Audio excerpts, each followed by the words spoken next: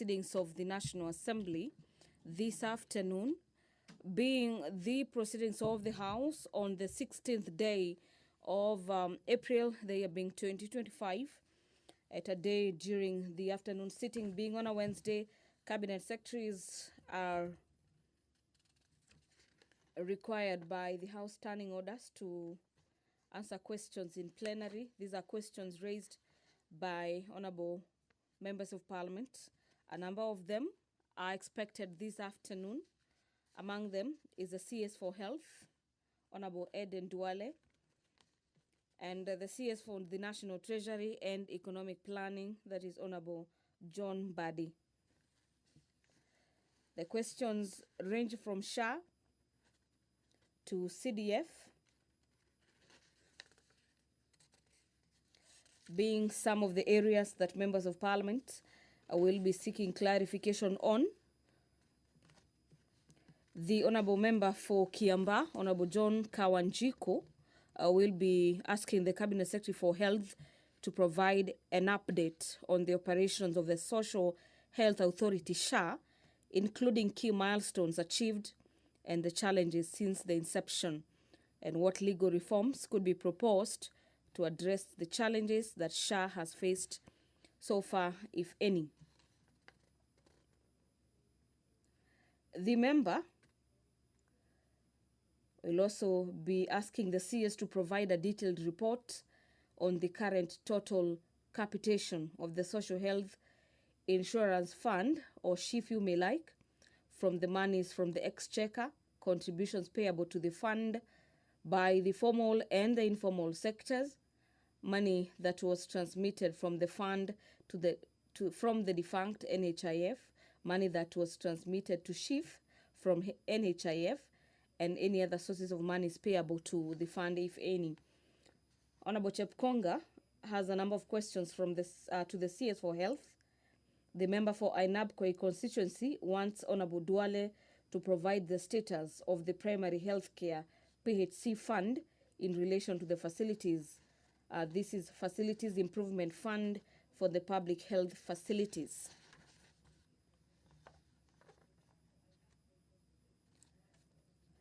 The honorable member for Kibwezi West, Honorable Mwengi Mutuse, will be asking the Cabinet Secretary for Health to explain why there's no trauma facility between Mombasa and Nairobi along the Mombasa-Nairobi highway, which is one of the country's main transport corridors, which has resulted in some Kenyans who have been involved in road accidents losing their lives.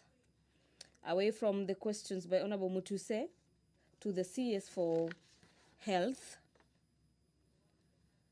a number of questions will be directed to the CS for National Treasury, and Honorable Mbadi is expected in the House this afternoon. There is a huge anticipation of his presence in the plenary. The CS is supposed to answer questions and provide an update on the status of the disbursement of the funds under the National Government Constituencies Development Fund, NGCDF, for the financial year 2024-2025, being a matter that has raised concerns among members of parliament, who for the better part of that was on Tuesday afternoon, yesterday, accused the National Treasury of undermining CDF and GAF projects across the 290 constituencies. We await to see what he'll be telling honorable members in regards to that disbursement of NGCDF and GAF funds. The Speaker of the National Assembly, Honorable Dr. Moses Wetangula, is already in the chambers this afternoon, signaling that the business of the National Assembly will be commencing in a few seconds. Allow me to hand over for this live broadcast brought to you by KBC in partnership with PBU. Enjoy your viewing. Waheshimiwa, tuombe. Ewe Mwenyezi Mungu ambaye kwa hekima na wema wako umeteua nyadhifa za viongozi na mabunge kwa ustawi wa jamii na utawala wa haki wa wanadamu, Tutakusihi utazame kwa neema nyingi sisi watumishi wako ambao wameridhika kutuita ili tutekeleze shughuli muhimu za jamhuri yetu. Tutakuomba uteremshie baraka zako zizi tuliokutanika hapa, na utujalie tuyatende na kufikiria mambo yote yatakayofikishwa mbele yetu kwa njia ya haki na uaminifu, ili utukufu na sifa zako siendelezwe, na ili kustawisha amani, ufanisi na heri ya nchi yetu na wale ambao hajasawa misikabidhi mikononi mwetu. Amen.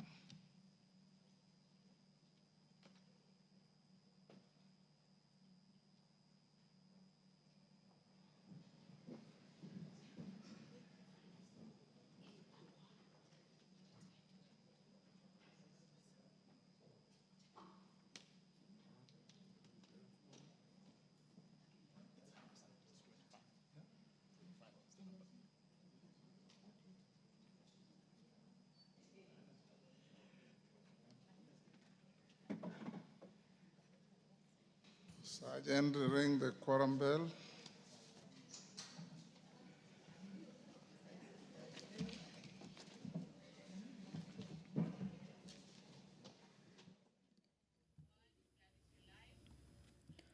Five minutes, or about 5 minutes.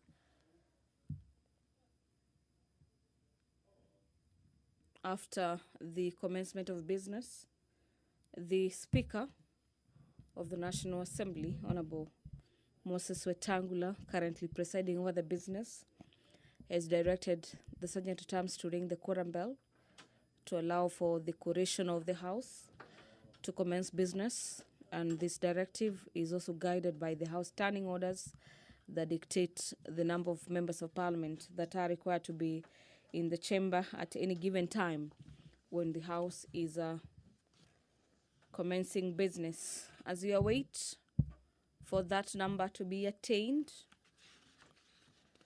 allow me to take you through some of the agenda before the House this afternoon.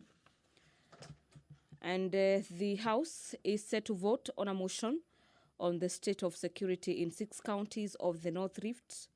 The counties in question are Baringo, Elgeyo Marakwet, Turkana, West Pokot, Samburu, and Laikipia counties.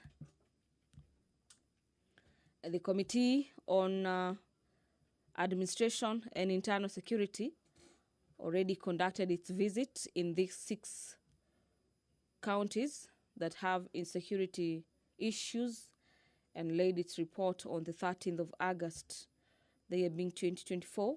The debate on this motion has already been concluded upon, and what awaits the House is the vote on the report by the House Committee on Administration and Internal Security having been debated on the floor of the House.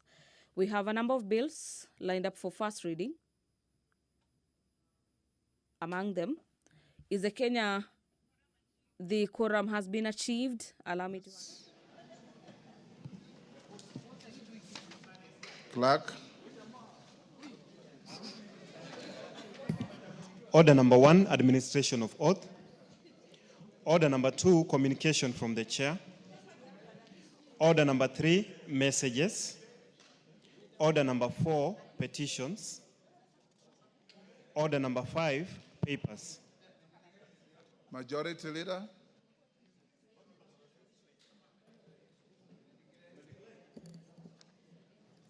Honorable Speaker, I beg to lay the following papers on the table of the House today, Wednesday, April 16, 2025, afternoon sitting. Report of the Auditor General and Financial Statement of Kitela-Kapel Technical Training Institute for the year ended 30th June 2022, and the certificates therein in respect of 2. Reports of the Auditor General and Financial Statement for the years ended 30th June 2023, and the certificates therein in respect of A.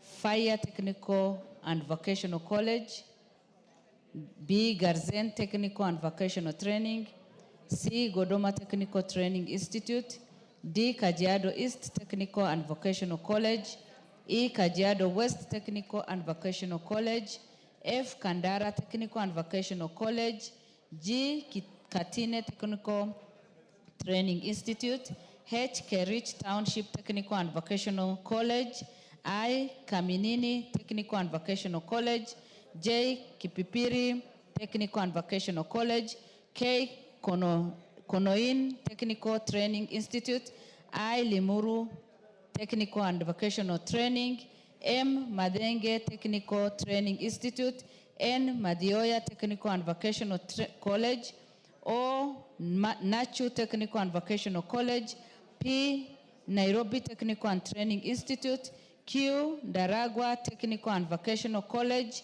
R. India Technical and Vocational College, S. PC Kinyajui Technical Training Institute, T. Shamberere Technical Training Institute, U. SOT Technical Training Institute, V. Sotik Technical Training Institute, W. Tetu Technical and Vocational College, X. Dika Technical Training Institute, Y. Weru Technical and Vocational College, and Z. Ziwa Technical Training Institute. Thank you, Honorable Speaker, and I lay.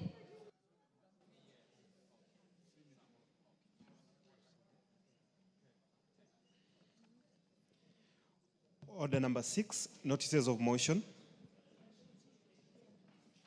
Order number 7, questions and statements. Honorable members, I will give 3 members at statement time, which is now. While I'll do that, majority leader or whip, check and see if the Minister for Treasury is Minister for Treasury, National Treasury, is within the precincts of Parliament. Let him not come in now, but let him be on standby. As soon as we finish the statements, we will then call him in. We'll have statements, one from John Kagusha. After John Kagusha, Wangare Mother, then close with a farewell statement from Honorable Ruku. He wants to say something to the House as he exits. So Kagusha, where is Kagusha? Wangare?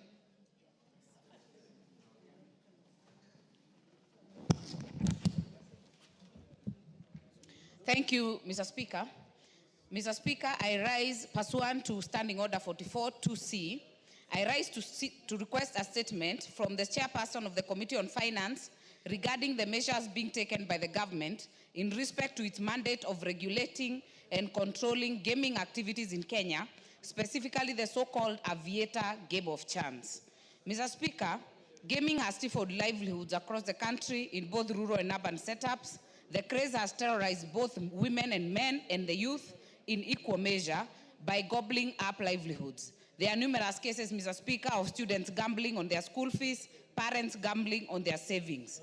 Mr. Speaker, there has been an unabated drive by registering gaming firms to place advertisements on leading TV and radio stations during prime time using their abnormal profits financial muscle. There is evidence of a firm whose betting and gaming activities are part of prime time news in one of the most watched TV stations in the country. Mr. Speaker, this game of chance in the country called Aviator, where a virtual aeroplane flies carrying with it odds that purportedly multiply stakes placed by gamers. This Aviator game of chance has become addictive to the youth, women and men, and has left many of them destitute. This Aviator game, Mr. Speaker, is addictive because one does not need prior knowledge of any sporting activity or club to place a bet, and the results are instant. It is against this background, Mr. Speaker, that I request for a statement from the chairperson of the Finance Committee on the following. Number 1, what is the legal status of the registration of Aviator game of chance in Kenya? Number 2, how much revenue are we getting as a country from the taxes collected from betting and gaming activities in the country? Number 3, the statistics from the Department of Planning on how much Kenyans are spending per year on betting and gaming activities. Number 4, the steps being taken by the Betting Control and Licensing Board to control the proliferation of all manner of advertisements on audio, visual, and print media relating to Aviator game. Number 5, table the criteria and regulations used by the Betting Control and Licensing Board to authorize and regulate the Aviator game of chance in the country. Number 6, table a list together with license numbers and dates of farms, including media stations, that are authorized to conduct games of chance in the country. And finally, Mr. Speaker, table a list from the Betting Control and Licensing Board of ongoing and concluded disciplinary cases against errant betting and gaming farms and media stations in the country for the last 1 year. I thank you, Mr. Speaker. Thank you, Mother Wangari. Chairman Finance. Where is the Chairman Finance, Osoro? Tell the Chairman Finance to bring a statement response on Thursday. Much obliged. I also know people who have been destroyed by that. Much obliged. That gambling site. Kagusha.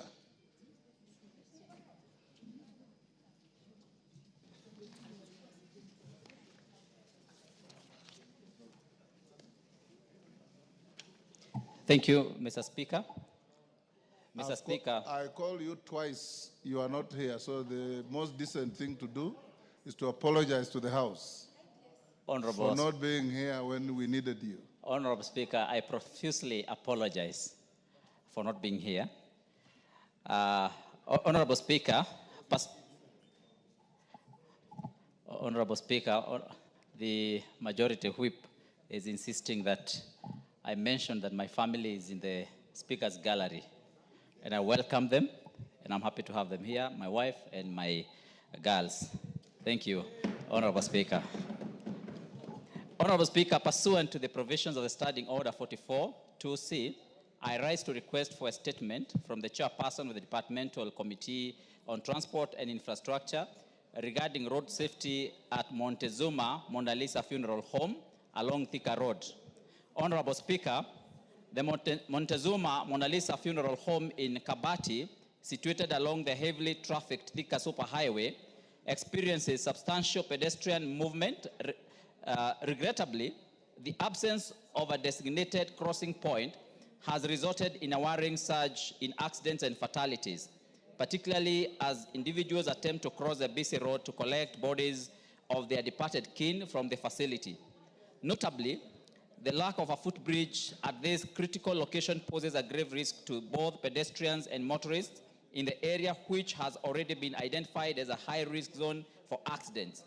Reports have consistently shown that vehicle-to-pedestrian collisions are among the most common types of accidents along Thika Road, with black spots such as Githurai and Safari Park recording alarming high numbers of incidents.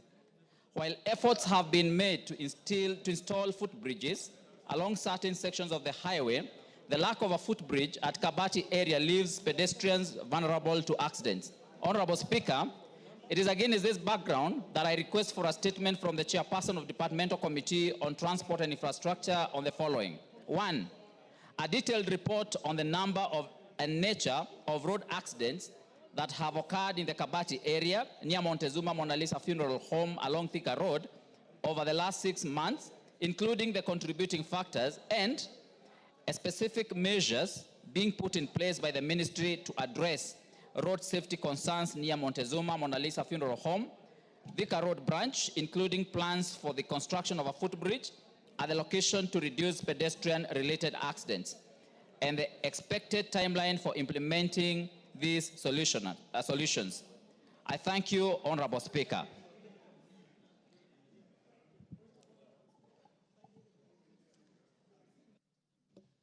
Yes, Mwenje, why are you raising your hand? Honorable Speaker, I just wanted to ride on the question by Kagusha. And Honorable Speaker, we have so many questions pending with the Chair of Transport, and we'd seek your indulgence, Honorable Speaker, that we can get these responses before we go for the long recess, because they affect quite a number of other issues, especially even the 22 and 10% matter that I had raised, Honorable Speaker, in the statement and is yet to be responded to, despite it being over 4 or 5 weeks now. Thank you, Honorable Speaker. Thank you. Osoro? Where is Osoro? Owen Bayer, the chair of transport, sought permission from the speaker to be away this week. Ostensibly is writing exams. So next week, tell him to bring the pending responses to many statements that have been requested to his committee. Okay. Much obliged, Honorable including this one of Honorable Kagusha. Speaker. Much obliged, Honorable Speaker. DK, what is it? On the issue of roads, Chair and Speaker, it's important that since it's a matter that is really affecting the 22% in terms of ensuring that the roads can be done in our constituencies, I think instead of the chair coming with a statement, maybe you should rule that the CS himself, just the same way the CS for Treasury is coming today, the CS himself for roads should appear in this house so that he can be able to address the matter conclusively. Thank you. I says which CS comes. So Owen Bayer and Osoro, it is yourselves. We have one Wednesday before recess. 2. Yes, if you feel you should bring the CS roads, is up to you. I think it's necessary, Honorable Speaker, and we commit to have him here maybe next Wednesday or the other Wednesday, Honorable Speaker, before we break. Okay. Next is okay. Okay. We'll do so. So tell everybody who has a statement, request, or question to roads to liaise with the majority leadership to list those questions for next Wednesday or Wednesday down the week. Before I call on Ruku, allow me to acknowledge AIC Lundi Child Development Center from Wingi Central, Kitui, EAPC Masabit CDC from Saku Masabit, and also to join the Honorable Kagusha in welcoming his family to the Speaker's Gallery to come and see his performance. On my behalf and on behalf of the House, we welcome all of you to the House of Parliament. Honorable Ruku and members, what Ruku is going to say is akin to a maiden speech, but this one is now a farewell speech. We shall hear him in total silence. I've given him 5 minutes to say what he wants to say and then take his leave if he wishes. Thank you, Honorable Speaker. Honorable Speaker and members, first and foremost, I would like to extend a very big thank you to the Almighty God for the opportunity to serve the people of Bere North in the 13th Parliament since August 2022. It has been the honor of my life to be of service to my constituents as their representative in the Parliament for 2 years and 7 months so far. Let me also express my sincere appreciation to you, Honorable Speaker, my colleagues in the House, and to the clerk of the National Assembly for remarkable support that you have accorded me during my time at the National Assembly, for the friendship and cooperation from each one of you. During my time here at Parliament, I have been an active member of the Departmental Committee on Delegated Registration, as well as Select Committee on Delegated Registration, a Departmental Committee on Tourism and Wildlife. I have taken time to reflect immensely on the 2.5 years that I had the privilege of serving in the National Assembly and underline the strides I have made through the various legislative tools I initiated as an undertaking of my constitutional mandate.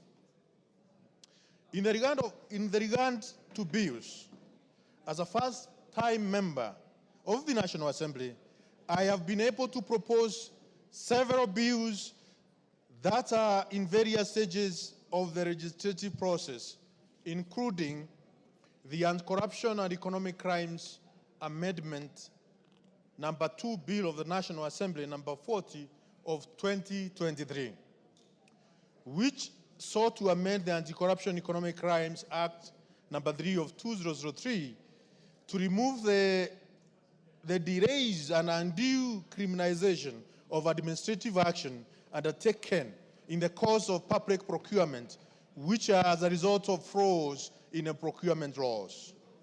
The bill sought to remove culpability, prescribes on persons in charge of administration, custody, management, receipt or use of any part of public revenue or property as administrative flaws, as this can be adequately addressed through other numerous existing provisions, including the express provision in Article 2265 of the Constitution.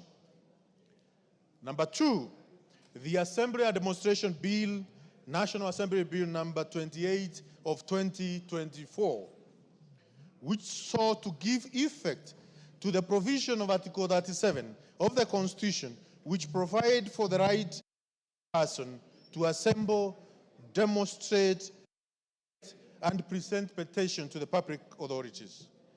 Number 3, the Election Amendment Bill 2024, the Virtue Asset Bill 2024, the Data Protection Amendment Bill 2023, and Public Procurement and Asset Disposal Amendment Bill 2023, as well as Sustainable Development Bill 2024. I also tabled multiple motions in the period of my service. I proposed various motions seeking the resolution of the House on different critical national and regional matters, particularly motion on developmental policy and funding for junior secondary schools.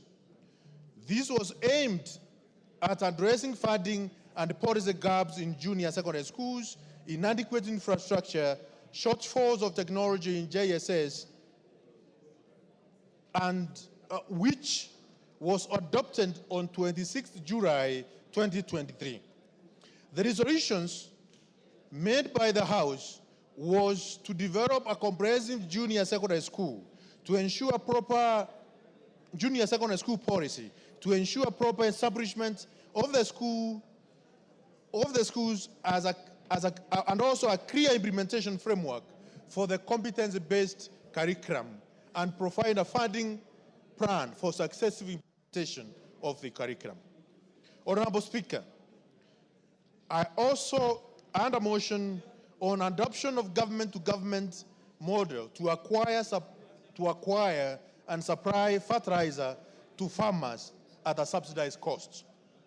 Also, the motion on adoption of government-to-government agreement to facilitate local assembly of essential equipment for electricity connection. Motion number 4 on framework of government-to-government on importation and distribution of essential foodstuffs and goods,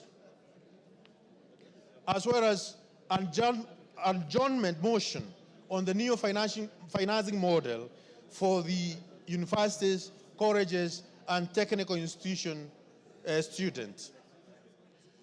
Honorable Speaker, beyond registration and policy making, I sought accountability from an executive through 6 statements from chairpersons of various committees, namely 1, statement on payment of the last expense and death gratuity under the NHIF and Public Service Superannuation Scheme. This was in response to the plight faced by by bereaved families, particularly the over 800 dependents of persons who died during the COVID-19 period, whom remain uncompensated despite being covered by these schemes. Number two, statement on sale of Roundup in the country by Bayer East Africa Limited. Minister nominee, you have 2 minutes to finish. I expressed my concern over the continued sale of Roundup, toxic herbicide, in Kenya market, despite legal action and compensation in other jurisdictions. It still remains in Kenyan market.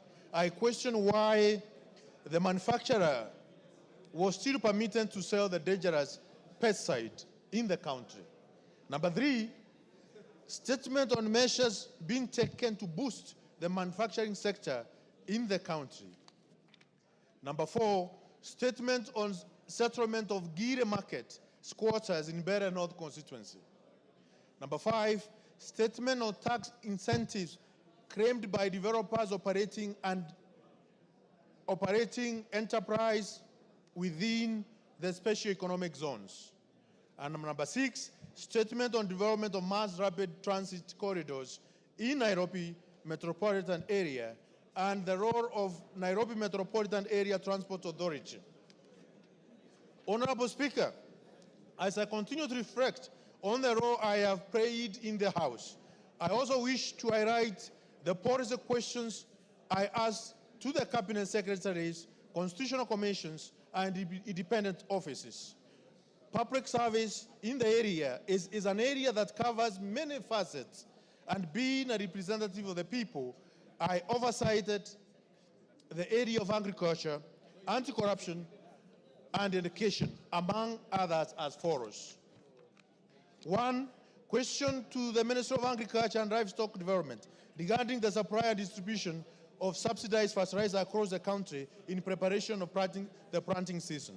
Question two, Ethics and Anti-Corruption Commission on the status of monies and properties recovered by Ethics and Anti-Corruption Commission under the Proceedings of Crime and Anti-Money Laundering Act.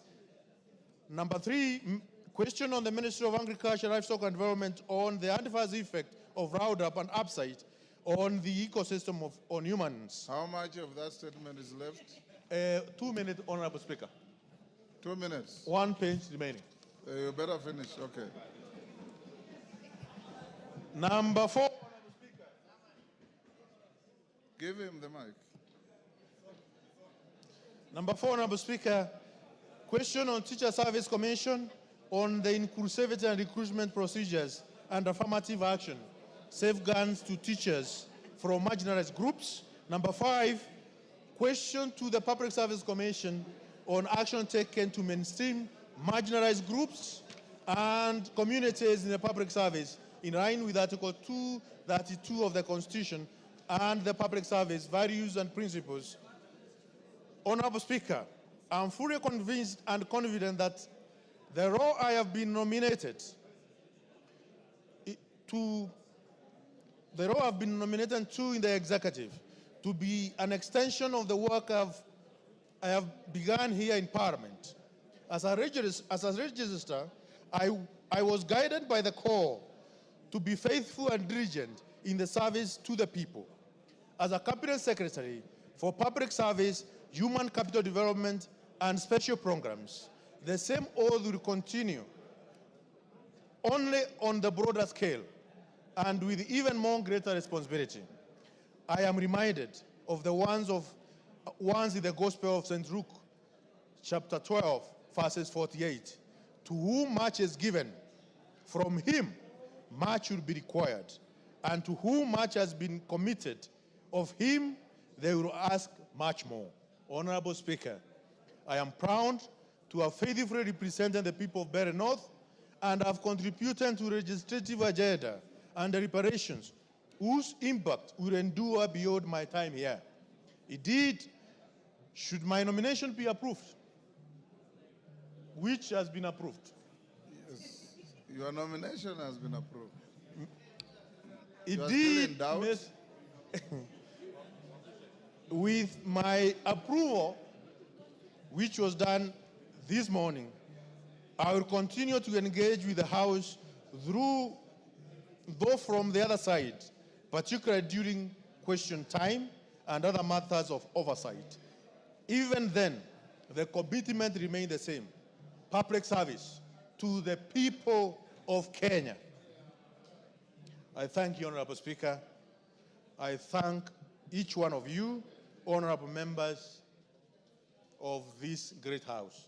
And I thank the people of Mbadi North for giving me an opportunity to serve in this House and also to serve them as well as the people of Kenya. I thank you, Honorable Speaker. Thank you, Honorable Ruku. Honorable members, let's put questions at orders number 8, 9, 10, 11, and 12. Then we call in the CS Treasury. Order number 8, special motion. Consideration of a nominee for appointment as Principal Secretary, State Department for East African Community Affairs. Question to be put. Members on their feet, take your seats. Honorable Ruku, you may now exit.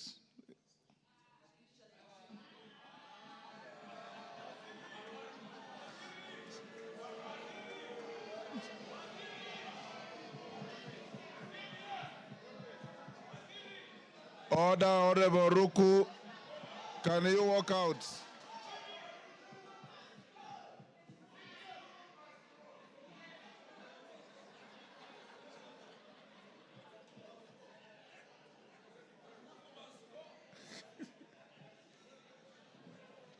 Order.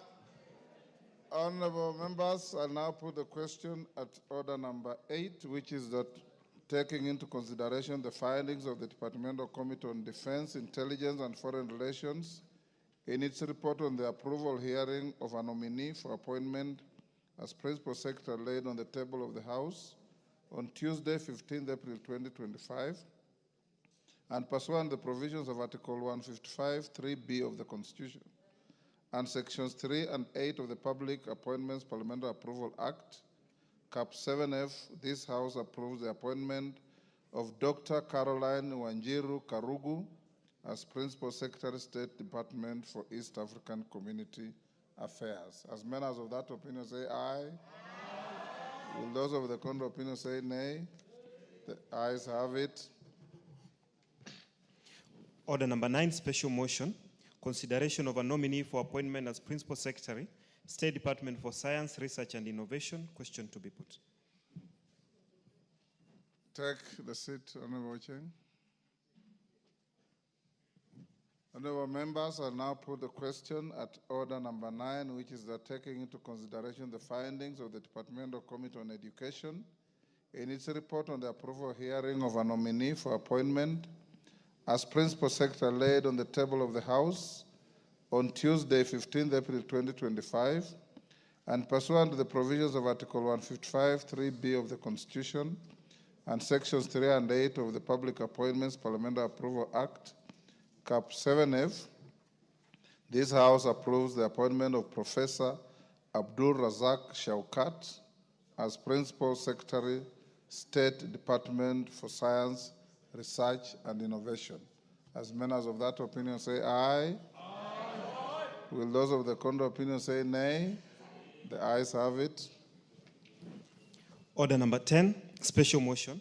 Consideration of a nominee for appointment as Principal Secretary, State Department for Devolution. Question to be put.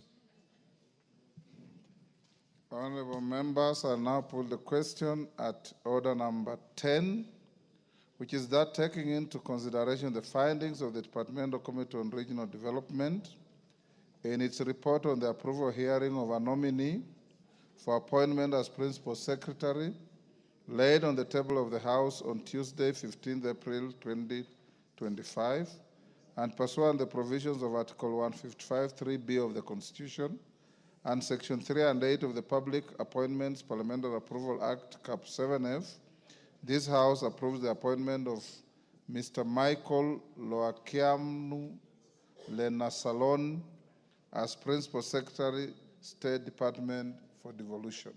As members of that opinion say aye. Will those of the contrary opinion say nay?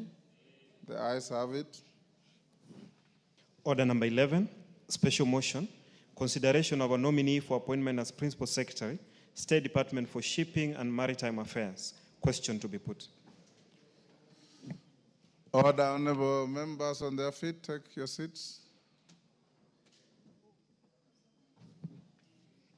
Honorable members, I now put the question at order number 11, which is that, taking into consideration the findings of the Departmental Committee on Transport and Infrastructure in its report on the approval hearing of a nominee for appointment as Principal Secretary laid on the table of the House on Tuesday, 15th April 2025, and pursuant the provisions of Article 155, 3B of the Constitution, and Sections 3 and 8 of the Public Appointments Parliamentary Approval Act, Cap 7F, this House approves the appointment of Mr. Aden Abdi Miller as Principal Secretary, State Department for Shipping and Maritime Affairs.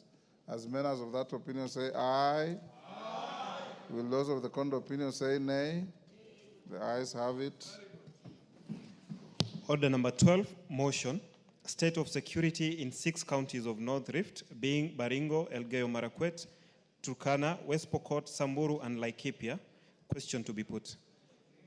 Members on their feet, take your seats. Clive, take your seat.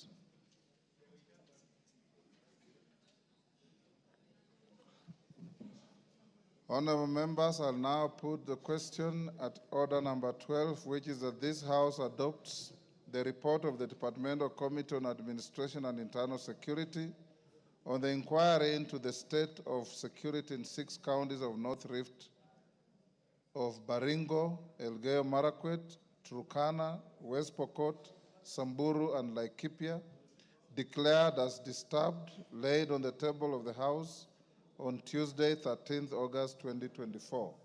As members of that opinion say aye. Aye. Will those of the contrary opinion say nay? No. The ayes have it. Honorable members, we go back to order number 7. Majority Whip, will you search, and if you find the Cabinet Secretary for National Treasury, bring him to the chamber and produce him before the Speaker.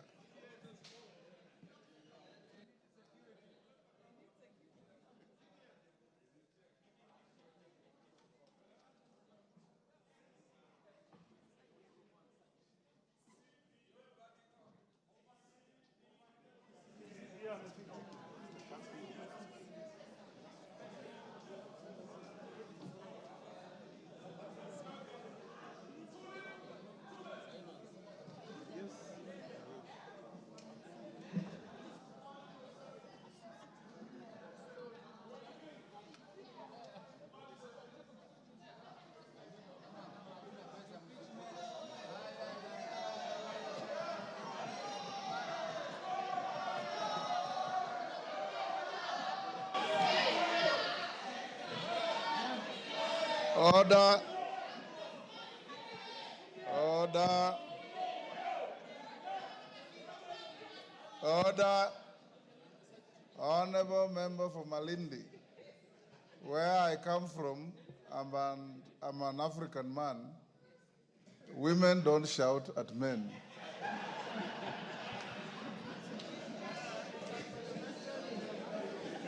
And besides that, it is unparliamentary for any one of us to shout at anybody. Honorable members, before I usher the minister to the floor, let's do first reading at order 14 and 15. Order number 14, the Kenya Roads Amendment number 2 Bill, National Assembly Bill number 16 of 2025, first reading. A bill for an act of parliament to amend the Kenya Roads Act. Order number 15, the Public Service Human Resource Management Bill, National Assembly Bill number 51 of 2024, first reading. A bill for an act of parliament to make provisions for uniform norms and standards of human resource management in the public service and for connected purposes. Thank you, honorable members. Honorable members, we have the Cabinet Secretary for National Treasury coming to this House on my direction following a point of order raised by the Member of Parliament for Bumula, which was joined in by several of you on the fate and status of disbursement of NGCDF funds and to some extent the National Affirmative Action Funds called NGAF. But the front banner is CDF. Honorable members, I may recall to the House that sometime in December last year, before our break, the CS, who is a former distinguished member of this House, having been a minority leader, chair of several important committees, including PAC, and a distinguished economist in his own right, came to the Speaker's office and gave me a breakdown on how he's going to disburse CDF, and I allowed him for that. When we had our midterm retreat in Naivasha, we also invited the CS, and he graciously came and engaged all of you on this very important issue. Today, Honorable Minister, you are here, and I'll give the House 30 minutes to deal with this issue, to give a full, candid statement on the status of disbursement of these funds and the future conduct on how these funds will be disbursed to constituencies. These funds, members, are not your funds. They are funds of the people of Kenya. And when they go to the constituencies, they serve the people of Kenya. And this is one of the most revolutionary, devolved function that we have ever had in this country. We will therefore, and I want to encourage you members, hear the minister's statement in absolute silence. Once he finishes, I will allow the member who raised the point of order, the first bite, and then allow a few members to ask clarifications or questions. And once we finish and we are satisfied, we'll let the minister go back to his office. Minister, welcome, and you can now take the podium. Thank you very much, Mr. Speaker. Mr. Speaker, together with the members of the National Assembly of the Republic of Kenya, my former colleagues, let me first take this opportunity, Mr. Speaker, to thank you for indulging me and inviting me to come here and talk to a matter of national importance. And I want to agree with you, Mr. Speaker, that National Government Constituency Development Fund has been a revolutionary fund in this country. And I want to also associate myself that this government supports devolution and devolution of resources. Devolution not in the sense of just county governments, but devolution of resources. And CDF, there cannot be any other better fund that is well devolved than, yes, you can use different terminology, decentralized, devolved, but the fact is that money goes to the grassroots. And so I still remain committed to devolution of resources and support to the National Government Constituency Development Fund and the National Government Affirmative Action Fund. Having said that, Mr. Speaker, at the policy level, I want to reiterate that we have a strategy on how to release exchequer, especially on devolved resources. Mr. Speaker, being a former member of this parliament, and it is not long ago that I was here, and I've been here for 17 years, and appreciating the role that CDF plays in our economic development and a support to various social aspects of the society, including supporting education of our children, I voluntarily came to your office without any invitation on a date I can't remember in December to discuss with you the challenges of the release of funds to the national government. It was on 5th December. It was on 5th December. Thank you, Mr. Speaker. And so when I came, we discussed, and I clearly took notes that we have not been able, or we were not able at that time to release constituency development funds to the constituencies as should be done. So I proposed a schedule on how the funds were going to be released. And so, Mr. Speaker, I just want to discuss with the members what has happened in terms of the release of these funds before I explain the challenges that probably we have encountered. First, Mr. Speaker, when I came, and this House will remember that there was carryover of CDF from the last financial year, money that was not disbursed, money that was appropriated to the National Government Constituency Development Fund, but was not disbursed. So for the 23-24 financial year, out of the total 57 billion, 931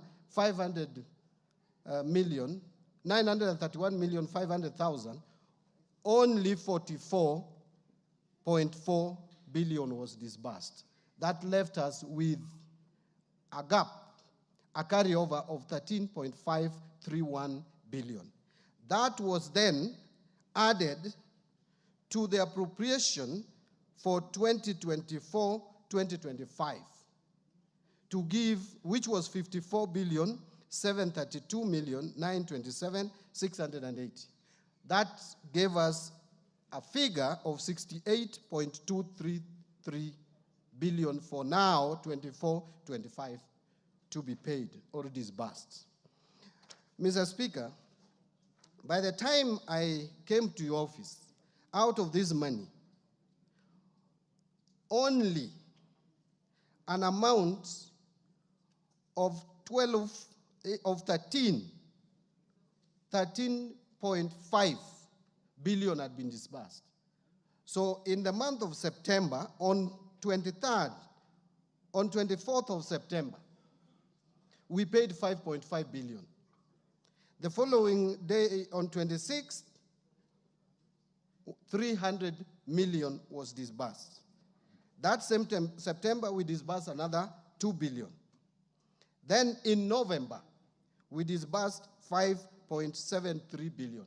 So that cleared the entire carryover of 13.5 billion.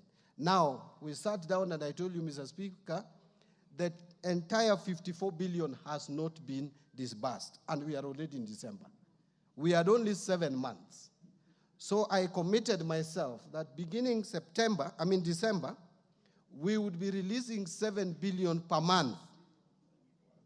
Every month, 7 billion. To the National Government Constituency Development Fund Board. So this is what we did.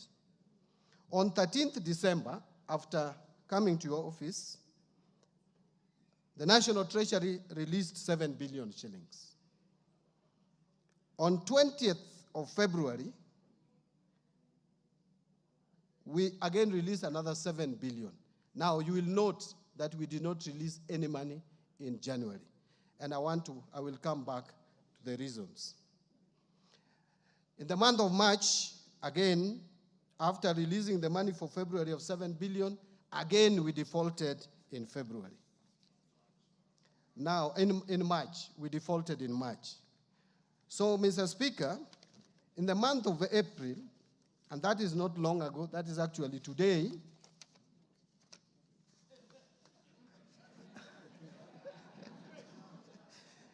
yeah, that is today. What I may not have here is the time, but I have evidence that we released another 7 billion shillings. Now, Mr. Speaker,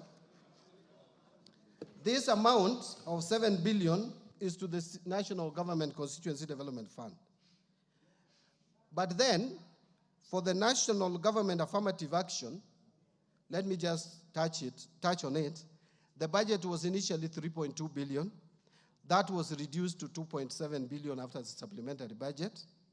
We had already released 1.6 billion. Today, we released the balance of 1,104,499,000. So now we have zero balance for National Government Affirmative Action.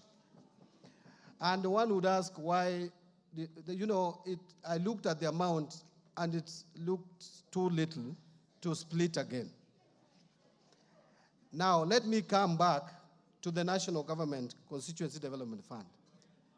Mr. Speaker, the month of January, the month of February, the month of March is usually, those are very difficult months for us at the National Treasury and the economy of Kenya as a whole. I want to explain to my colleagues that these are the months. First, you must pay capitation to schools in the first term. And out of the total allocation which you gave for capitation to primary schools, JSS, and high school of 96 billion, 48 billion must be released in first term. And that we did in total. We released 48 billion. Now, this second term, we will have to release another 14 billion, and then third term, another 14 billion to complete, 24 billion, another 24 billion. The same month of January, Mr. Speaker, this is the time that you pay most of the loans, especially the loans which we took bilateral loan, we took from China to pay for SGR. This is the month that we paid on 16th of January, 10.6 billion for foreign payments. The same January 17th, we paid another 59 billion. I want to jump other small amounts and indicate the same January on 24th, we paid 3 billion. The same January on 21st, we paid 1.1 billion. So if you add the total amount that we paid for loans in January alone is 75 billion. You pay 75 billion and you pay salary of 80 billion. Our salary wage bill has moved from 75 billion, the way it was in December, to 80 billion per month in January. Why? One, we onboarded JSS teachers at enhanced salaries. Omboko Mlemba, Honorable, with his team, agitated for salary increment, which they deserve, and they got it. We also had to adjust the salary of our disciplined forces. We also had to adjust the salary of lecturers who are in the streets with 4.3 billion. Now, that has pushed our salary figures to 80. Now, 80 added to 75, that is already 150 billion. I will tell you, you have not released any money to counties, and you have not released any money to CDF, and you have not released any money for any operations. Now, that tells you that the commitment we have in January is that high. In February, again, the story is the same. And I will tell you that in the month of February, we had a T-bill redemption. Treasury bond, not bill, redemption of 51 billion. And redemption is redemption. You pay, it's not rollover. The month of April today, we have on 7th paid a treasury bond of 90 billion, 90.99 billion, 100. So what am I saying in short? What I'm saying in short is that, honorable members, is not that National Treasury does not want to honor commitments that I make to this House.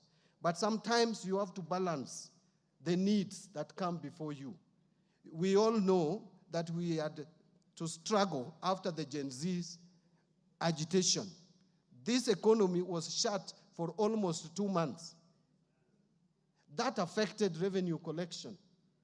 But worse still is that external finances, we have not been able to receive external finances until now. Fortunately, now the doors are opening for external resources.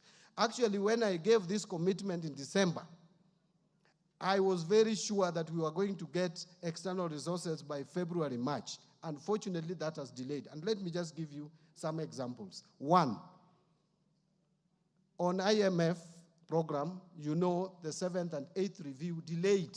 7th review was supposed to come in March. It didn't happen last year. May, it didn't happen. July, that didn't happen. September, it didn't happen. It happened in November, and that is the time we combined 7th and 8th review and got payment from IMF.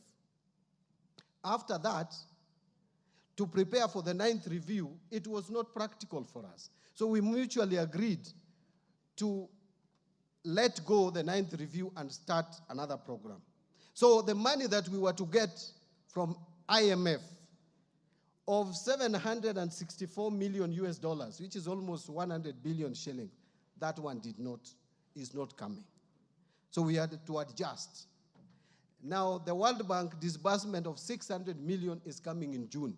Why? Because you remember this House and the Senate delayed in a way, but we thank you for now finally passing the conflict of interest bill, which was a condition. World Bank could not give us money until that bill was passed. That bill has just been passed, and we thank you for it. But now it is unlocking. Today I was with the World Bank representative. It's unlocking 600 million to us.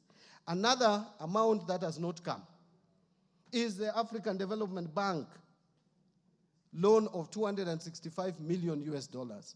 That again, fortunately, is coming in a week's time. All the conditions precedent have been realized. So, and this year, financial year, I want to tell you here today and report that we have not made any commercial loan borrowing. We have not borrowed any money commercially. The money that we borrowed was to manage a liability. So it was like we used a Eurobond to pay off Eurobond, which is coming in 2027. And we did that because we want to be proactive. We don't want to work like we worked before, which put us in problems. Now we have paid Eurobond that is due in 2027 because we realized if we delayed it, it was going to cause shocks in our economy. So we have not borrowed any money. We have only borrowed money locally in the domestic market and within the framework, and that is why you can see the interest rates today. 1 year ago, the 91-day treasury bill was selling at 16%. Today, it is 8.5% because of being careful, borrowing, with caution that we don't just go to the market. So let me come back to the issue of NGCDF. Honorable members, we have 2 months that we have defaulted now. If you take, and by the way, Mr. Speaker, this I can table, so that I can demonstrate, because I think my credibility went down a bit. So I can hear a lot, but so this is evidence that we have transferred 7 billion. So this is my commitment. My commitment is that, and by the way, we also have other very pressing demands on Exchequer. One of them is also the transfers to counties. Counties also, we have not paid February, March. I want to assume I didn't hear that. But then I want to give a commitment again, because you can see that we have the intention to make sure that there is money released to NGCDF.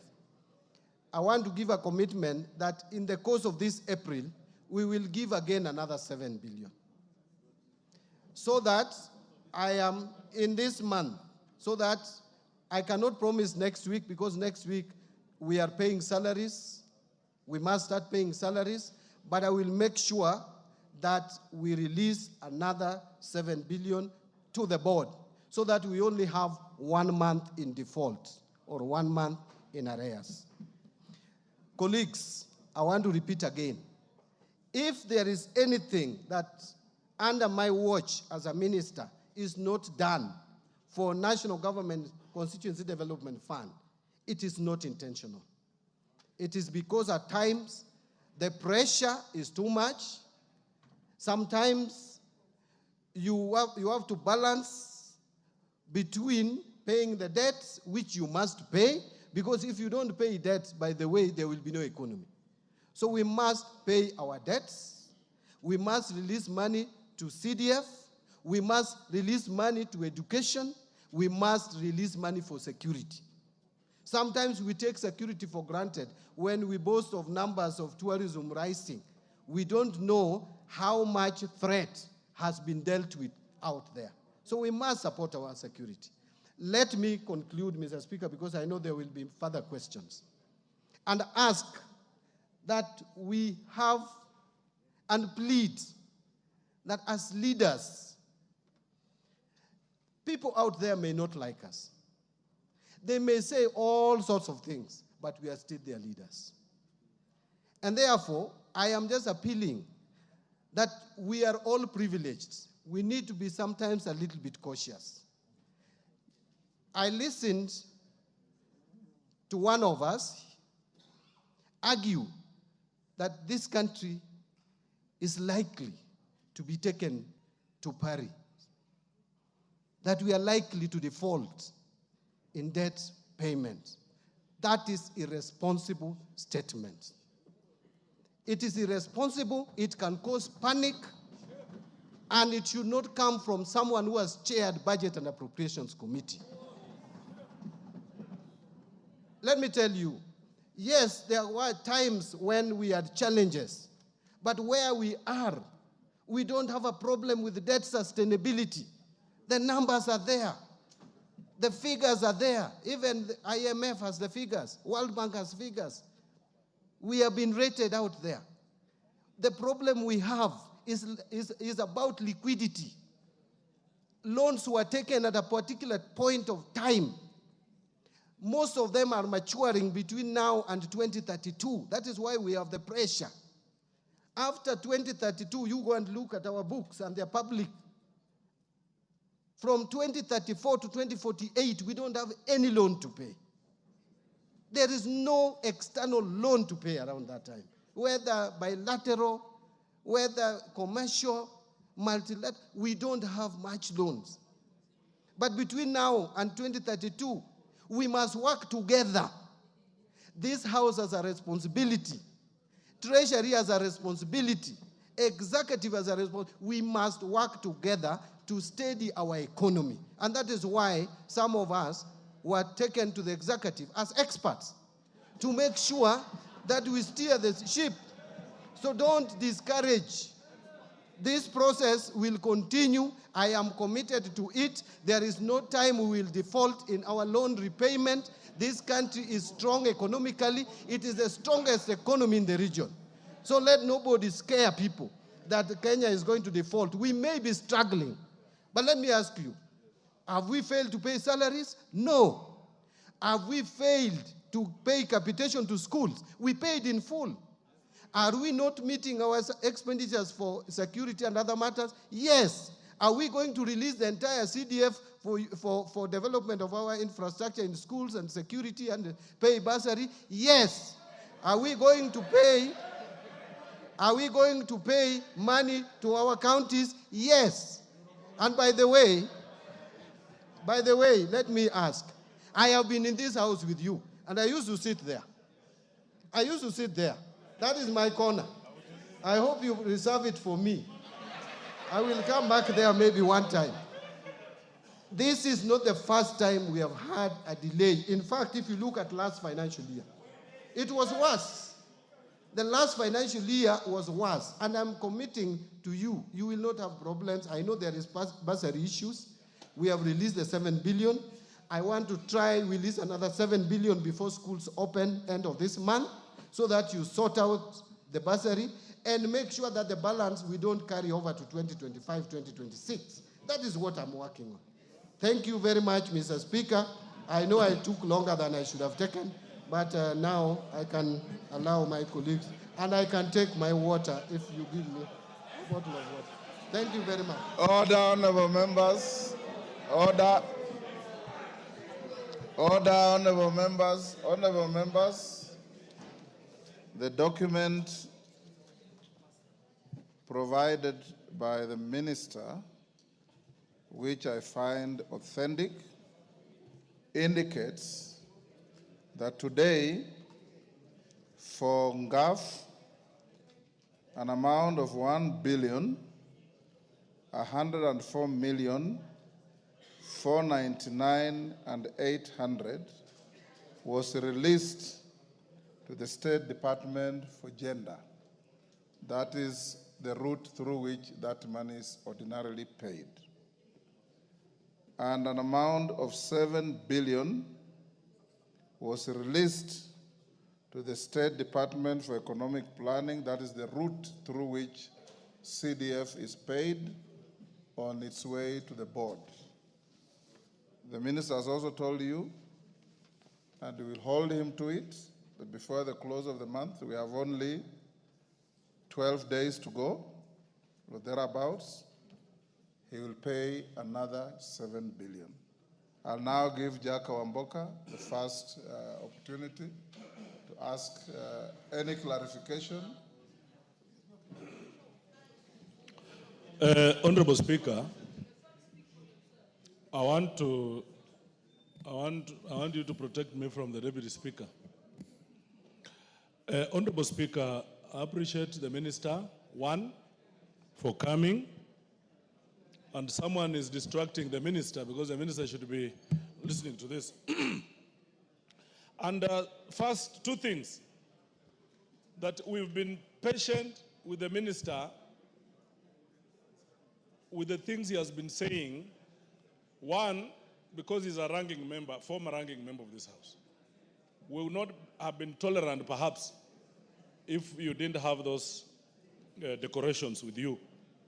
Two, I also must declare that the Minister is my very good personal friend, and we have many things we dream about together for future. Mr. Speaker, a lot of the things the Minister has said is what the Minister said in Naivasha. A lot of them. And Honorable Mbadi, we respect you. When you went to the Treasury as an expert, with Mbadinomics, we expected you, by the time you are giving commitment to this House, you are sure about the things you are saying. You have put our Speaker not in very good light. You are lucky that we also trust our Speaker and we love him so much, because you have been using him as a shield.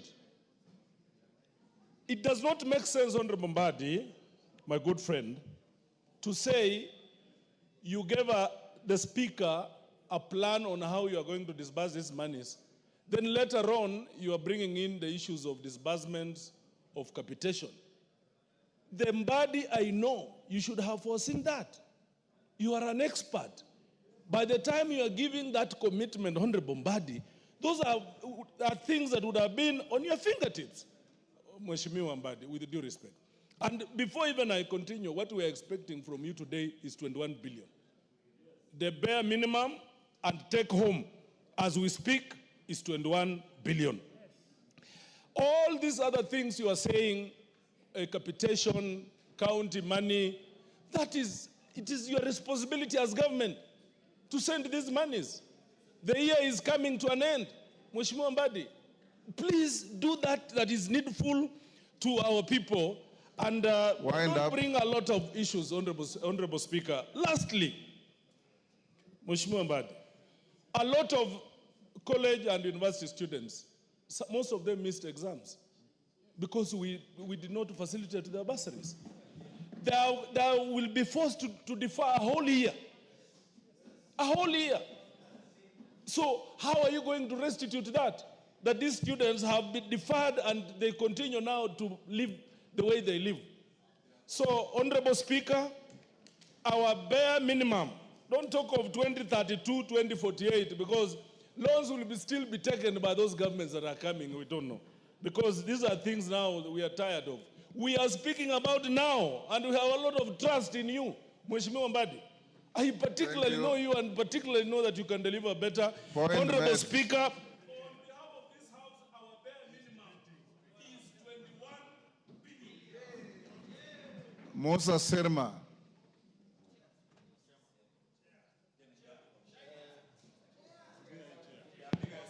Thank you, Chair. Thank you, Mr. Speaker, for the opportunity you have given me. First and foremost is to thank you for bringing the CS Treasury here through your initiative and also the demand by members. Mr. Speaker, the amount of 7 billion translates into 23 million per constituency. And the balance which we had been given before, that is 14 billion, shows that every constituency has an average of 46 million. The average amount of bursary to be given by the members at the 40% of what is in the Act, Mr. Speaker, 75. Comes between 70 million and 80 million. Yes. And yet, with these 7, we shall just be about 60. So, Mr. Speaker, we would have liked to release the children who are going to school when these bursaries have come up. So, Waziri, we need you to make up on that amount before even we move out of, by getting that 7 billion. Honorable members, I'm giving you an opportunity to seek clarification or ask a question to the minister. Yes. Not to engage in debate. I am giving information, Mr. Speaker, as it is, because I have to translate the figures which we have been given by Waziri into actuals and what it means to the members of parliament and also the public outside.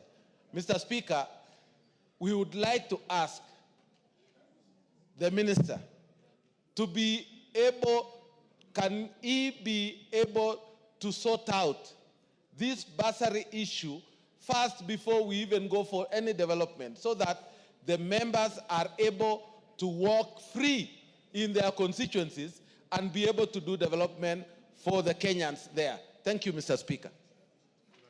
Zamzam.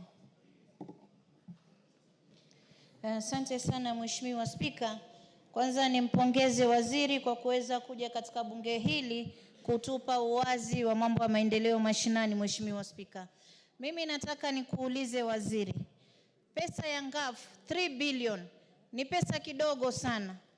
Sasa hata kwa udogo wake, uchache wake, sisi tulikuwa tumeambiwa na rais kuwa atakuja kutuongezea.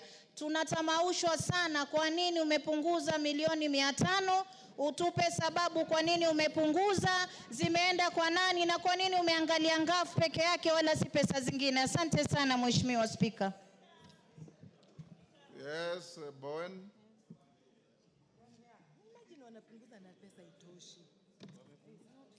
Thank you, Mr. Speaker. Mr. Speaker, I want to appreciate the Honorable Mbadi for the very good and elaborate response.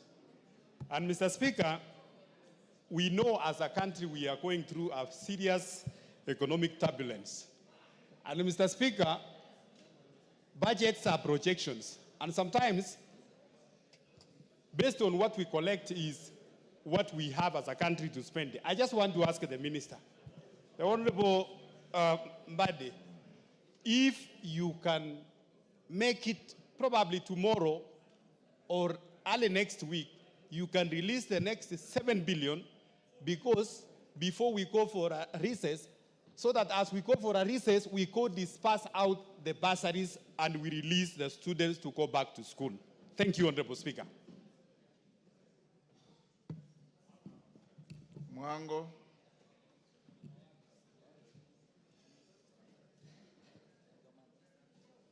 Thank you, Mr. Speaker, for giving me a chance to weigh in on this issue. And for me, I want to seek clarity from the CS, Mr. Mbadi, on the exact date that we are going to put this money in our accounts, because for planning purposes, we need to get clear dates and we need your commitment. And then there was a question that was asked on further commitment on how these funds will always be dispersed to our constituencies. Thank you. Mwango. Maklap. Thank you, Mr. Speaker. Mr. Speaker, I want to get clarification from the Minister. One, a constituency that has 3 wards, how much will it be when you break down the 7 billion, 4 wards, 5 wards, 6 and 7 wards? Because, Mr. Speaker, we need to know the exact breakdown of that money that will be able to justify. Two, Mr. Speaker, from the analysis of the Minister, Mr. Speaker, from the analysis of the Minister, he has said in January, February, there is a lot of loans. Why don't we exhaust all the money of CDF between the first quarter of the financial year, so that we can't go to those months where there is issues of loans in the country, Mr. Speaker? So, Mr. Speaker, God willing, remain the Minister of Finance, but release all the money within the first quarter of the financial year, so that children of Kenya cannot lynch members of Parliament for non-release of funds, especially for bursaries, Mr. Speaker. And finally, Mr. Speaker, I can also confirm, I sit in Committee of Debt, that the World Bank report, the IMF and the World Bank report scored Kenya out of 34 conditions, 22 conditions Kenyan government was able to succeed, translating to 64.5%. It means we are in good books. Therefore, Mr. Speaker, the minister should be able to finance TCDF once and for all, and we are done. Kisairo. Thank you, Honorable Speaker. As one member said, actually, we listened to the Honorable CS, courtesy of him having been our colleague, and we accorded him that respect. Honorable Speaker, in February, the CS was categorical that he was going to send 2 tranches of 7 billion in the month of February, and from that month, it was be 7 billion monthly up to the time he completes sending the amount for this financial year. Honorable Speaker, the CS has now said in February he sent 7 billion. Today, he has sent another 7 billion, which has not reached the board, so we cannot count it. And he's saying, after sending another 7 billion at the end of this month, that he will be in default or he'll be behind by 1 month. What happened, or which calculation is he using? Because if he could have sent twice in February, once in March, which he only did once, skipped the second one, skipped March, we are in April. How can he be 1 month behind at the end of this month? He will be 3 months behind. CS, what we want is 21 billion before the end of this month, if not today, and the rest to be cleared by the end of next month. Otherwise, this is just going to be in circles. This is another promise, and we are not going to achieve anything. It is the members of Parliament who are being hogwashed out there in the constituencies. Honorable Speaker, let the CS give us a clear roadmap. What he has given us is speculation. Thank you. Mary Masse. Thank you, Honorable Speaker. First, I want to appreciate the CS for at least doing something today. But Honorable CS, you have said that the passing of the bills has unlocked external financing or funding.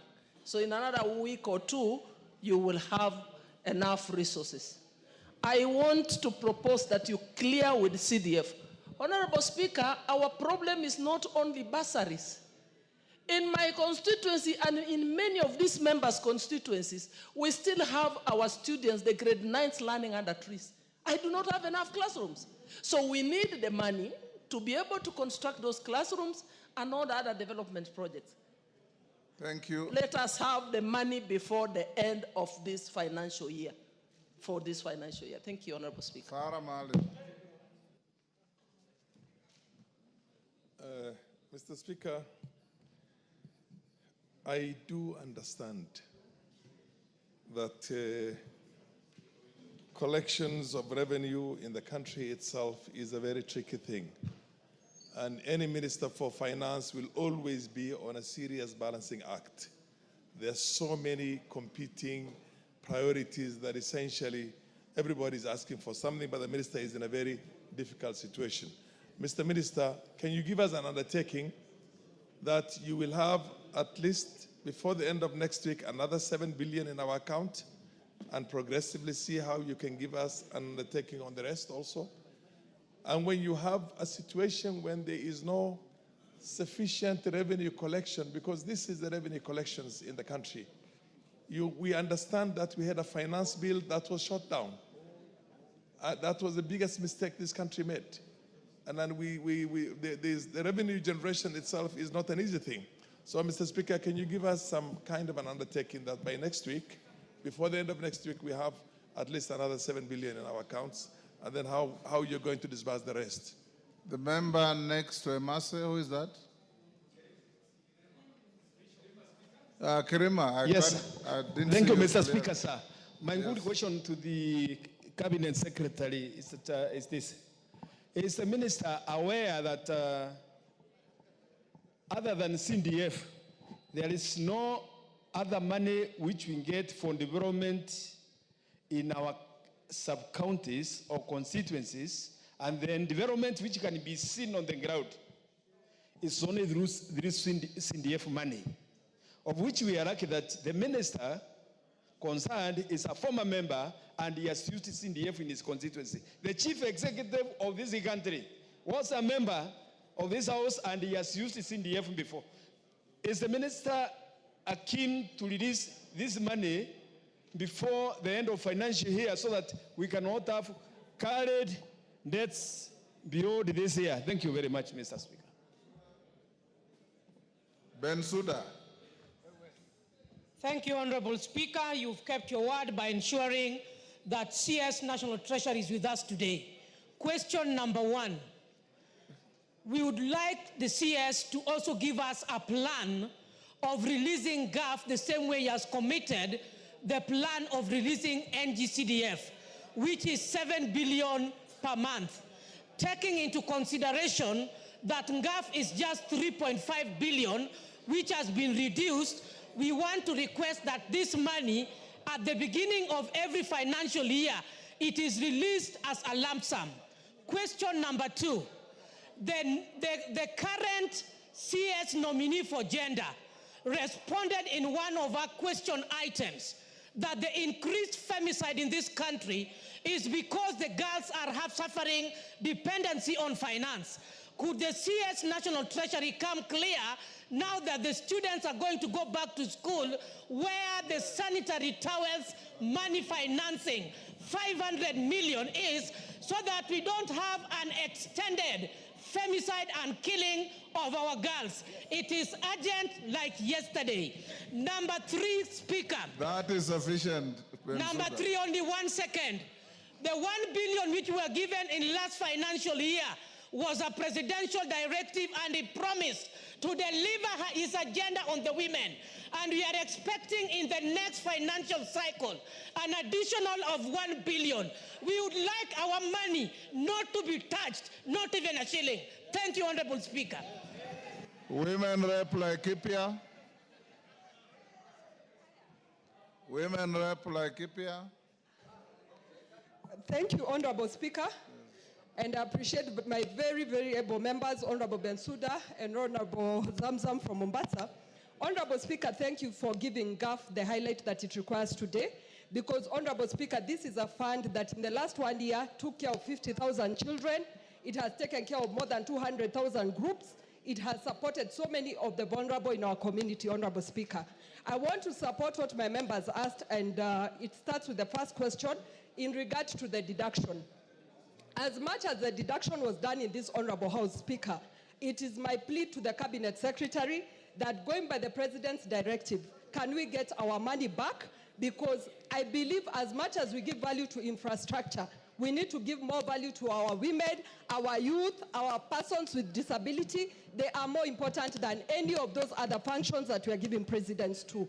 Secondly, Honorable Speaker, we also need the gender-based violence money released, which was 100 million that was given by the President as a directive. Thirdly, Honorable Speaker, our children have not stopped having their monthly periods, yet the sanitary towels money has not been released. To the Cabinet Secretary, kindly give us a date on when the money is going to be released, because our girl children are in dire need in their schools. Thank you, Honorable Speaker. Kenan. Mr. Speaker, today is a great day. The person presiding over this chamber is an astute and an all-round politician. The person in the name of the CS is an astute politician right now wearing another hat as a member of the executive. The audience here are all politicians.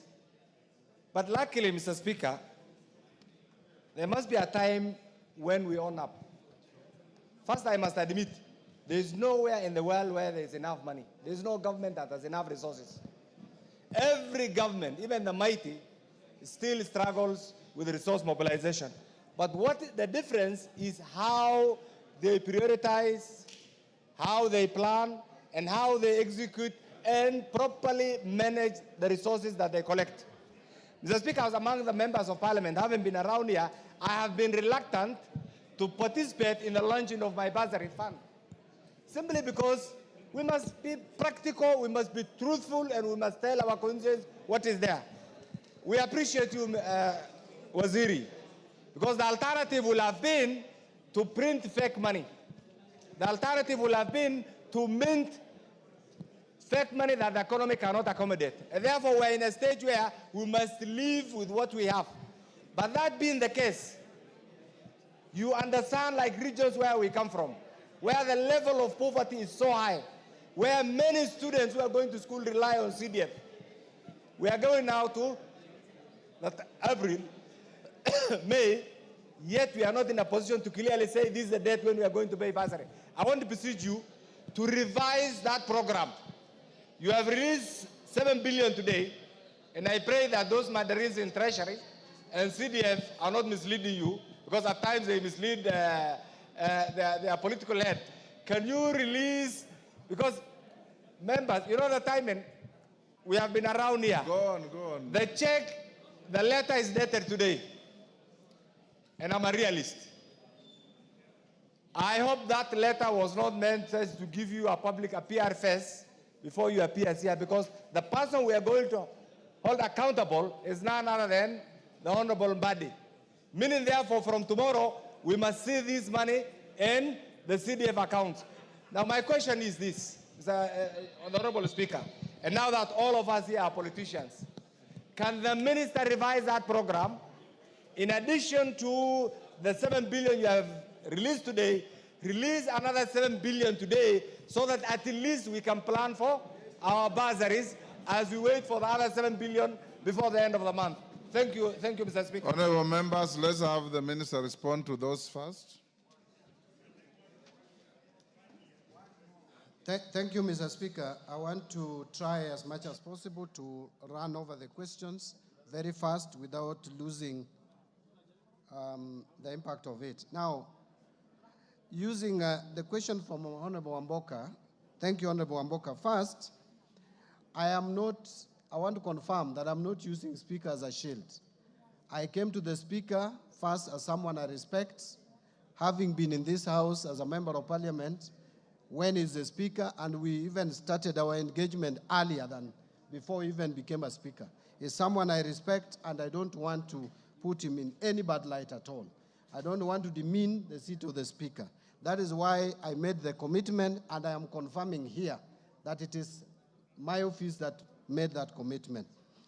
In terms of minimum of 21 billion, I hear you, Honorable Wamboka, but again, I want to repeat that there is a lot of pressure on our exchequer.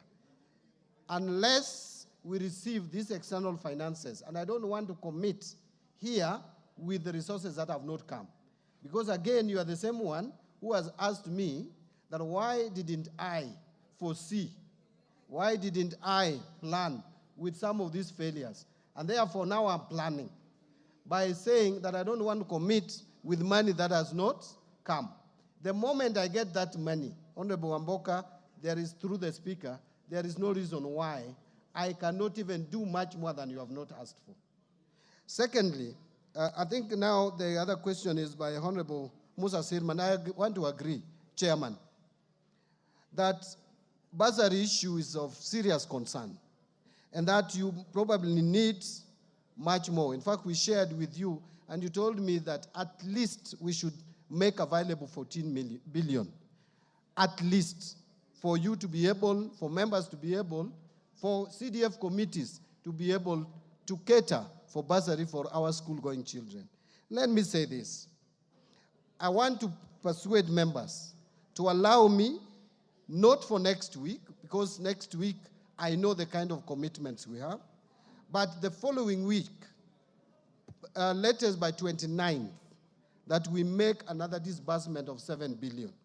And I want to tie that to respond to Honorable Kainan on the question that you raised, whether the mandarins would mislead me. The advantage you have is that the CS at the National Treasury is an accountant and is an auditor. And therefore, I cannot be misled. It's not possible. What I have brought to you is not a letter. This is a transfer. This is an IFMIS spreadsheet that has been given to me. I did not want to come and give you a letter. I wanted to table before this House evidence that we have made the transfer. And we will make another transfer. What you can do, honorable members, you can tell your committees to go ahead and vet the students if you have not vetted them, even make provision. You know how 14 billion can be split. There is already 7 billion. The other 7 billion, I will make sure that we try as much as we can to release it by 29. But next week will be too much pressure on our part. We may not be able to manage next week. Now, on the question by Zamzang, reducing the budget of NGAF to 2.7. Honorable Zamzang, you may not be aware of this. This NGAF money is my creation. It's not even a creation of women MPs. It is John Mbadi standing before you here today. Women MPs approached me, and I took them to the minister then, the CS Rotich, who was my friend for many years. And I convinced Rotich, because the budget committee had rejected any creation of money for women representatives. And we persuaded Rotich. We were with Governor Wanga today. We were with Kajuju, the former MP, and Nyokabi. 4 of us. That is how this money came about. So I support it. We allocated 3.2, not 3.5, according to the records I have. But it was reduced. It was not National Treasury, it is this House. The moment this House reduces a budget, there is no power I have under the sun.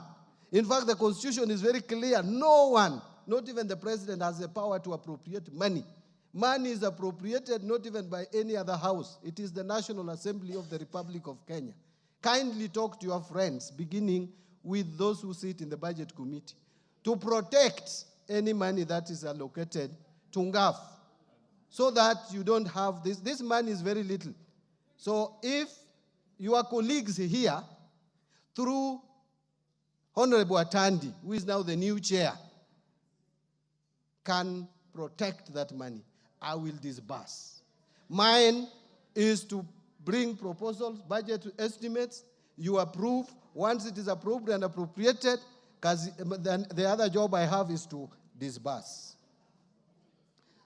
I think I have already addressed the question that Honorable Kangogo Bowen asked about releasing the money by next week. Honorable members, I want to beseech you not to make me commit to something that, again, I will appear before you here and you hold me to. Kindly hold me to my commitment for the last week of April. Honorable Mwango, when will we put money to the account? I think I've again addressed that. Honorable Makelap, breakdown of the money, how it goes to 3 wards, up to 7 wards. That one, the formula is there. And actually, I think you can walk to the chairman of the CDF committee, Honorable Sirma, would be able to share with you. Why not pay all the NGCDF money by the first quarter? In fact, it is a very thought-provoking idea, which I've already thought about, because we have a very constrained period between January and May. That period is usually very bad in terms of exchequer releases. I am thinking of trying to do as much as we possibly can between July and October. And that we will do in the next financial year. How I wish the pressure that is being applied to me today was applied in the last financial year. Because the pressure was not applied, carryover of 13 billion came to me. Now, if you added that 13 to what I've disbursed, Mr. Speaker, of 21, we would be at 44 billion. We would be almost nearing 70% of the NGCDF. And all that, the money that was supposed to be disbursed in the last financial year, I have disbursed it now. I'm not getting any credit for it. But let's put pressure on me so that the next financial year we don't have the same story. Honorable Osero, 21 billion, I think, is a repetition. Honorable Mase, you have asked about external finances. Yes, it is true that now it is coming out clear that we are unlocking the external finances. There were some conditions precedent which we have met. But again, I want to stop at, I want to hesitate from making a commitment with money that has not come. If that money comes, I will do more than I've promised. Because I want to make sure that by end of this financial year, we clear all the allocation, the 68 billion for the CDF. That we can only be able to do if, when we get money, then we make sure that we enhance the allocation.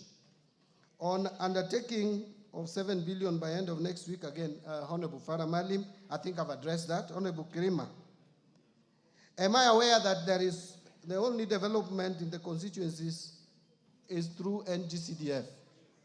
I am a Kenyan. I work in these villages.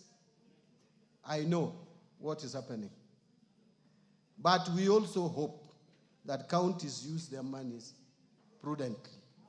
Because actually that was a sense of devolution. And we cannot go back on devolution. It is there in the Constitution. We gave it to ourselves. I don't want to use such strong words, but I want to say better prudent use of government resources. Instead of getting a lot of cash stashed in people's houses, how I wish that we could see better roads, more water provision, health facilities in most of our villages, because that is what Kenyans called for. On the issue of plan of releasing GAF, you know now we don't have a plan for 2024-25 because we have zero balance. Yes. So I wouldn't have a plan to release zero balance. But going forward, the money is not so much. At least you should be guaranteed that if it remains at that level of about 3 billion or so, we will be releasing it in 2 tranches so that we don't again spread it too thin. We can't have monthly disbursement for 3 billion. Honestly, it would not make sense. On the issue of sanitary pads, I think this is a policy decision that women representatives can discuss with the line ministry and come to some solution. It is not hard. You can just invite the cabinet secretary, the principal secretary, and you agree. I don't even know and understand why there should be issues around this. To me, it is a matter that can be resolved very quickly, and because what those children need are sanitary pads. Quality sanitary pads, both at reasonable prices. Presidential directive of 1 billion, I want to say again, we will try our best, bring the estimates here, Parliament will appropriate, whatever Parliament appropriates or National Assembly appropriates is what we will give. If they appropriate 1 shilling, I will give 1 shilling. I will disburse 1 shilling. If they appropriate 10 billion, that's what we will appropriate. Again, the MP for Laikipia, can women reps get through NGAF, really not women reps? Let me say, NGAF gets its money back. It is this house to decide. I may not decide this. But going forward, I think I want to beseech honorable members, let us try to protect whatever allocation we have given to this fund because it is too little. On gender-based violence cash, the money is there. We removed it from the gender ministry. Now it is with the parliament under the parliamentary vote. I think the regulations that should be a way through which that will be disbursed. And I know parliament is very careful in this, but the money is under parliamentary vote. Again, there is a question on sanitary pads. I don't want to repeat that again. Finally, the Honorable Kainan asked about prioritization. Actually, Honorable Kainan, I think my strength is in cash flow management. And I try so hard and so much to balance. That is why even when you hear you will not hear that we cannot pay salaries. You will not hear that we have not released capitation. People will just complain, but before the term ends, we have released every money because there is a program.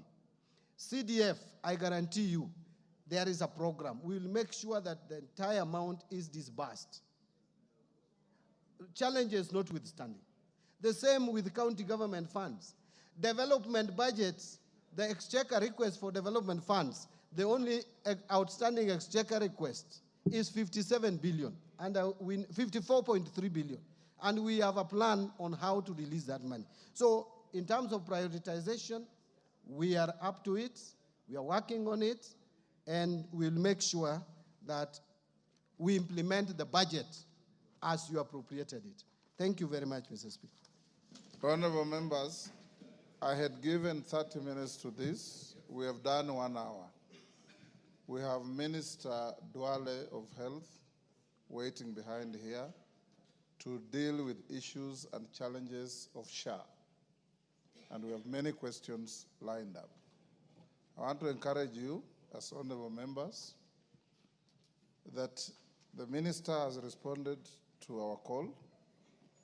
He has spoken to us candidly. And remember, as we push, the others pushing. As your speaker, I'll ensure that through our administration in Parliament, Minister, every single word you have said to the House will be fulfilled. And I want to encourage you also, as you have said, that you'll send 7 billion on or before 29th, but if it's earlier, the better, if things work well. For affirmative action funds for our lady women, MPs, it is this House that reduced your money. And in the Committee of Budget, there are women. Why they didn't resist or call for help is a story for another day. But we will encourage Atandi because the cream removed from that fund is very small. I will encourage you to put it back in the next cycle so that the women MPs can at least start from there they were as we look to the economy improving and giving them some more. I say this because I've been in this house with you, and I know how prudently resources through constituencies are managed, as opposed to other management centers that you know. So let me encourage us that the little we have got is better than nothing, but we encourage the minister to do much more. And going to the future, Minister, as you have committed yourself, you'll try to avoid the jam of January, February, March, and deal with the issues at the time where you have better latitude to ensure that what CDF does continues to do. And members, remember this, and you have gone to court to argue, and I agree with you, that this is not your money. This is money of the people of Kenya that you represent. And that this money is managed through committees that are independent of you. I don't want anybody to pick the Hansard and go to court to pretend that MPs have now said they control CDF, because that is how your detractors have been fighting you. This money comes to your constituency. This money is run by committees, and this money benefits the people you represent. You only come back to oversight that money. That's why we have reports that come here. So let's leave it here. We thank Jaka Wamboka for bringing the issue and the enthusiasm that you have all demonstrated in bringing out the salient issues that are pressing Kenyans. And Honorable Mbadi, you know you have been here, you have managed to see a constituency, and you know what CDF has done and can do. I was here before CDF, I was here during CDF, I will live here when CDF is even stronger.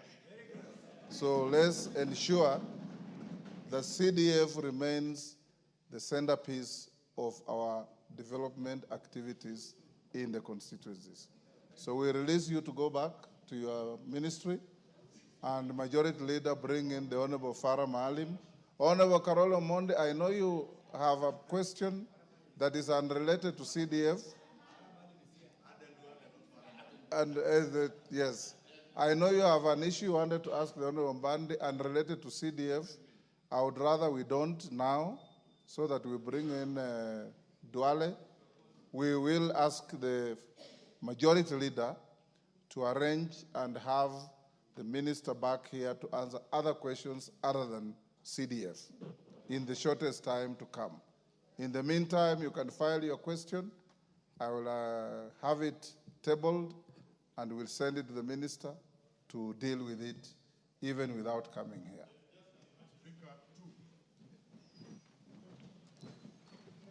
Minister, you can now leave. Can you call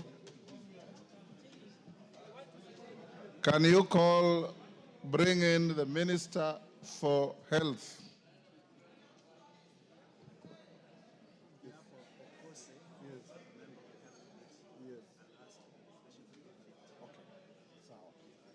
Honorable members, take your seats.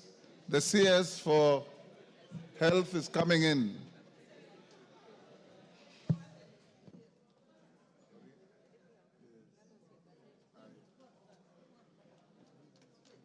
Everybody's following the minister. I thought you wanted to roast him.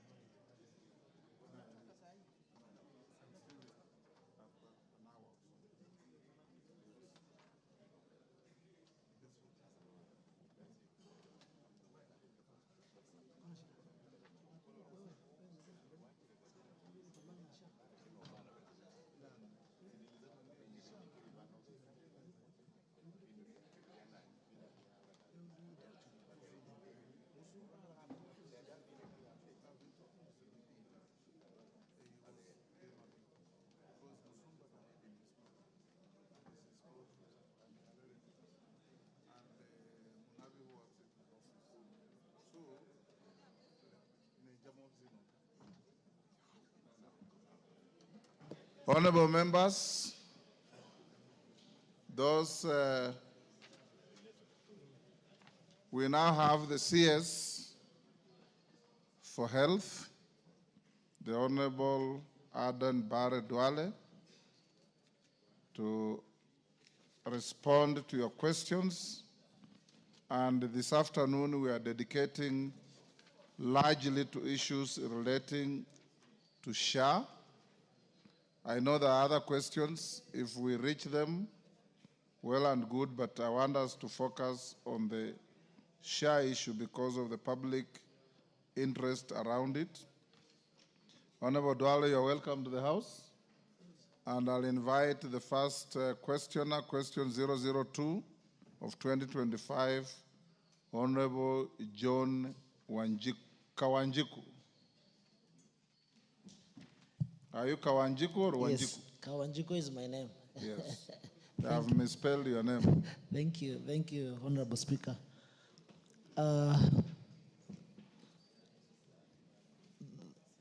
Thank you, Honorable Speaker. I rise to ask these questions to the Cabinet Secretary.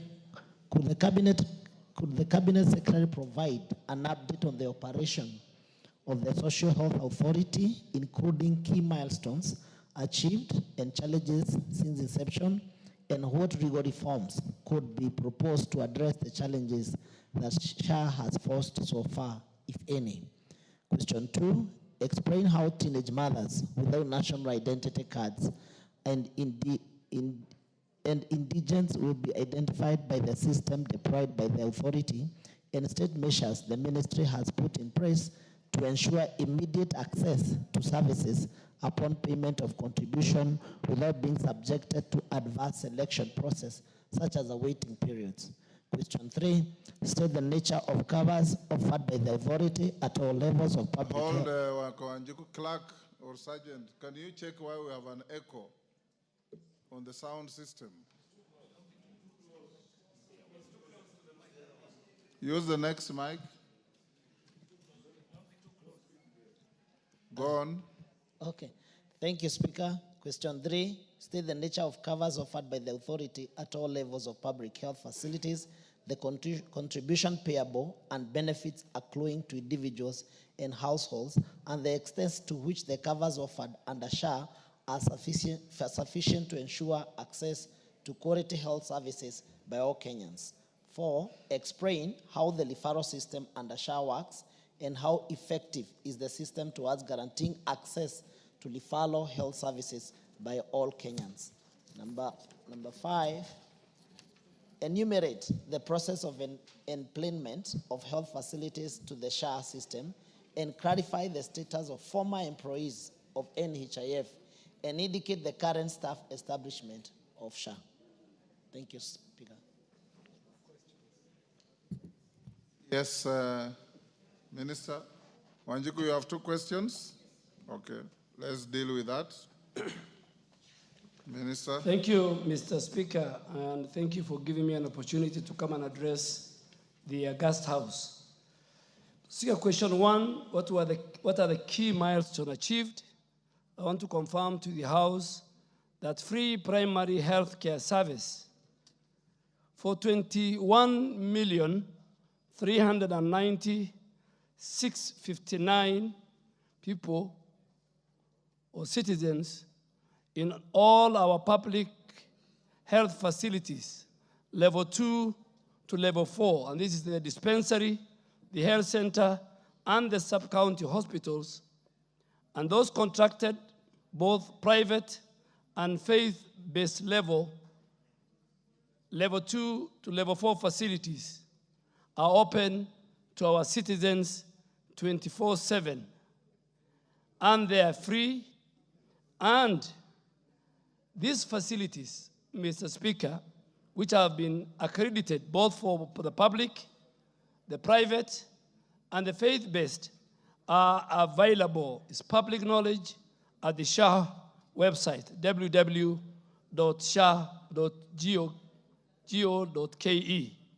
2, the other milestone is universal health coverage for primary health care in 6 months since SHA started in in October is at 40% within the last 6 months. So 40% of our citizens have accessed the universal health coverage. The actual numbers I have said is this 21,390,659, they're part of it. And Mr. Speaker, every day, and this is the good news, every day, including today, every day between 40 to 50,000 Kenyans register for SHA. As I was waiting for my colleague to finish, 38,000 have registered for SHA.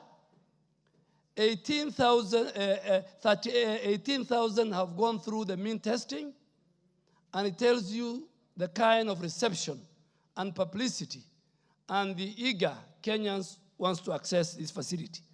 The third very important milestone is that improved health benefit packages are offered by SHA as compared to the defunct NHIF. Which are these services? ICU, today 28,000. If you are a member of SHA and you go to an ICU, 28,000 will be paid by SHA. Under the defined NHIF, it was 0. Today, you can use SHA for cancer treatment. Today, all surgeries are partly paid by SHA. Today, maternity is paid by SHA at a very good figure of 30,000. All these benefits were not available under the defunct NHIF. And we will keep improving the benefit package until we weed out all medical Harambe WhatsApp groups in our country. And as a former member of parliament, Mr. Speaker, this is one of the biggest challenges leaders and members of parliament of this house go through every weekend and every day in various WhatsApp groups raising funds for the sick from their constituencies. 4, the operationalization of free emergency services in any health facility as envisaged under Article 43, sub-Article 2 of the Constitution. In that Bill of Rights, Article 42 says, no Kenyan can be denied an emergency. For example, you get a cardiac arrest, you get a stroke, you get an accident. Before, when you go to a hospital, the first thing they used to ask you was the deposit. Under this SHA, this is the first administration that has operationalized, actualized Article 43(2) of the Constitution. No hospital, Mr. Speaker, let me say it unanswered, can deny a Kenyan admission. The government is going to pay for you. And if a facility denies a Kenyan who has an emergency, I want to assure this house that facility we will deregister. For the first time, I am proud to say that a provision in the Bill of Rights has been achieved. Secondly, the fifth, timely payment of claims. All claims are paid on the 14th day of every month. Mr. Speaker, 14th of this month, which was 2 days ago, I want to assure all facilities that both public, private, and faith-based were paid. I stand and I want this house to hold me to account. If facilities are not paid, their claims by the 14th of every month. We have done that. NHIF, the former NHIF, had no payment timelines. And that's why they left us with a bill of close to 24 billion. What are the challenges that the member have asked? We face challenges. The system is a super technology highway. Some employees are not remitting statutory contribution to SHA, denying service to their employers. Speaker, you are the chairman of the Parliamentary Service Commission. The clerk to the National Assembly is accounting officer.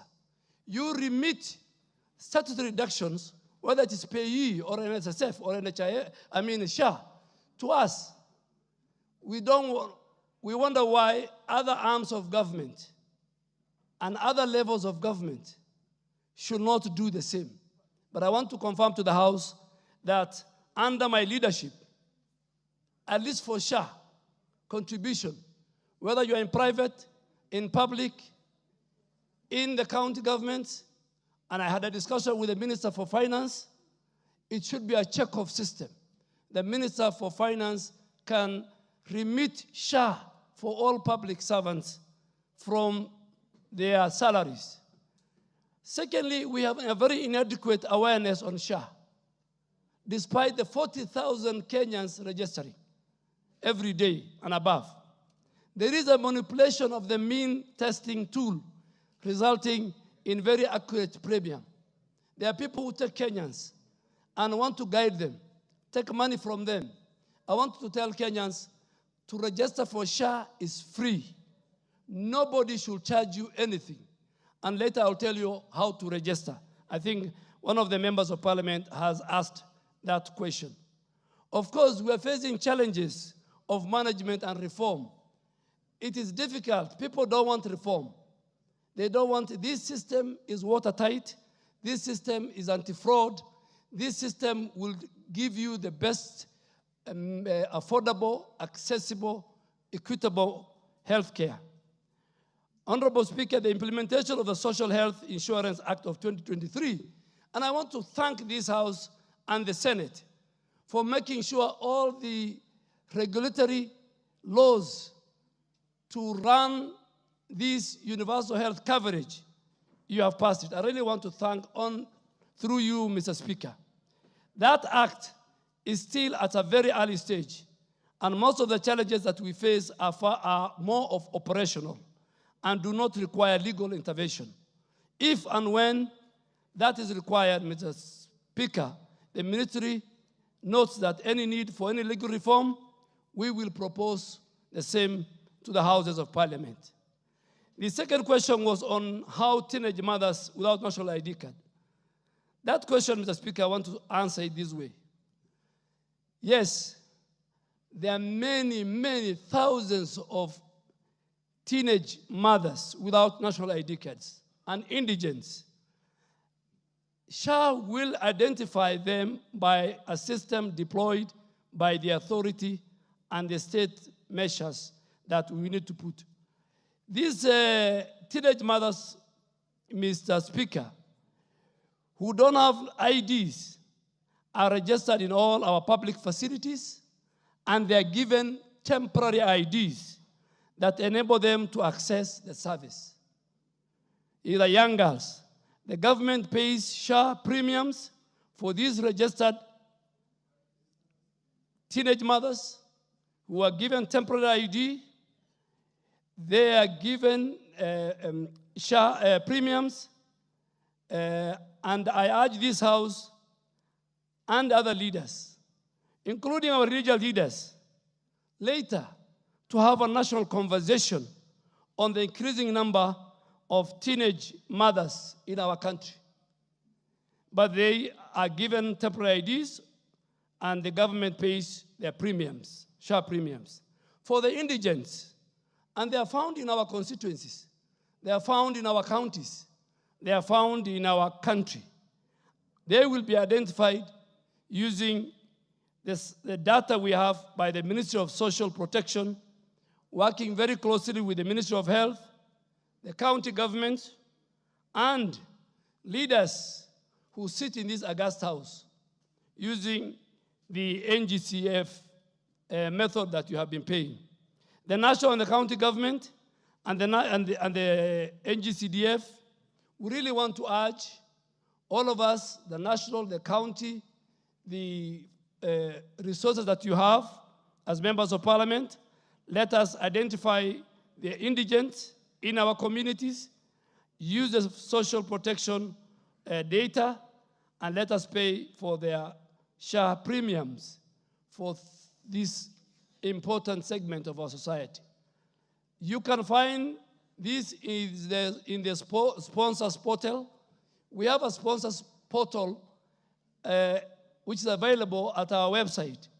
This portal is known as Afya Yangu portal or app.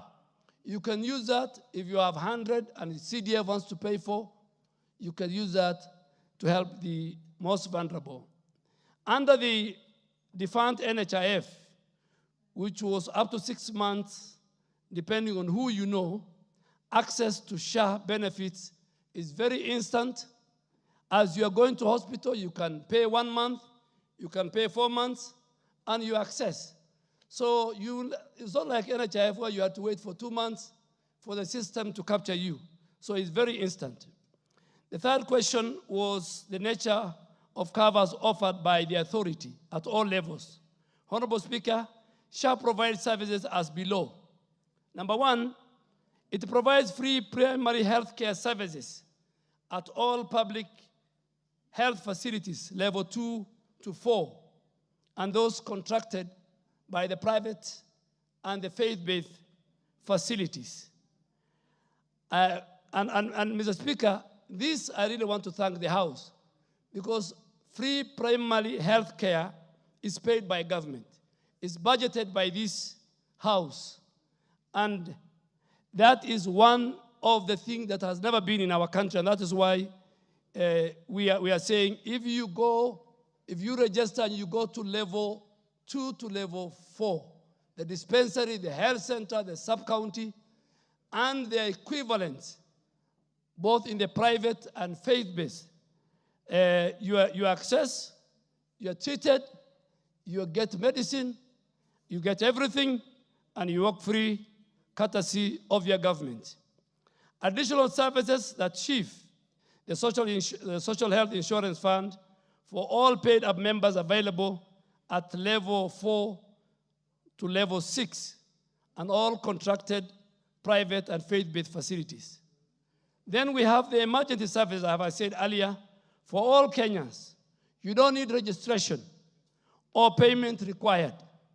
Any emergency. For example, a boda boda is knocked down, God forbid, by a vehicle. He is rushed to a hospital. He doesn't need to register. He doesn't need to pay. Nobody can deny him, no facility can deny him treatment, and he walks away home.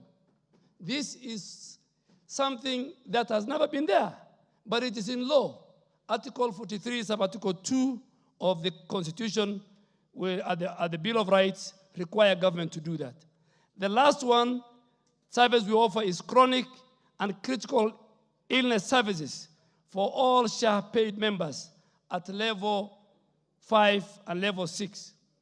The details of these services that the member have asked, Mr. Speaker, are set out in legal notice number 47. The NHIF was not required to publish, but this House allowed us. Those services you can access, and a legal notice number 47 was created. The gazetted benefits are a huge improvement from the previous benefit offered by the defunct NHIF. They are aligned to the projected collections. These benefits we shall continuously improve in tandem with available resources. For instance, Mr. Speaker, this month, SHA and the ministry, we have enhanced the ICU package from 4,000 to 28,000 per day. And additionally, we have increased 150,000 extra for all cancer patients. And that is because of that chronic and critical illness services. Mr. Speaker, the next one was about the referral system. There is 3 levels of healthcare services or access in the referral system as shown below in the document that I've given to the colleagues who asked this question. All registered SHA members, Mr. Speaker, can access outpatient services at the primary health facilities, level 2 and 4, free primary health care fund, which this House has established, courtesy of this House. So they access it for free. Number 2, Mr. Speaker, all inpatient services are accessed at secondary health facilities, level 4 to level 6. SHIF, which is the contributory arm of the universal health care, or the Taifa Care and paid by Kenyans is the where you can access those level 4 to 6 inpatients in those facilities, both public, private, and faith-based. For indigents, they will be paid by government of Kenya. They can be paid by our members of parliament through their NGCDF. They can be paid by our county governments. They can be paid by Good Samaritans and sponsors. And the last one is all specialized services are accessed at our tertiary facility, level 5 to 6. That is where we have emergency, chronic, and critical illness, which is again, courtesy of this house, is funded by the government of Kenya. So this referral system, Mr. Speaker, is aimed at decongesting the specialized facilities to allow them to focus on the provision of specialized services as contemplated under the Health Act of 2017. Mr. Speaker, let me explain this. Why do Kenyans go to India, to other countries to look for specialized facilities? It's because our specialized facilities, like Kenyatta National Hospital, like Moi Teaching and Referral Hospital, like Kenyatta University, are full with the patients that can be attended to at level 2, at level 3, at level 4. Somebody with a headache will go to Kenyatta Hospital. Somebody with malaria will go to Kenyatta Hospital. Somebody with a small scar accident. Our specialized facilities should be for special cases so that we stop Kenyans going out to look for special facilities. And I really want to ask this house to support me that the men and women who work in our specialized facilities should attend to Kenyans who require special needs and not for ailments that can be done at the other levels of our health system. The other question was on the empowerment of the health facilities. How do we know this is a health facility? How do we grade them? How do we find a facility? Unlike before, Mr. Speaker, a facility now must be licensed by the Kenya Medical Practitioners and Dentists Council and the Clinical Officers Council and all other regulatory bodies within the health sector. They must tell us this facility is at this level. This facility has all that is required to be part of the universal health care. So these facilities must be licensed by the regulator. And if the regulator is the one who audits these facilities, if the regulator feels this facility is not level 4, is level 3, then the regulator will stop and will advise SHA. Secondly, and more important, and NHIF, Mr. Speaker, used to accredit facilities itself, making facilities to pay for them to be empaneled even after being licensed. So it was who you know, it was how much money you pay for your facility to be accredited by the defunct NHIF. Now it is different. And when I had a meeting with the Council of Governors, we still had about 2,900 primary health facilities which have not been licensed, which we have asked them to give us the names, which they have already provided, and the Kenya Medical Practitioners and Dentists Council and the other regulatory bodies within that sector will. The approved SHA staff establishment, Mr. Speaker, is a question that I was asked, is 815. And in line with the first schedule of the Social Health Insurance Act that this August House has passed, SHA has advertised positions and is giving first priority in the act that you have passed. The first priority will go to the employees of the defunct NHIF. NHIF staff who are not absorbed by SHA, because SHA is more of technology driven. The number will reduce. Those staff will be deployed within the public service. No one will lose their job. But let me do it with a rider. Your certificates must be genuine. If you are working at NHIF and your degree is fake, we will not only not post you to any other place, but we will refer you to the institutions within the criminal justice system that have done it. And we already found a number of them. The number, Mr. Speaker, corruption has permitted until people don't want to go to universities. They want to buy degrees. So please, members of parliament, I am sure many of you have approached me, telling me we have so-and-so working. Before I deal with those cases, ask your constituents who are working at NHIF, and I'm sure they're watching me. If their documents are in order, nobody will lose a job. But if your documents are false, they are fake, you better not wait for me. You better resign now and just go home. Because we will not carry when you have joined NHIF. In fact, we will surcharge you for all the salaries that you are paid by the former defunct NHIF. The other one was provide a detailed report of the current capital capitation. SHA has not received any capitation or monies from SHIF. SHIF has not received. As we said, we have two. There's a difference between SHA and SHIF. The insurance component has not received any capitation or monies from the exchequer. SHIF is a contributory and self-financing. Mr. Speaker, if you allow me, because the member has the table, which I have explained very well.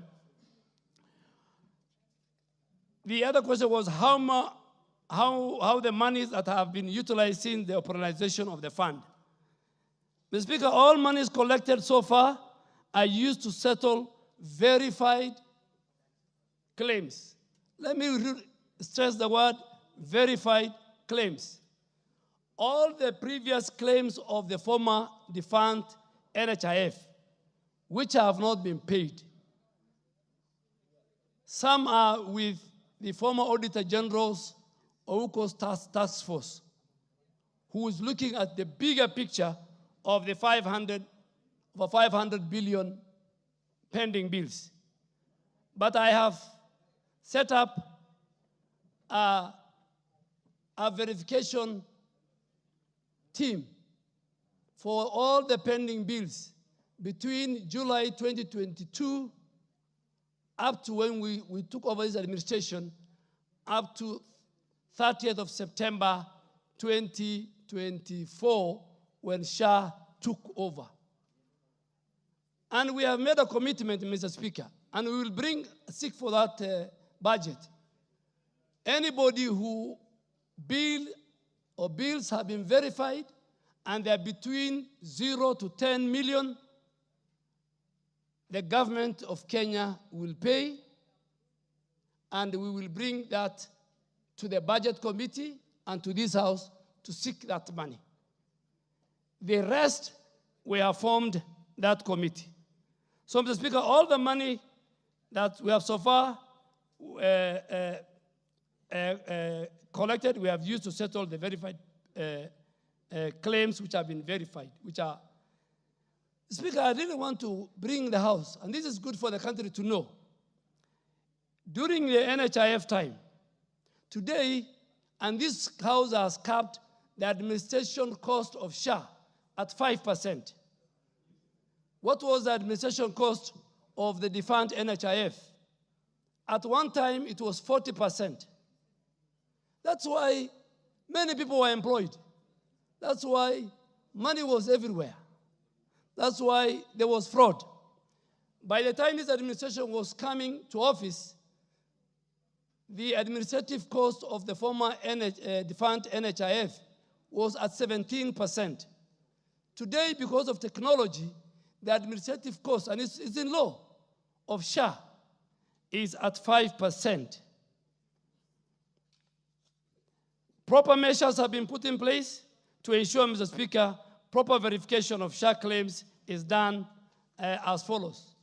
All patients are verified using the National Registration Bureau data identifying biometrics. Mr. Speaker, this system is linked to NRB. This system is paperless. SHA will not give you a card like NHIF card. You walk to a hospital, if you are registered, because we have integrated with the National Registration Bureau. When you are taking your ID, we had your 10 fingerprints. So when you put your 10 fingerprints, then the system will show you. So, and this is so important because we want to identify the person. Mr. Speaker, before you go to a hospital, the hospital can take instead of taking 10 fingerprints, that hospital, that place, they can take 7 of your fingerprints. And the other 3 was used for fraud. Where, for example, Honorable KJ can be sitting in this house, but maybe somebody has used his fingerprints and is admitted in a hospital for 5 days, and that facility is paid. So this system is integrated to the National Registration Bureau data. 2, the SHA system is integrated with the systems of all regulators, the Kenya Medical Practitioners and Dentists Council, the Nursing Council, the Clinical Council, among other health workers. We will know from the system who is the doctor treating you. There will be no more Dr. Mugo in this country. And you know Dr. Mugo, what he did to many people. And it's from Dagaroti, the member is saying. We will know the doctor who did the surgery. And the Speaker, I'll give you a good example that we have seen. Crazy thing.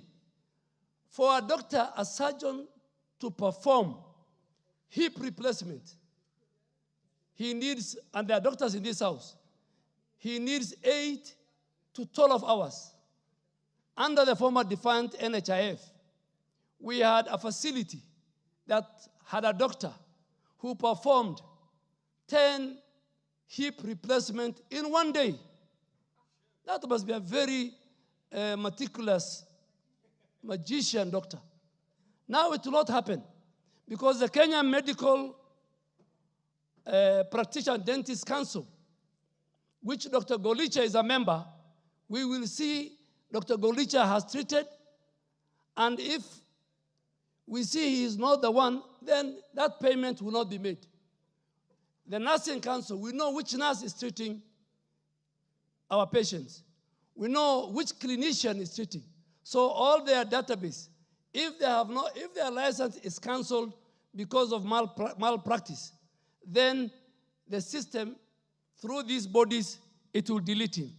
The Speaker, and that is to ensure the correctness of the facility and the doctor providing the service. Even the facility are identified by the regulators. The Speaker, a claim verification office with qualified doctors has been designated to undertake additional verification and settlement of claims. In fact, the leader of the claims department, most likely, I don't preempt, when recruited, the director must be a medic.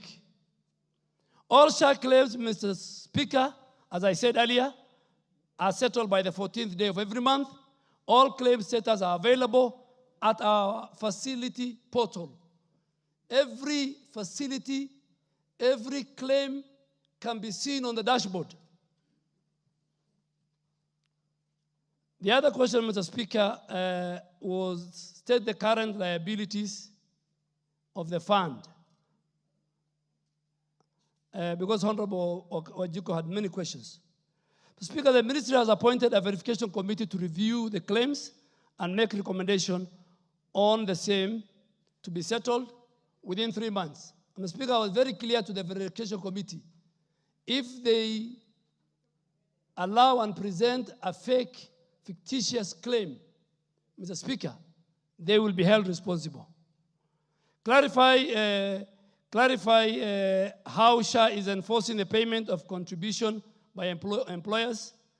Speaker, SHA sends reminders, SMS, every 15th and 30th of every month to employers and employees. SHA has also designated officers to follow upon on the payment of the contribution. Finally, Mr. Speaker, state the percentage of the SHA funds that shall be paid to medical equipment suppliers vis-a-vis public health facility. Speaker, I want to say here, the National Equipment Service Program, known as NESP, is completely delinked from SHA. It's a different program. It is a replacement of the old system known as MES.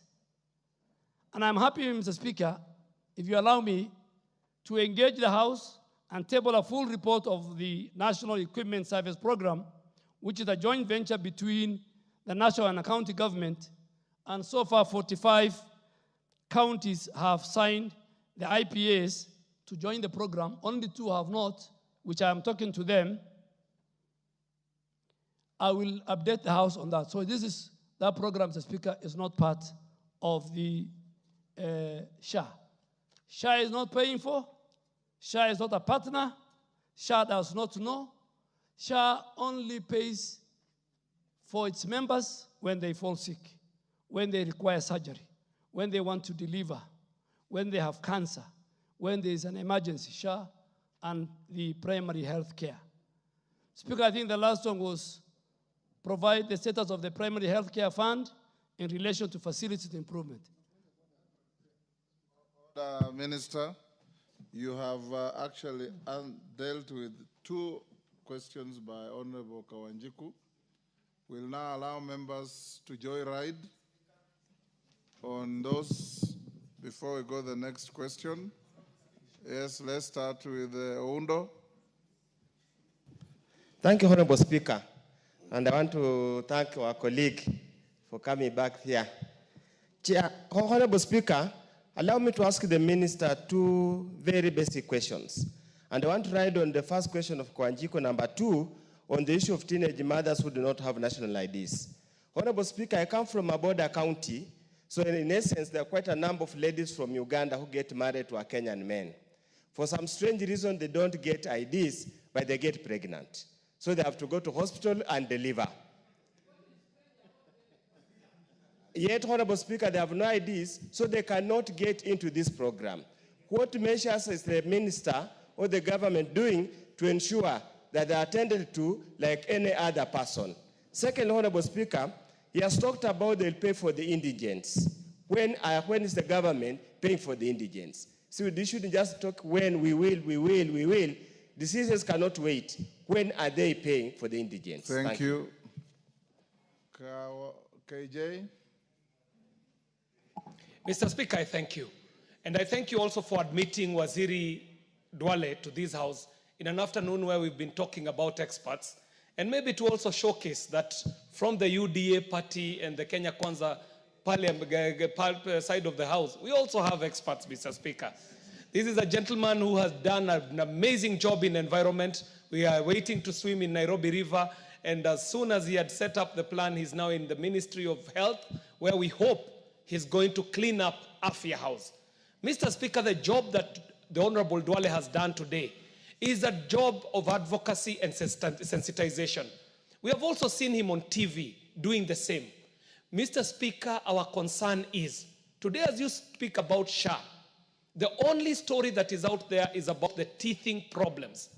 The concern is this ministry having any tangible plans to put up proper sensitization and communication campaigns to allay the fears that Kenyans have? Because the questions that Honorable Kawanjiko has are the same questions Kenyans have there. The information sits at the ministry. However, it does not trickle down to the people. So that even as they're investing on the big plans in the ministry, how does this message get down to the people in Kenya? And finally, Mr. Speaker, there is a big investment in terms of money by Kenyans on making this universal health care work. We are still very dependent on remedies, therapies, and medicines that come from outside Kenya. While we very well know, Mr. Speaker, that even from our traditional medicine, from our culture, we've got therapies that are better than even medicine that we import through KEMSA.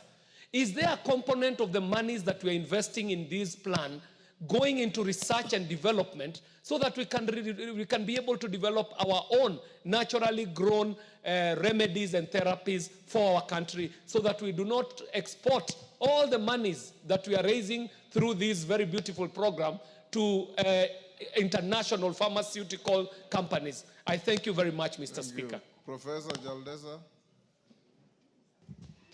Thank you. I know I should have given you the first bite. I'll come to you. Thank Professor, you, Mr. Thank you, Mr. Joy Speaker. Riders, ask one question each. I just want to inform the minister that so long as the county governments are on strike, Kenyatta National Hospital and other referral hospitals will be overcrowded with patients who are not supposed to be there. But my question is, when we thought of this SHA, the main thing that we were assured of was that patients' medical bill will not be a bother anymore. It will not be a burden to the society. It will not be a burden to the members of parliament.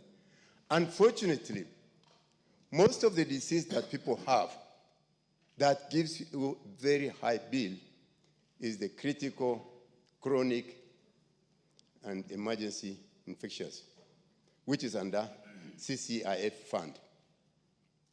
Now, many of our patients have huge bills turning into millions of money, yet SHA can only pay a maximum of 300,000. What steps are you going to make sure that these patients or the relatives who have lost their relatives in the hospital or somebody has been discharged cannot be detained waiting for that money to be paid? Because that is the major problem. We are not talking about level 1, level 2, level 3 health facilities. The major problem people have in this country is public health facilities, level 5, level 6, and they accrue a huge bill. And because they are indigents, as Mheshimiwa Wanjiku said, and yet the relatives, when they want to bury their dead, they cannot be allowed to carry the body until they have paid. And yet, these people are paid up SHA members. Thank you, Mr. Speaker.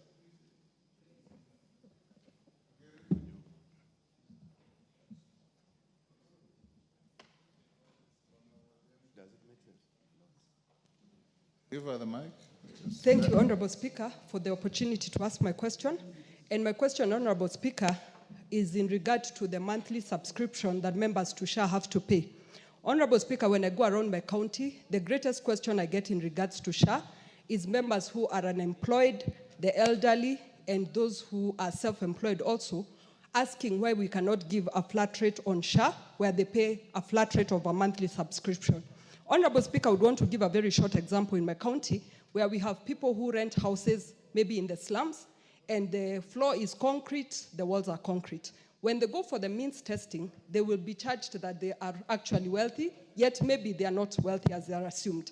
Then we have another group that live in a mud house, thatched, but with 1,000 head of cattle, for example. This person will be assumed by virtue that they are living in a mud house, they are supposed to be paying less. Honorable Speaker, my question would be, why don't we have a flat rate for the unemployed, the self-employed, and the elderly? Thank you, and the indigents. Thank you. Thank you. Bissau. Thank you, Mr. Speaker, sir. For me, to the CS, we have situations whereby SHA is not working, especially in counties. Trans Nzoia County, where I come from, as we speak today, we've just buried a Miss Alwoj, 21-year-old girl, who yesterday when she was being moved from the morgue, there was a lot of riots. And it's because if you took even the staff from the county, their monies have been deducted, but they have not been remitted to the ministry. So what are you going to do to ensure that such counties, the funds are actually remitted? Number two, there is a collapsed health system. If you look at our Article 187, where one function fails in a government, if it's like county government, it can be moved to the national government. So Trans Nzoia, it has completely collapsed. What are you going to do to help us rejuvenate the health system within Trans Nzoia? And lastly, Duncan Lumumba, a kidney patient, only his dialysis is covered. He's moved from Trans Nzoia, is now living in Eldoret, and we have to contribute for his medicine. Why isn't SHA covering such patients with such an ailment? Thank you. Thank you. Pauline. Thank you, Mr. Speaker, for giving me this chance. I have two questions to the Minister. First, I want to thank him for the elaborate information that he has given Kenyans on SHA. My question, Mr. Speaker, to the Minister, question number one is, what measures is the Ministry putting in place to ensure that places that have low registration on SHA are really encouraged and given information so that many community members can register? I can give an example of Samburu County, because if I look at the data of the people who have registered, I think Samburu County is on the bottom. So what measures are you putting in place to ensure that those people uptake SHA and also they get to benefit out of it? Number two, we know that majority of our patients or communities get treated at level 2 and level 3. And Mr. Speaker, we know the situation of facilities at the county levels. The healthcare system at the county levels is really collapsing. You go to any facility, you don't find medicine. The health workers are on strike. So communities at the end of it are not accessing services. What can we do to ensure that at the level 2 and 3, where a majority of the community members go for services, really can be empowered to have staff in place, to have infrastructure, and also to have medicine? Thank you, Mr. Speaker. Thank you. Makali. With the mic. Thank you, Honorable Speaker. One of the issues that has been identified by the Minister as a challenge is manipulation of data by the likely beneficiaries. Is the Ministry making use of the community health workers on the ground to ensure that we develop a proper system for identifying the beneficiaries? And two, one of the issues which are also facing are the former NHIF employees. The Minister has said we are going to do, those ones who have certificates will be deployed, proper certificates. Has the Ministry carried out a staff audit of the former defunct NHIF defunct employees to see whom they are going to absorb from those particular NHIF defunct employees? Thank you, Madam Speaker. Martin.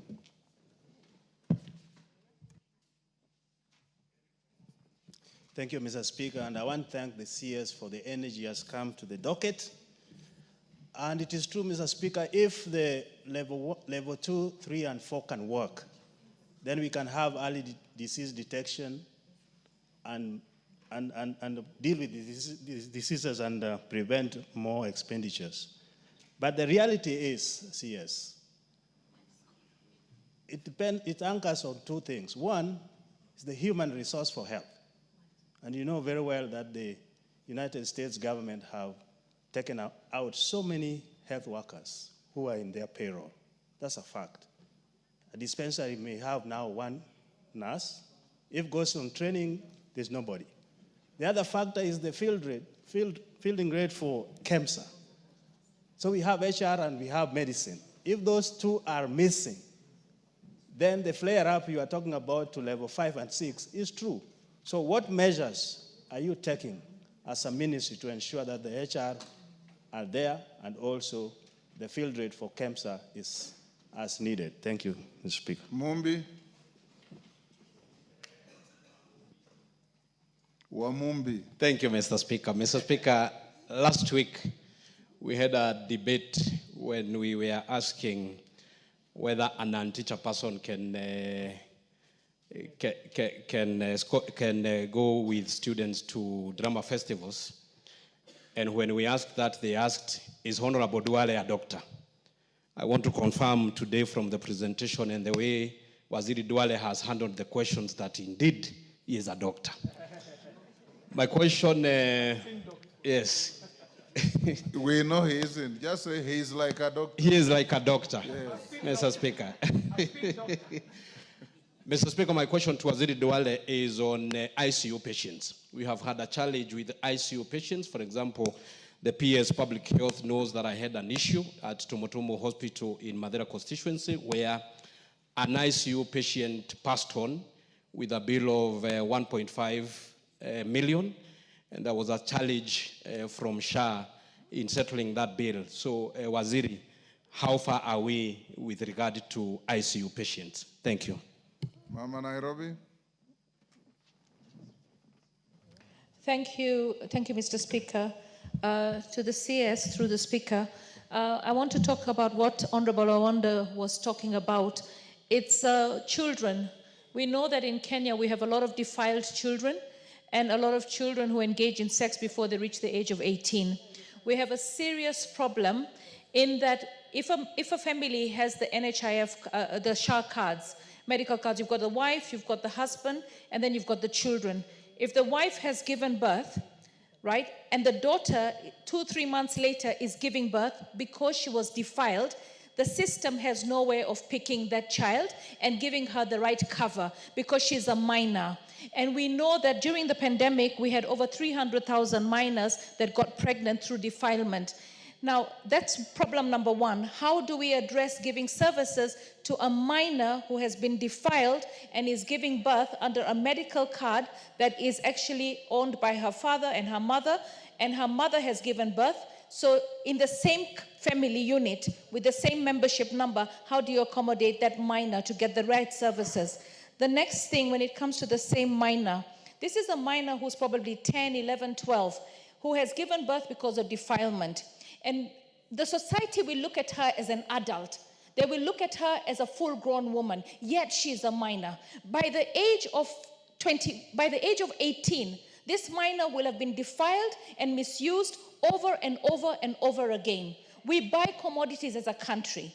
I want to know whether you would ensure that that minor is counseled and put into a family planning program so that she doesn't have a child at 13, 14, 15, 16, and then before you know it, she's wasted her life, no education, and she's a burden to her family, and the children are a burden to her. And then we also have a big problem with the abortion guidelines. The court has given a ruling that the abortion guidelines have to be released by the ministry. Could I know whether this will be based on your religious beliefs or whether you as the CS will do the right thing and ensure that guidelines to abortion, which is permitted under the Constitution and has been spoken to by the courts, will be released so that we can have safe abortions where required. Which Thank you. constitution are you quoting? Article? Which constitution are you quoting? Article 26(4) permits abortion. Abortion is illegal and except under very stringent circumstances. Yes, but there is no guidelines issued under those stringent circumstances. And the courts have pronounced themselves saying that Article 26(4), thank you. The courts have pronounced themselves on that issue, that the emotional state of the mother, the emotional state, the physical and the social states are also supposed to come into consideration. There is a live ruling on that in the case of JMM, which I will gladly share with the CS for him to become acquainted with that. I know that the church is fighting it, but right now, if a woman is supposed to procure a safe abortion and the doctors want to do it, there are no guidelines. So doctors don't do it, and the woman dies because there are no guidelines. And yet the doctor knows that this woman should actually have a safe abortion. If you go to KNH right now, in the wing for abortion, medical care for post-abortion, it is full. We spend over 500 million to $1 billion post-abortion care. Women are suffering because of unsafe abortions. Let us be a civilized country. You are making a speech. Yeah, okay, thank you. Minister, I think the point is... Minister, can you now respond to those 10? Speaker, let me start with my good friend, the woman rep of Nairobi. All these abortion, emotions, all these are coming to this house. There is a reproductive health bill that is coming to the house. I'm just going through it. And a lot has been done by Honorable Mili Odhiambo when she was, and very passionate. She's very passionate when I was the leader of majority.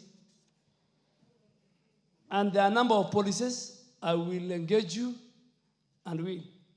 And as the Speaker has said, abortion is illegal under certain medical conditions. Those medical conditions, the framework, the director of medical service, the head of the technical advisor on technical matters to government, and the CS is on my left, Dr. Amoth, who this House has vetted.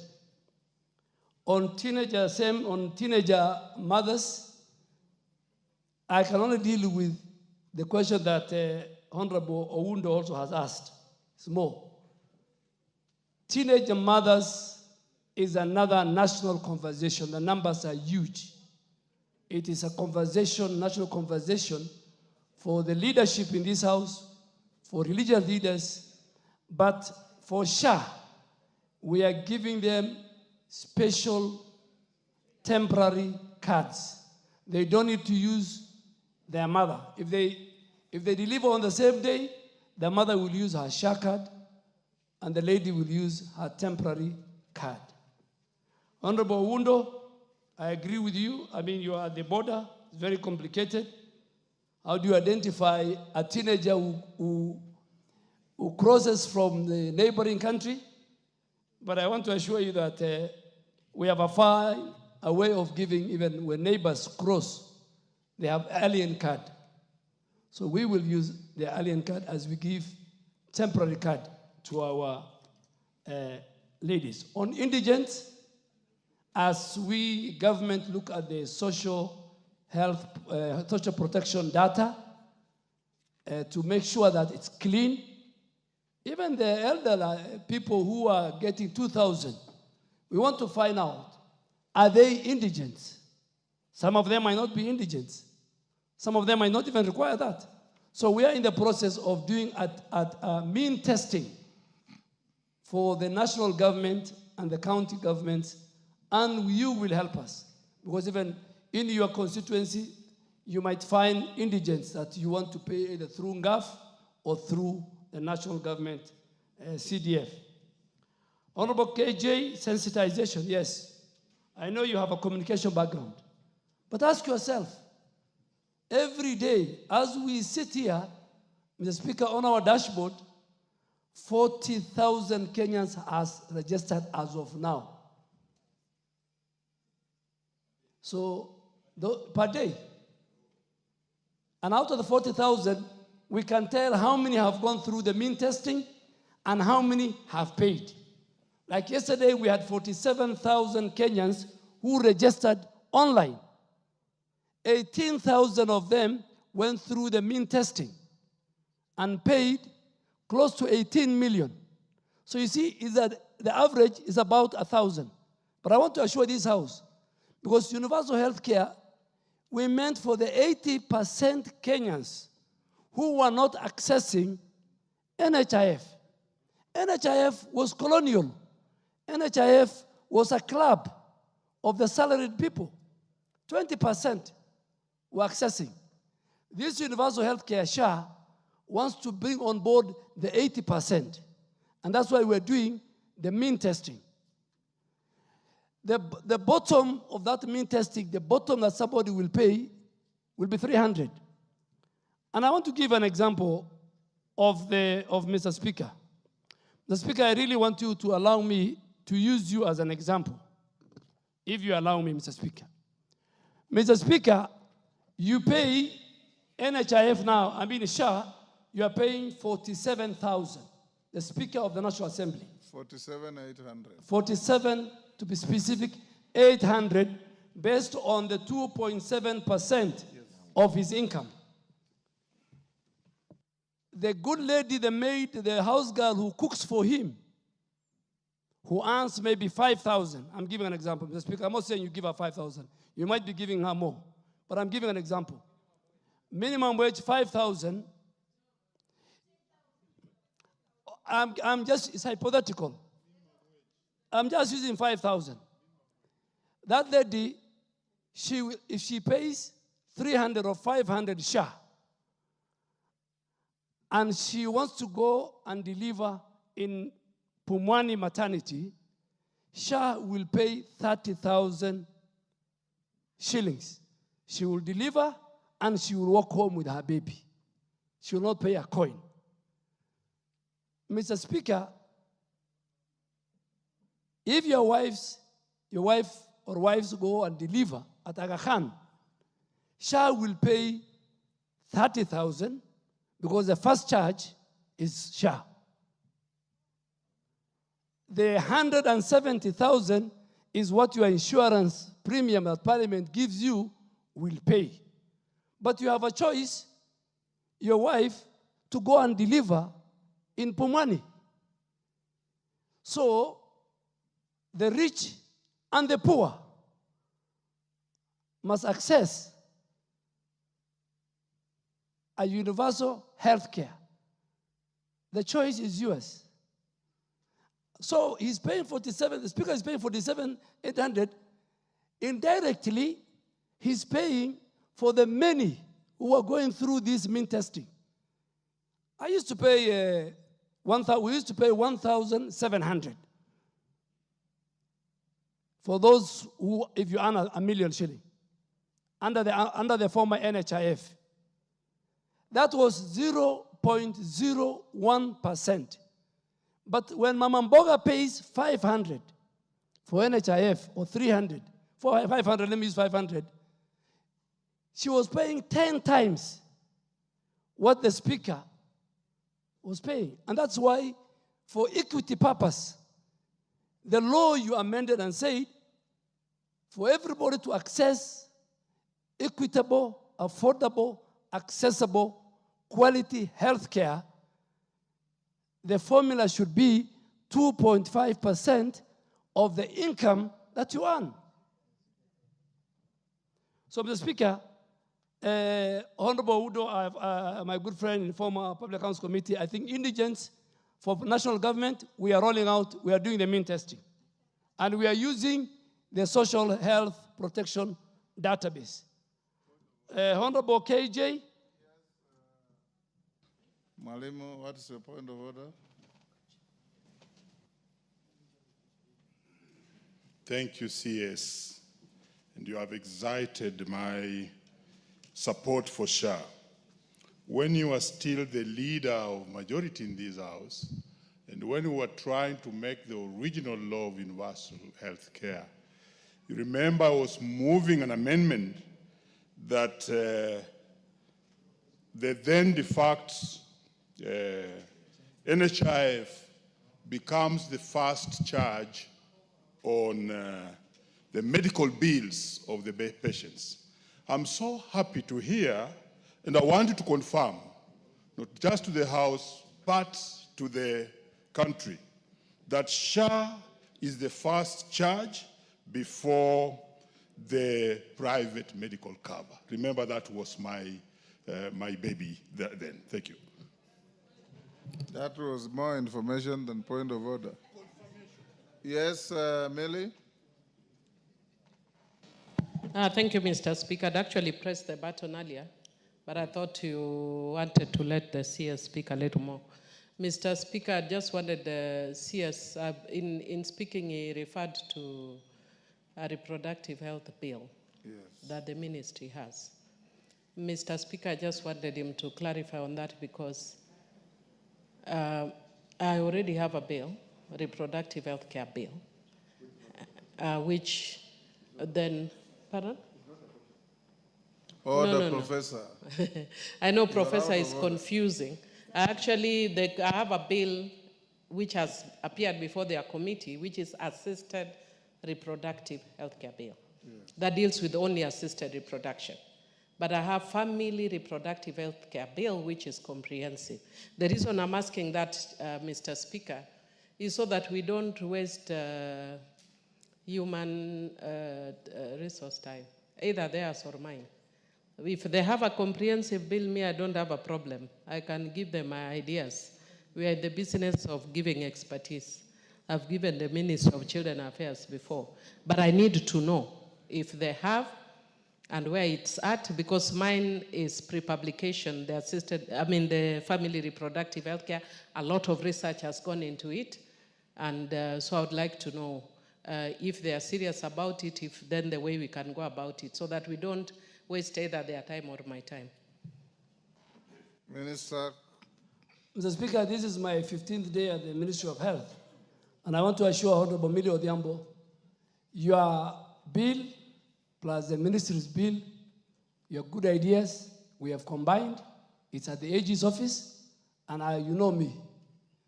I'm going to fast track, and when it comes to the committee of the whole house, please, if there's anything we have left, you will propose. Reproductive health bill is very important. Yes, so I will push it. Honorable Jaldesa, Dr.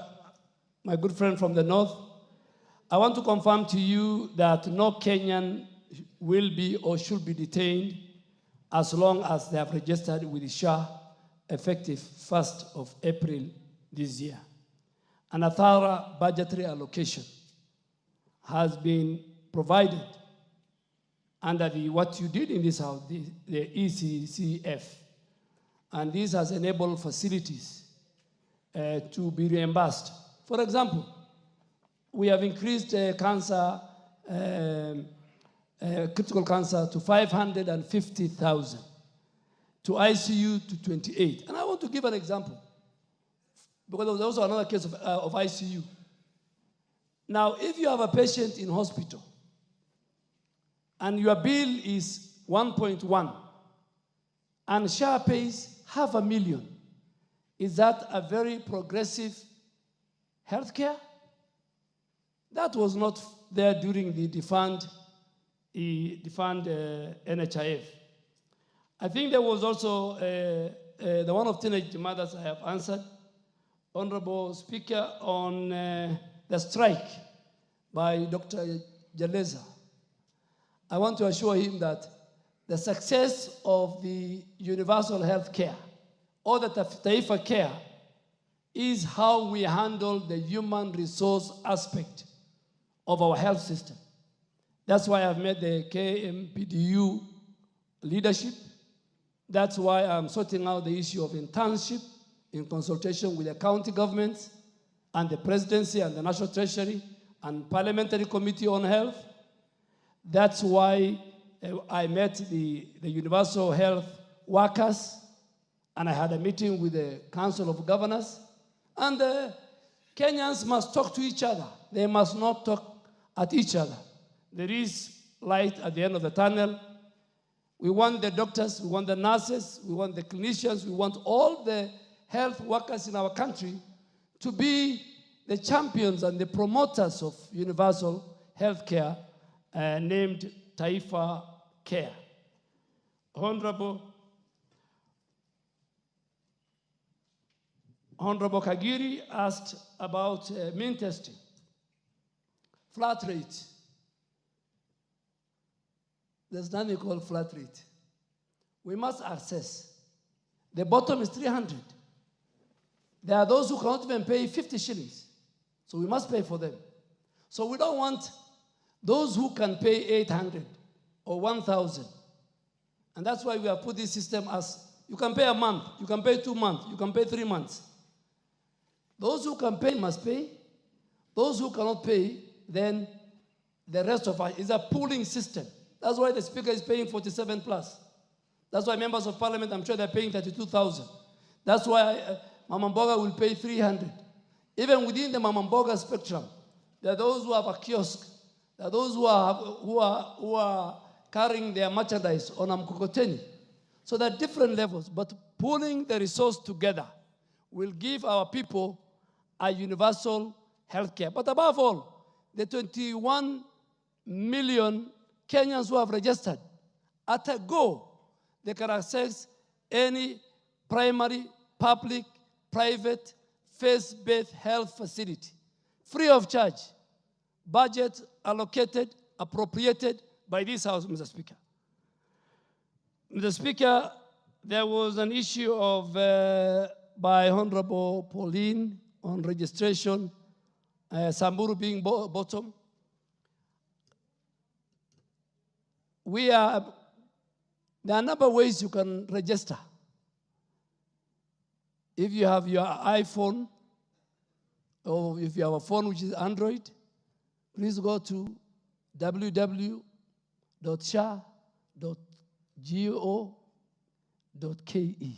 Minister, as Samburu herdsman. I'm coming to it. I'm coming to it. Yes. I'm sure I'm giving the form, if you wait. Those who don't have phones, like the herdsman, like the ones who look after my own cameras, Mr. Speaker. In every village, we have 107,000 community health workers. In every village in Kenya. You go to them, they will register you.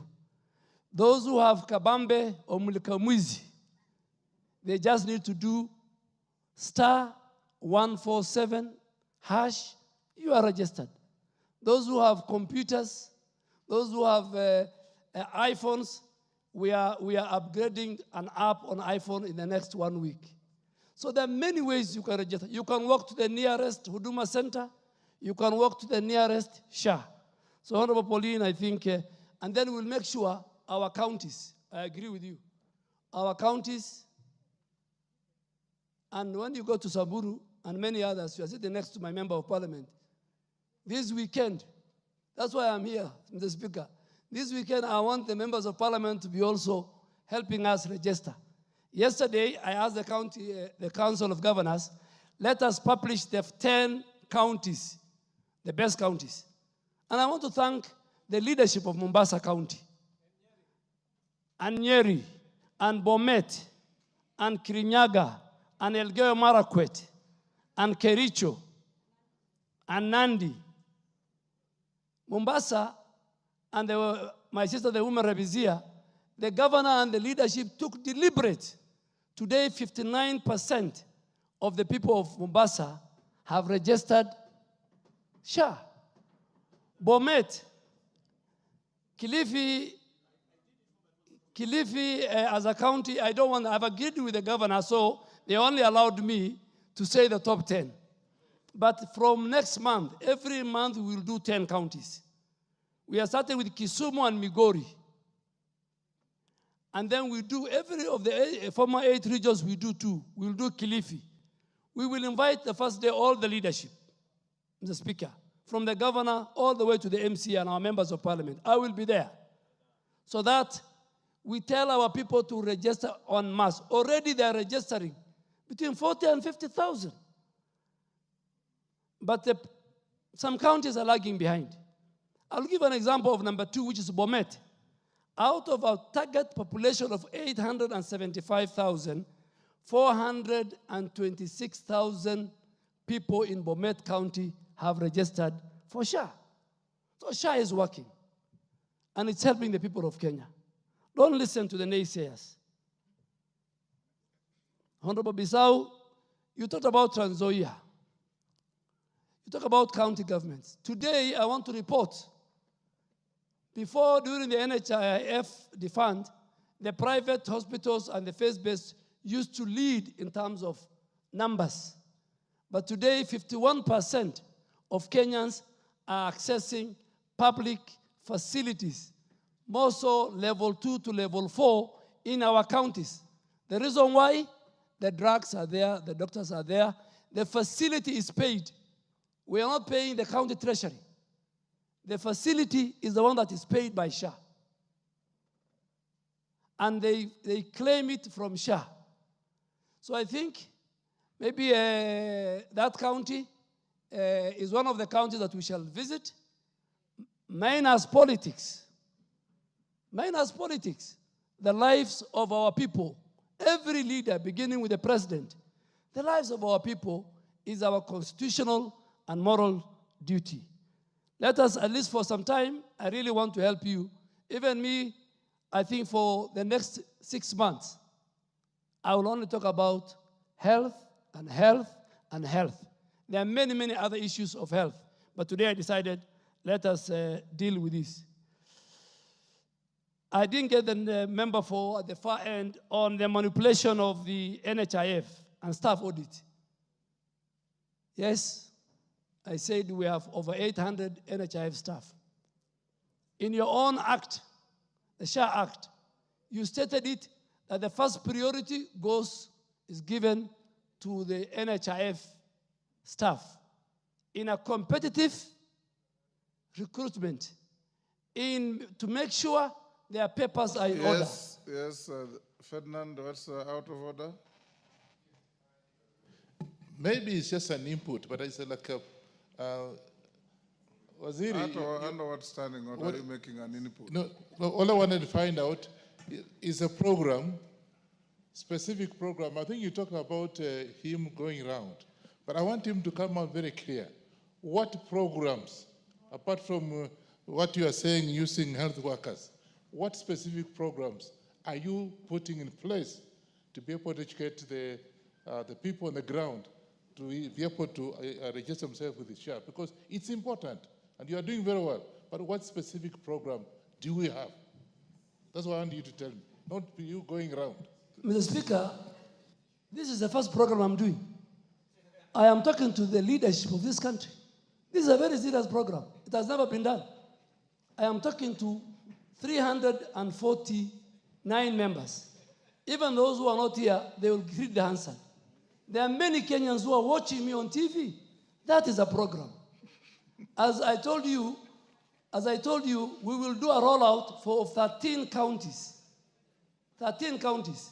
Western Province, we will do Kakamega and Bungoma.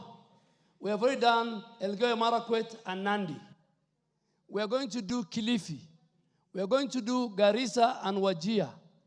We have done Embu for Eastern Province. Those are programs, Honorable Member for Kwanza and my old friends. So by talking to you, you'll help me talk to the people this weekend. And thank you, Mr. Speaker, for giving me this opportunity, because I think this is the best program. Honorable Speaker, my good friend, the Honorable Member... Hold on, what is the problem? Speaker, I just want to ask the Cabinet Secretary. Actually, the main saboteurs of this program are the staff of NHIF. Many times when you go to the offices, they say they have no idea at all what this SHA, chief or chief, whatever they call it. What measures is the Cabinet Secretary and the entire system put into place to educate and learn and encourage the NHIF staff to take over this program as if it's their own? Thank you, Honorable Speaker. Speaker, if you could have allowed me first, I finish the questions. But we have a program for NHIF. This House passed a law that they should be given the first opportunity. We have five directors. Already we have appointed 4 who are from within NHIF in a very competitive recruitment. But don't use the word saboteurs. Saboteurs is a big statement. Yes. Why are they fighting the system? Because they were used to fraud. I'm not saying all NHIF staff. There was a fraud from the facilities to inside trading within NHIF. And that's why we felt technology will solve all these problems. We must secure the health of our people by making sure the facility is right. And I'm coming to the issue how we are going to deal with the KEMSA. Somebody has asked on the refill. Our health workers will not be in the streets, and they go and serve the people. So, Mr. Speaker, Honorable Wino asked that question on human resource. I want to assure you that a stable, firm, solid healthcare workforce is the success of SHA and is the success of universal healthcare. And we are committed to that as a government. USAID, I have many other questions. I've asked the Speaker, what happens to the many programs and staff who are under the USAID with the coming of the new administration in that? I'm going to answer. But in the next 5 years, this administration has put in place, and I'm sure the budget office knows, that we will recruit 20,000 new healthcare workforce. On KEMSA field rate, at the moment, I think it's about 47. For us to succeed, we must take the fill rate in terms of drugs and equipment at KEMSA to 90%.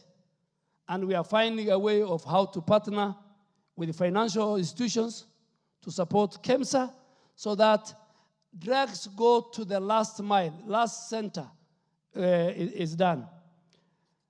I think, Honorable Speaker, the last one was the member for Madeira, a very good friend of mine, an active member. You talked about the ICU, yes. That is why we increased the ICU from 4,000 to 28,000. During defunct NHIF, ICU was zero. They were not paying for ICU. They were not paying for surgeries. They were not paying for cancer. Their payment for maternity was very low. So there are more benefits that Kenyans can get under SHA for them to live a healthy life. And this SHA, our universal health care, is meant to give us an equitable, a more quality health care, and more affordable. Honorable Speaker, I think, unless I've forgotten, I have done most of the questions. Yes, KJ, you're out of order. Oh yeah, the second question I think was on, I am not a herbalist, and neither am I a doctor, and I want to confirm to the House. And if you look at how many ministers were doctors at MOH, one of the best ministers was former President, late Mwai Kibaki. In fact, in the last 15 years I was in this House, I think apart from Dr. Mailu and Dr. Deborah Baraza, the rest were not doctors. So I was not an environmentalist when I was the Minister for Environment. I was not from the military when I was the Minister for Defense. The minister's function is cut out. It's about policy and direction and leadership. So you asked me about, in KEMSA, what we are going to do, Mr. Speaker, just to wrap up, there will be track and trace. Pharmacy and Poison Board is also part of this super highway technology. We will find every drug that is procured that comes to our market in our country is a drug that is not counterfeit. And I want Pharmacy and Poison Board leadership to listen to me. It will not be business as usual. Mr. Speaker, I want to give you a good example. Why is maternal mortality rate in our country very high? Why is it very high? Yes, KJ. Mr. Speaker, the minister has forged a question and attempted to answer a question that he did not ask. I asked a question that was in line with the bottom-up economic transformation agenda, of which the minister is one of the proponents, initial proponents of the BETTER program. And I was asking, the massive investment that Kenya will make on the SHA program, is that money going to contribute to continue the extractive economy that Kenya has suffered in importing medicines that probably Kenya would be able to manufacture? And the question was, out of all the investment that we will make as a country, is there going to be a component that is going to be assigned to research and development of locally produced or generic medicines that can be produced here to promote value addition and manufacturing in this country and save us forex and also contribute to our national GDP rather than export these monies to international pharmaceuticals? Thank you very much, Mr. Speaker. Mr. Speaker, that question is a different question. It's not very much related to SHA, because SHA, our main focus is how to increase the refill rate of KEMSA, a government institution. But as a country, I agree with you, we must empower our pharmaceutical manufacturing plants. And this House has an obligation, when you're dealing with a finance bill, to increase duty on pharmaceutical products that come from outside and protect the local pharmaceutical companies. Give an incentives for them to produce.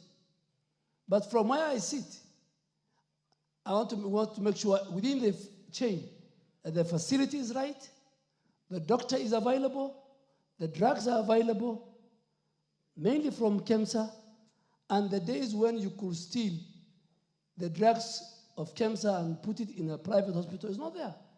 Because we follow, like the primary health care, level 2 to 4.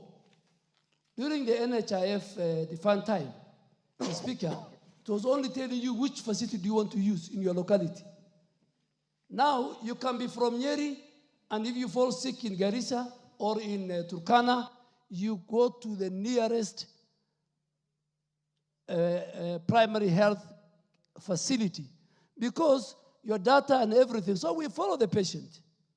And we pay after the patient is treated, after the patient has been dispensed with the drugs, after the patient is discharged. So this system will make sure that even those who are contributing get value for their money. And this pooling resource together, from the lowest who can pay, to the Mamamboga who's paying 300, the one who's paying 500, the one who's paying 800. Members of parliament who are paying more. When we pool these resources together, then we cover the 80% of the citizens of our country who are not covered by NHIF, which in my own opinion was very colonial, was a private elite salaried club when members of parliament here and other leaders, we had many Harambis.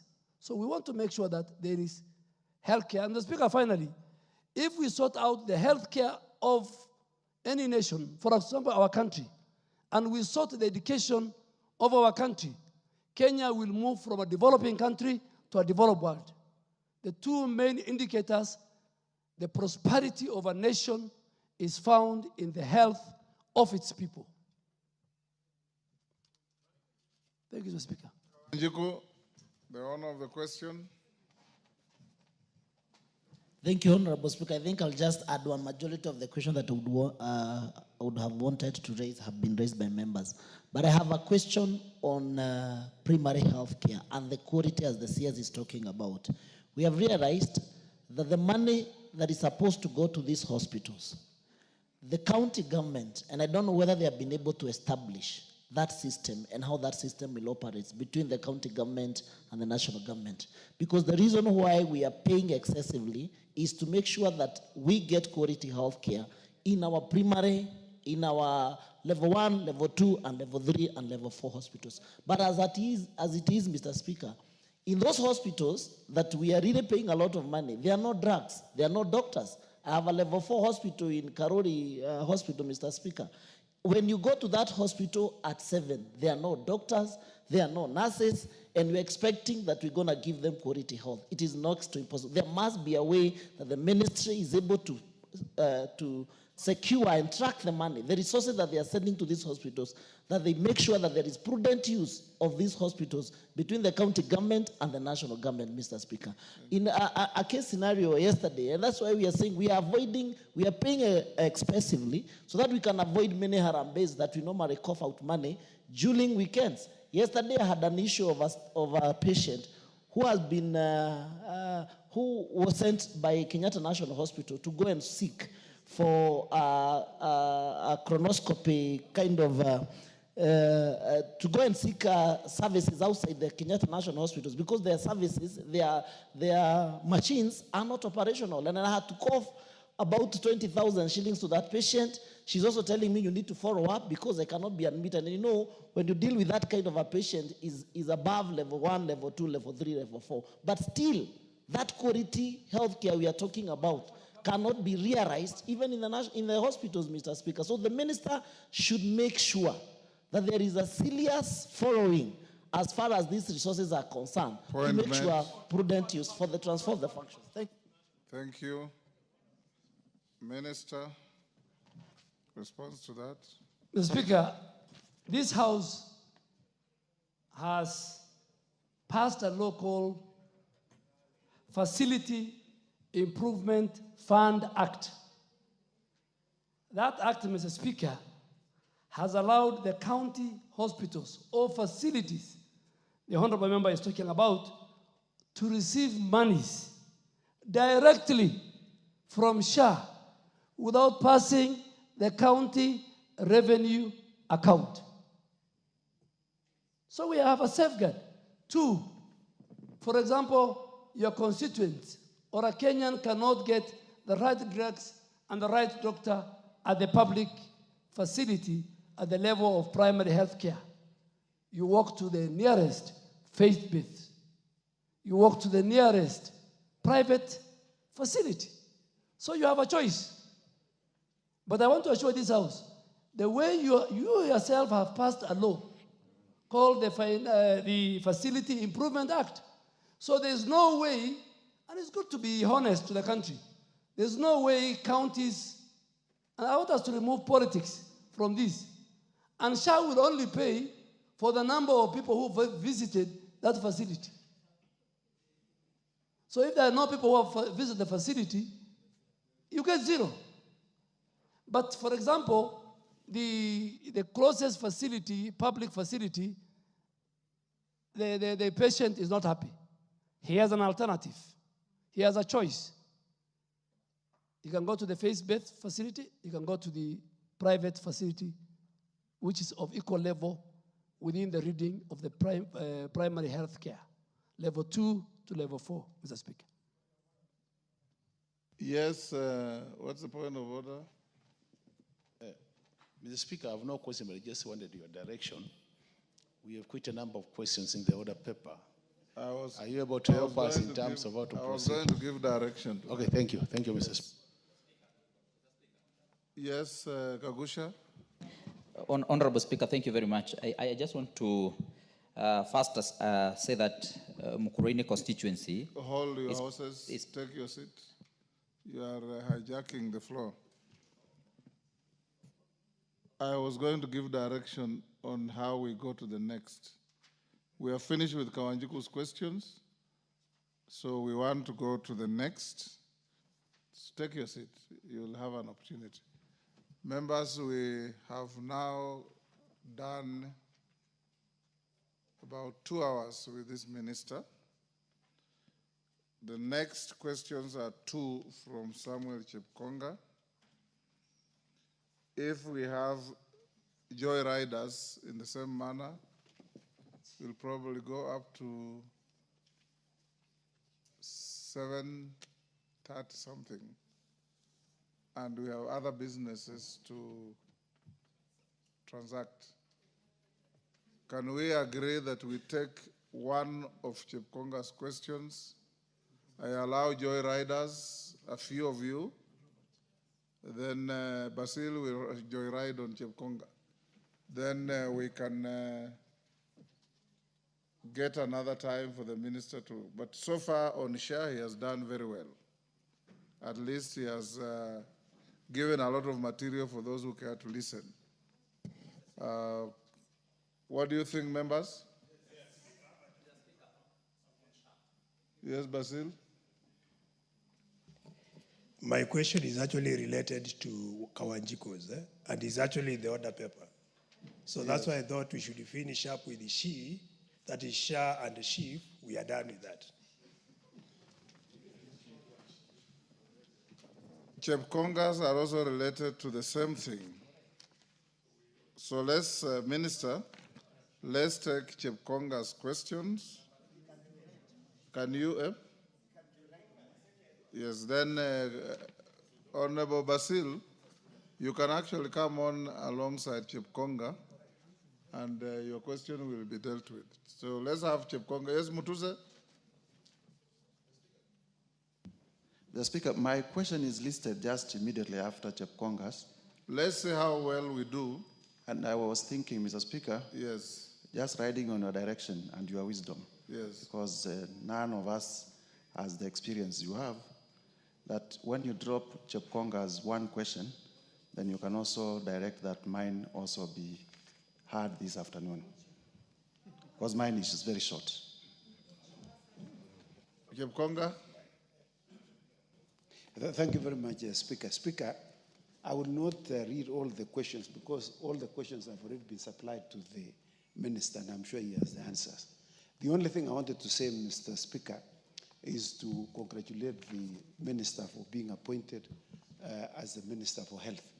Mr. Minister, I see people have been grumbling here as to whether Mr. Honorable Duale is competent.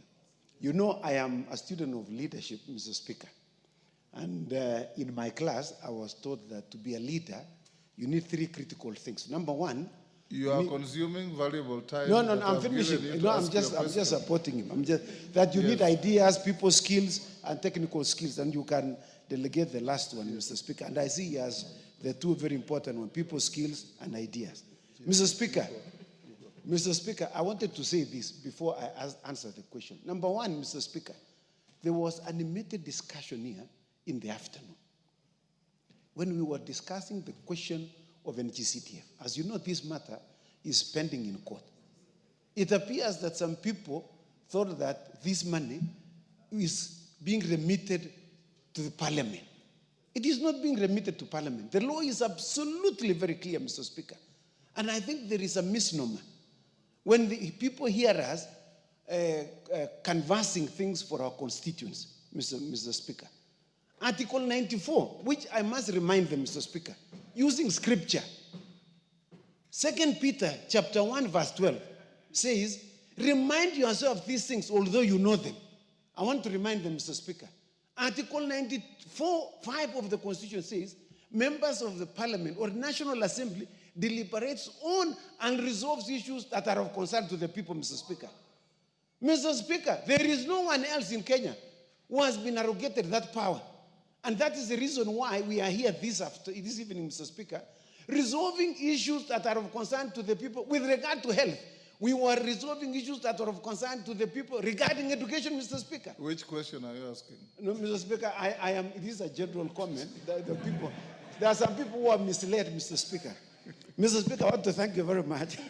Because, you know, Shiv and Shah, they have a lot of similarities. The point you have NGCDF. tried to make, yeah. I think I made it at the end of Oh, Mbadi's. you did. Sorry, I walked out, Mr. Speaker. Mbadi's appearance. Yes. And that you are not owners of CDF. And you should Absolutely. not create that impression. Absolutely, Mr. So Speaker. go ahead and... So I'm sorry. I'm sorry that, you know, I know you are very competent lawyer, Mr. Speaker, and I know some things will not pass you. Yes. Although you have nominated me as one of your lawyers for purposes of these NGCDF issues in this house. Mr. Speaker, Mr. Speaker, I would like to ask the question to the Cabinet Secretary. And I will not read. Mr. Cabinet Secretary, please, when you answer all of them. Just say, I beg to ask question 004. Yes, I beg to ask question 009 of 2025. No, sorry. 004, Mr. Speaker. I was almost ending up with, this is a problem of people sitting behind me who have questions also, Mr. Speaker. The Honorable Milemba. Mr. Speaker, I want to ask question 004 of 2025 and 009 of 2025, Mr. Speaker. 005 or 9? 005 and 004, as listed on the in the paper. order paper, Mr. Speaker. Basil, can you also ask your question in a similar manner? Thank you, Mr. Speaker, and thank you to the CS for a very elaborative response that we have received this evening. My question is 017, 2025, that I want to ask to the CS.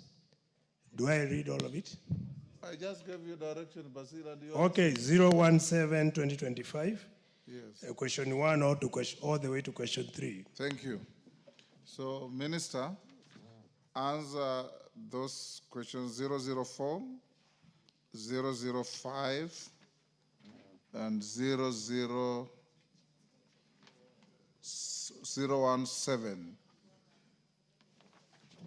Honorable Speaker, let me start with a questions by the Honorable Chepkonga, an old colleague who I've learned a lot from, and he learned a lot from me. Honorable Speaker, this question, and you're a seasoned lawyer, the issue raised in this question is subject of a matter of ongoing judicial proceedings under petition number E513 of 2024,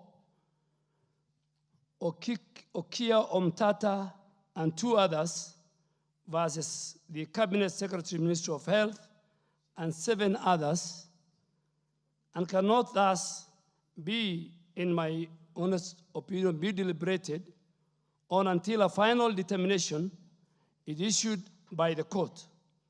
Discussing or commenting on the same could consequently amount to sub judice and could prejudice the outcome of the matter. And I cite, Honorable Speaker, with your permission, Standing Order 89 of this House and various rulings of speakers, including you, that we have the answer, but we don't want. 05. Chepkonga, I'm sure you. By the standing order, you just need to state the case number, not the He parties. has just done so. He stated only the parties, Mr. Speaker. No, he said he read the petition number. You did? He did. Sorry, I was waiting for you to respond. I thank you, Mr. Speaker. Honorable Speaker, Honorable Chepkonga will never change. Go to 005. So let me go. It is petition number E513. Chepkonga is just teasing you. Go to 005. Thank you, the Speaker, for protecting me. Honorable Speaker, the question by Honorable Robert Basil was why Kenyans require to register for the social health? I thought you said 004 is the one that is being litigated on in court. 005. Yes. You can answer. 005. The 104 billion investment system. It's the same. It is the same one. All the questions of Honorable Chepkonga are all on this matter of the court. So go to Basil. Honorable Basil is asking why Kenyans are required to register for social health insurance fund despite formally contributing to the defined NHIF. Honorable Speaker, Kenyans who are contributing under the defined NHIF and who have clean records were transitioned to SHA. There were 9 million Kenyans who transitioned to SHA out of the 12 million records in NHIF. And they only needed to do only one thing for you to transition. You just dial *147#. Automatically, your NHIF registration goes to SHA. There were 3 million, Mr. Speaker, and I'll explain later. This registration, all other Kenyans who are not members of NHIF, the defined NHIF, the 9 million, are required to register afresh with SHA for the following reasons. Number one, Mr. Speaker, we want to improve accuracy and integrity of the member data, to clean the NHIF database and align it to the National Registration Bureau so that there will be no more fraud in the healthcare system that is being managed by SHA. We must register Kenyans. Two, the NHIF database, Mr. Speaker, had 12 million members. 3 million of these were found to have fake records, including their biometrics were fake.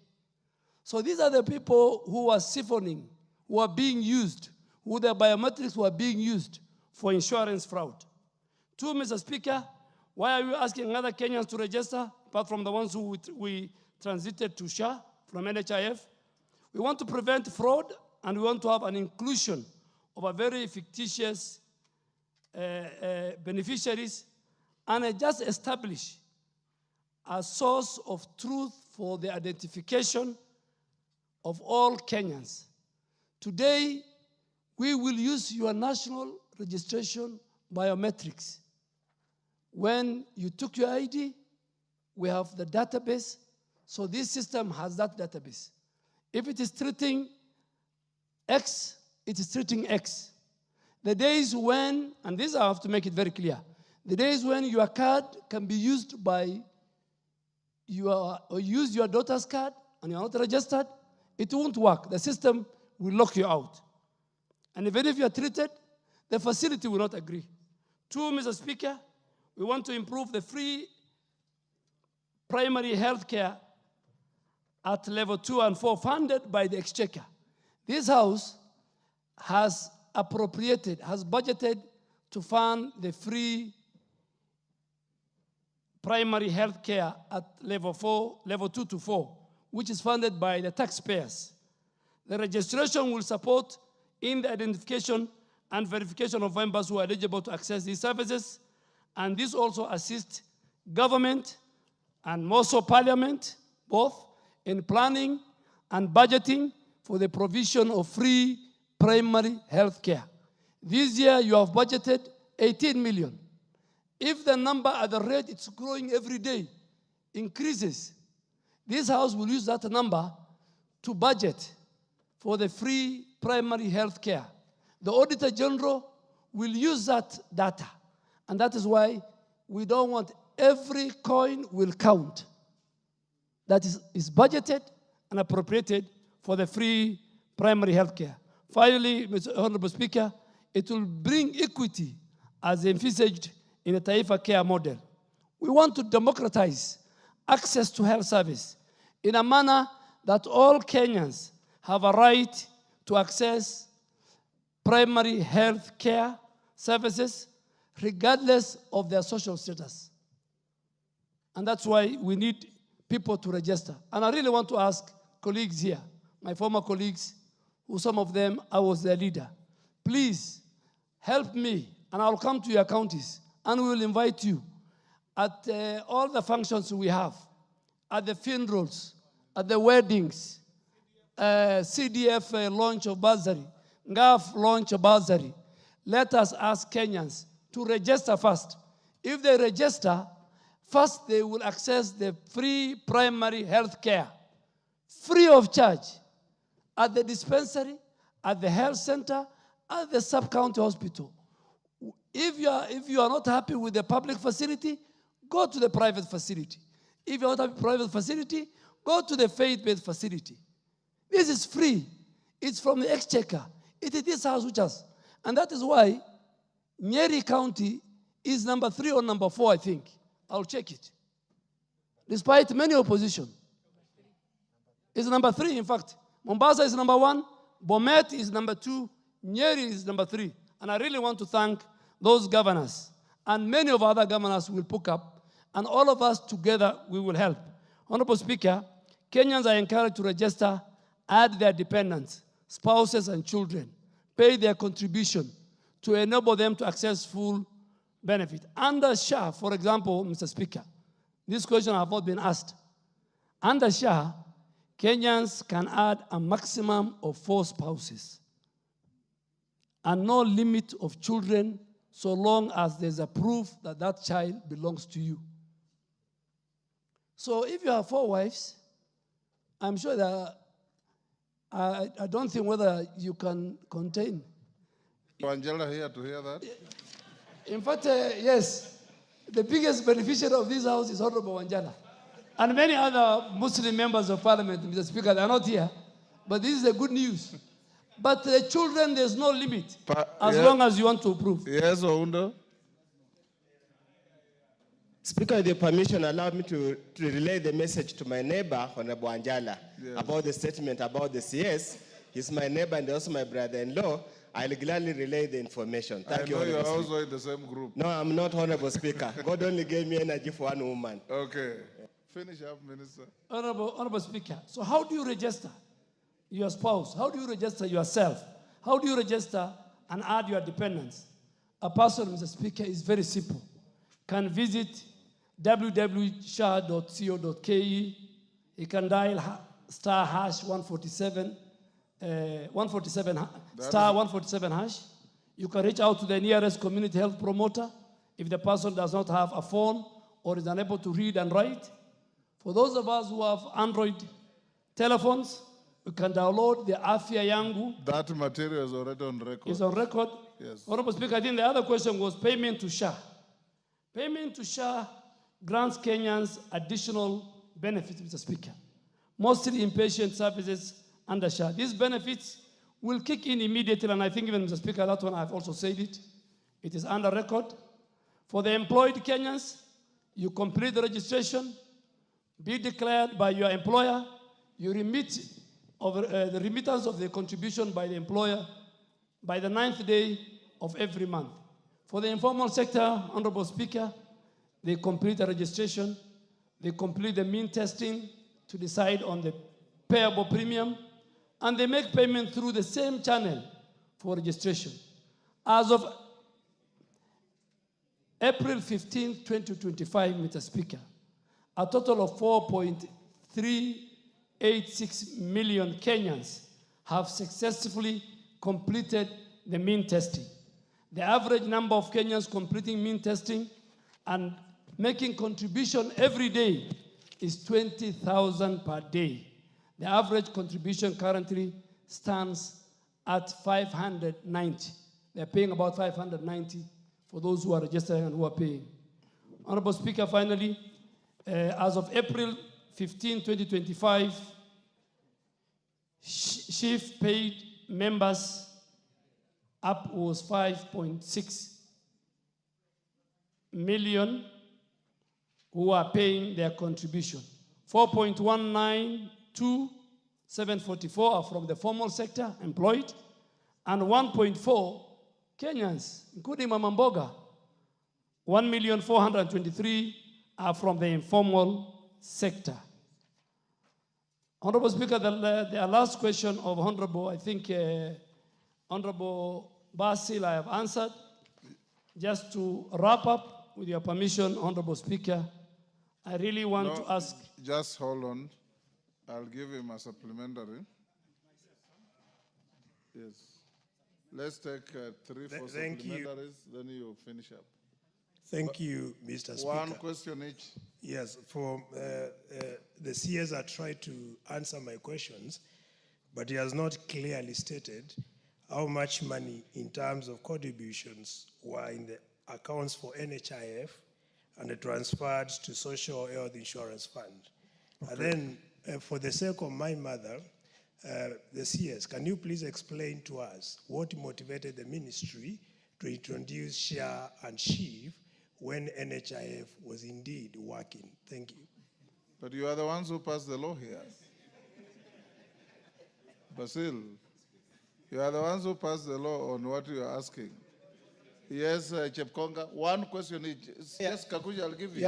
Thank you very much, Mr. Speaker. I can confirm that we passed 4 legislations, and the Committee on Delegated Legislation indeed approved 4 regulations, and we are in the process of approving the 5th one, Mr. Speaker. Mr. Speaker, you know the CS has spoken very well in a very flowery language about the benefits of SHA and how it is helping Kenyans. Mr. Speaker, you know, if we were to go out and say all these things, we may possibly be stoned, Mr. Speaker, because we have no evidence. And you as a lawyer, Mr. Speaker, you know, there is something called compelling evidence. Compelling evidence requires documentary proof or evidence, Mr. Speaker. Mr. Speaker, is it possible for SHIF or SHA or the ministry itself to give us flyers of the benefits of SHA? For example, Mr. Speaker, when they speak about the increment from 4,000 per night to 20,000 in an ICU bed, Mr. Speaker, where is this found? We've just had it. It is oral in nature. Mr. Speaker, is it possible to provide those benefits in made. flyers, Mr. Speaker? Milemba. Kagusha, don't be agitated. I'll give you. Thank you, Honorable Speaker. In fact, the Honorable Minister one question each is quite clear on the way he's answering question and bordering flamboyance, the way my Honorable Member put it. But there are some specifics, and I'm happy, Honorable Speaker, the country is watching. that, and your technical team is here, Honorable Minister, you know, Vihiga referral, or Vihiga, the big hospital in Vihiga, is performing very poorly in terms of drugs. And you talked about refunds, or the money we remit to these hospitals courtesy of what they have done in terms of treatment of the patients. And they are owing, you are owing Vihiga 60 million. Possibly this is why we have this challenge. Also in the same county, we have Sabatia Hospital, we have a Muhaya Hospital, we have a Misi, your technical staff is here and they can check through, and we have a Musire, which are odd monies, and we don't have drugs. Could you explain what your ministry is doing to make sure that apart from this good talk we are speaking, we are also making sure that this hospital, among others in the country, get the refunds, or that language you used, so that they may buy the drugs. Thank you. Gagusha. Thank you, Honorable Speaker. I know Nyeri has been mentioned many times, especially on the good record on how it has registered in this program. I'm surprised to say that to see that the CS says that Nyeri has been resisting. It is not true. Nyeri has been on the front line of registering the people, and I think they stand to be part of the biggest beneficiaries to where they benefit. What we do in Nyeri is to follow this program to ensure that it is working properly. Honorable Speaker, as of last week on Thursday, and I want to follow on what the Honorable Chepkonga has raised on the issue of ICU bed, and what is the answer here on the issue of Honorable Kawanjiko, that the ICU bed has been raised from 4,000 to 28,000. Honorable Speaker, we got a circular on 15th of December where the ministry did state that the maximum you can get from an ICU bed is 4,400, I think. And I think the lowest should be 3,300. Honorable Speaker, we do not have any other circular that has cancelled or improved or changed that particular circular. And I want to demonstrate practically. On Thursday last week, Mr. Nganga Kigoshi, who hails from Mutonga Karaba sublocation in Mukurweini constituency, was admitted in Mukurweini Hospital, and he got into a coma and was supposed to be transferred to an ICU bed. And the only ICU bed that was available was in Madari Hospital and Tumutomo Hospital. Mr. Nganga Kigoshi could not have been transferred from Mukurweini Hospital to either of those two hospitals because they all required a deposit of 80,000 for the patient to be admitted in an ICU bed. Eventually, the patient died in the process of, getting him an ICU bed. And the family had been forced to get between 60 to 80,000 shillings for him to be admitted in an ICU bed. So I think the Honorable Minister will need to be clear on this issue of the benefit on ICU.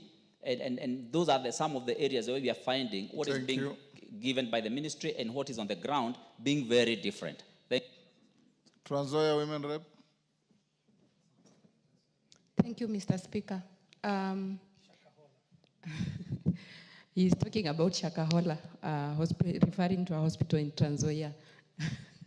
Mr. CS, my question is, I don't know what measures you're going to put across because the propaganda is ahead of us. And I think what people are lacking in Kenya is the right information on SHA. Because truth be told, it is working. But I think the information that have been given is SHA is supposed to pay for all the bills that the patient incurs, which I think SHA doesn't do that.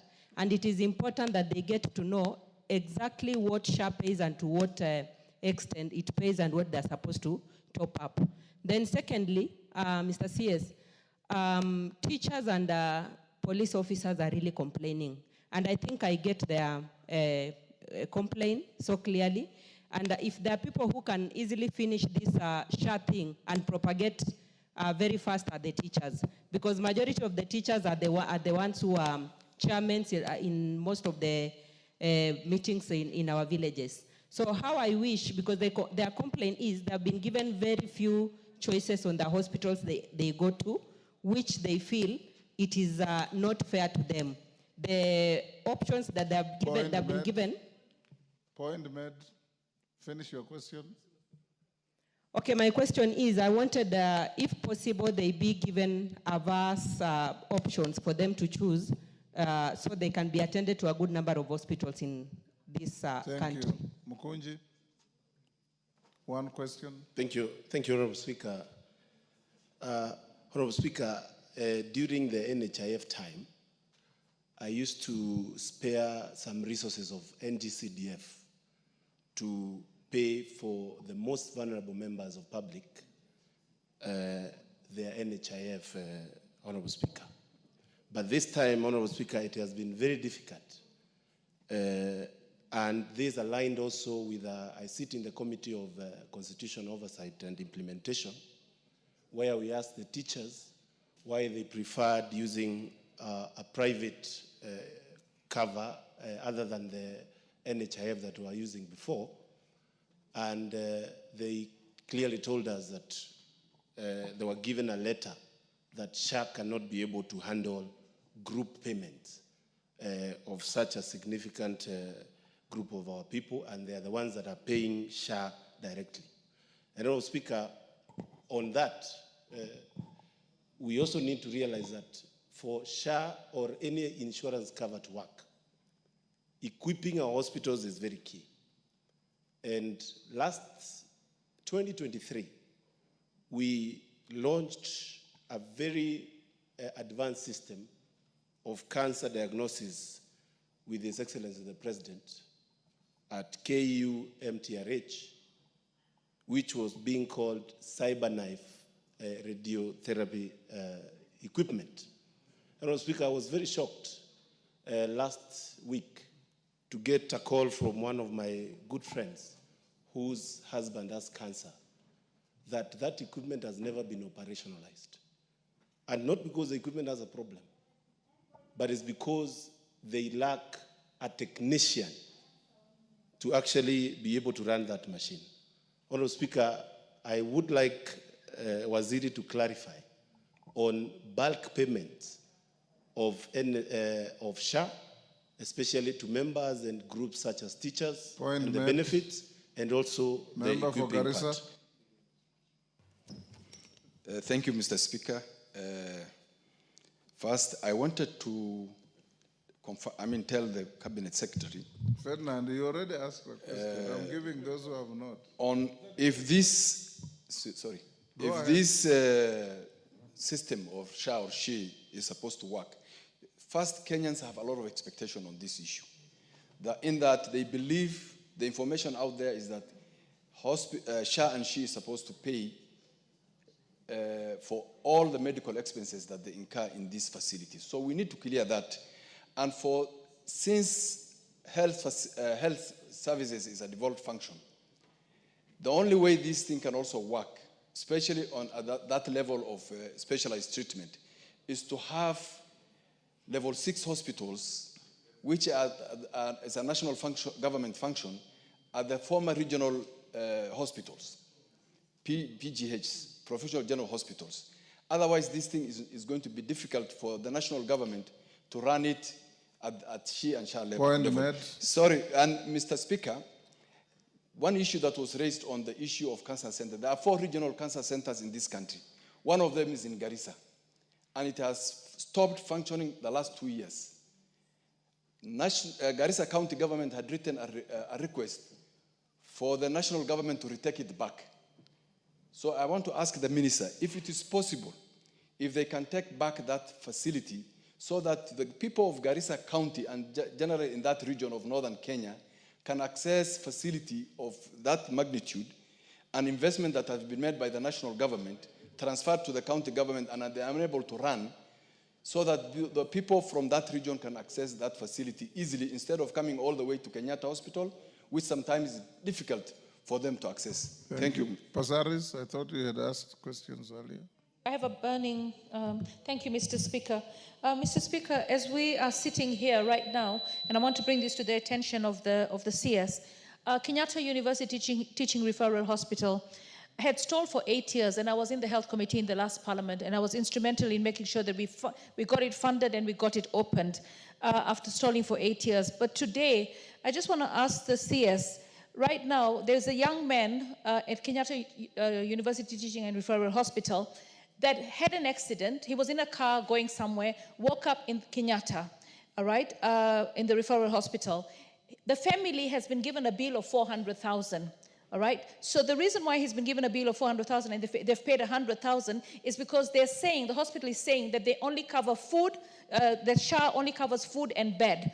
So, and this happens to be a deaf patient. What I want to know, because we say that SHA is better than NHIF in the sense that it doesn't have a waiting period like NHIF before you had to wait for 3 months.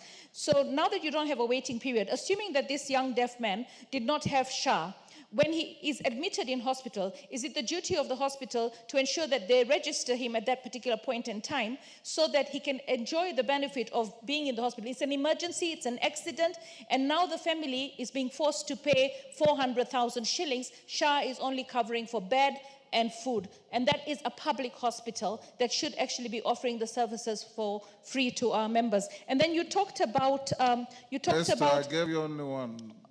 Sorry, this is burning because the whole public will need to know this. You talk about the website, you talk about the star 147. I myself, as Esther Passaris, have never been able to get my membership online because it just seems to give me a lot of problems. I just want to know, is there a customer service number that the public should know of, and is it working 24 hours? So if there are issues like this, they can be solved online through telephone. Thank you. Minister. Mr. Speaker, let me again start with Honorable. Some have just been comments. Yeah, let me start with Honorable Passaris. Respond. As you sit there, just if you are in NHIF, just do star 147 hash. It's working. We even have a call center. You can call 147, where the waiting time is 0. Mr. Speaker, and what I'm saying, I want this house to take me tomorrow. The waiting time when I was, last week was 12 minutes. Today, the waiting time of that call center is 0. And the Honorable Mukunji has tried, it's working, Honorable. And if that's not working, go to the website. Maybe the Honorable Mama Nairobi has a defective phone. Go No, on. Honorable Speaker, she carries a very beautiful Yes, Android type of a phone. Bissau, yours is working? It's actually working. Okay. It is working. It's working, thank you. Go on and answer the others. Honorable Speaker, the member for Garissa, I'm going from behind. The member for Garissa asked whether we can take level Garissa PGA to level 6. If the county leadership have agreed and they have written, then we will have a discussion and take it. It's important what he said. The whole of the northern counties, Mandera, Wajir, Garissa, Isiolo, Tana River, all those counties could have accessed that national referral, but that must come to us. 2, on the Honorable Kunji, I think I have another day to come and explain. It's outside SHA. The equipment, the national equipment program, which we have signed with 45 out of the 47 counties. This equipment program are in 45 counties, including Garissa, including Embu. The last 20 I have signed on behalf of, after governors have signed. I am ready, Mr. Honorable Speaker, anytime to submit even tomorrow for members to have the documents and come back to the House. Honorable Speaker, I think on the issue of Honorable Milemba and Honorable Chepkonga, these benefits are real. Go to our website. The CEO of SHA has written to all the facilities that are accredited, whether they're government, whether they are private, and whether they're faith-based. Go to our portal, you'll see the benefits of SHA. Would you give the Minister a moment to answer your colleagues' questions? Honorable. Take your seat. Take your seat. Take your seat, Honorable Mukunji. When he finishes answering questions and yours has not been answered, I'll give you an opportunity to remind the House. But it's out of order to stand up and start arguing. Thank you, Honorable Speaker. That's why you are the arbiter. Honorable Speaker, Honorable Milemba asked on the pending claims, payments, all reimbursements. And I want to make it clear, everything I am saying, Honorable Speaker, through you, is going unanswered. I don't want to cheat the people of Kenya. All reimbursements under SHA, whether they are at the primary health care facilities, whether they are at the ECCF, is done on the 14th day of every month. Last Tuesday, I said it. Call your facilities today. Outside the pending bill of NHIF, call your facilities today. If they have posted the claims, the reimbursements, they have it. The CEO of SHA has done a circulation to all facilities, Honorable, to all, not the ministry. That's a function of the facility, of the CEO, to all facilities. On the new enhanced rates for ICU and for cancer, I said it publicly on Tuesday last week when I was talking. And that effective date was that day on Tuesday when I spoke to the country. The 1st of April. Anybody before 1st of April, ICU was 4,000. After 1st of April, 28,000 per night. You know, let us not play. What I'm telling you is not politics. And I asked you, let us remove politics outside this thing. Honorable Speaker, I have not finished. The right information on SHA, Honorable Speaker, SHA shall settle all bills in accordance with the gazetted tariffs. The benefits are acceptable online. They're accessible online in all our facilities, and then through a call center, 147. You can call even 147 and ask, what are the benefits of SHA? You can go to our website. Facilities that you visit have on their board what you can access. Honorable Speaker, I think I've answered on Honorable Mkunja. I think there was the issue of the indigents. On the indigents, I agree with you. How do we access? Like the way you did it during NHIF. Currently, anyone willing to support the indigents must go through means testing. Because you can give us 10,000. This 10,000 can be of different capability. One can pay 0, one can pay 300, one can pay 500, one can pay 800. So it's good even you agree with us that the people you want to pay for, and we really want to support what we call the sponsor, both at the county level, at the national level, at the leadership level for indigents. We want to help the most vulnerable part of our community. Mombasa is a model. Mombasa, the leadership came together. They forget the other differences under the leadership of Governor Sharif.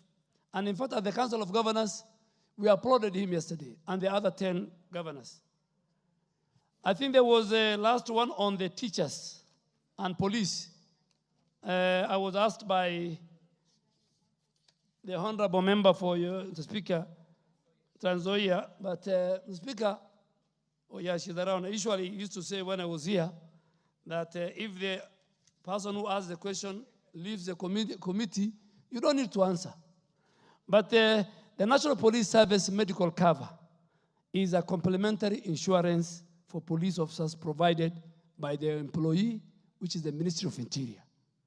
This medical scheme is managed by the Social Health Authority as misreported is false. Minister, I want you to wind up. However, our police officers, Mr. Speaker, and even teachers can register to SHA like any other Kenyans, and they will be entitled to SHA benefits at all our public facilities, at our base facility, private facilities, and SHA contracted faith-based facilities. Honorable Speaker, there was one question that Honorable Basil has asked. The document I have given him, I think at page 8. Page 8, you have it, how much we have done, the transition. It was 1.484 billion that went. Honorable Speaker,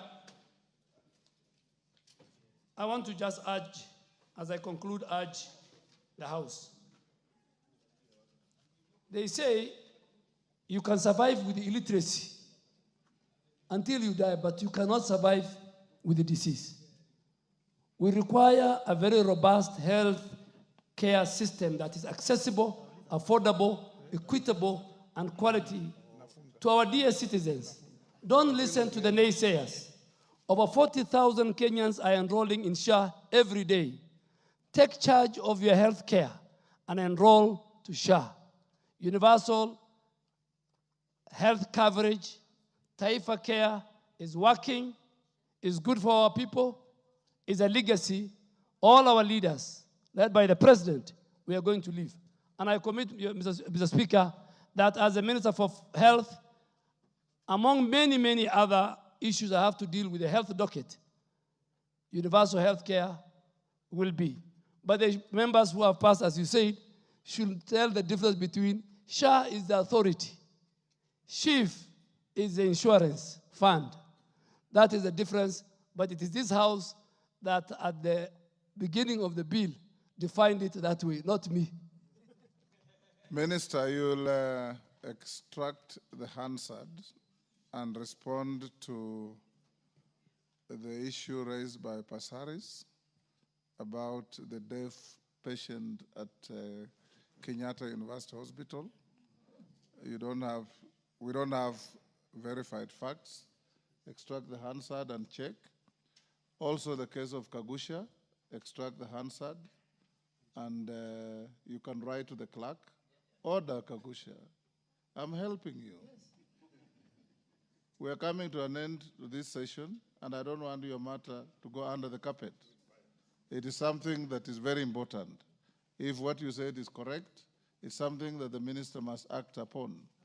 So we'll extract the Hansard clerk and send to the minister in relation to the matter of Pasaris and the matter of Kagusha and the matter of Mukunji, so that the minister can send us some written responses to those matters. The remaining questions will be deferred, and the majority leadership will decide in consultation with the Speaker on when next the minister can come and answer those questions. We have other business, pardon? Pardon? No, one clarification from you will be one clarification from everybody. I will not allow it. What I advise the, yes, Atandi. Honorable Speaker, I wanted to say that Honorable Duale has remained progressive in the executive, the same way he was progressive when he was our leader in this House.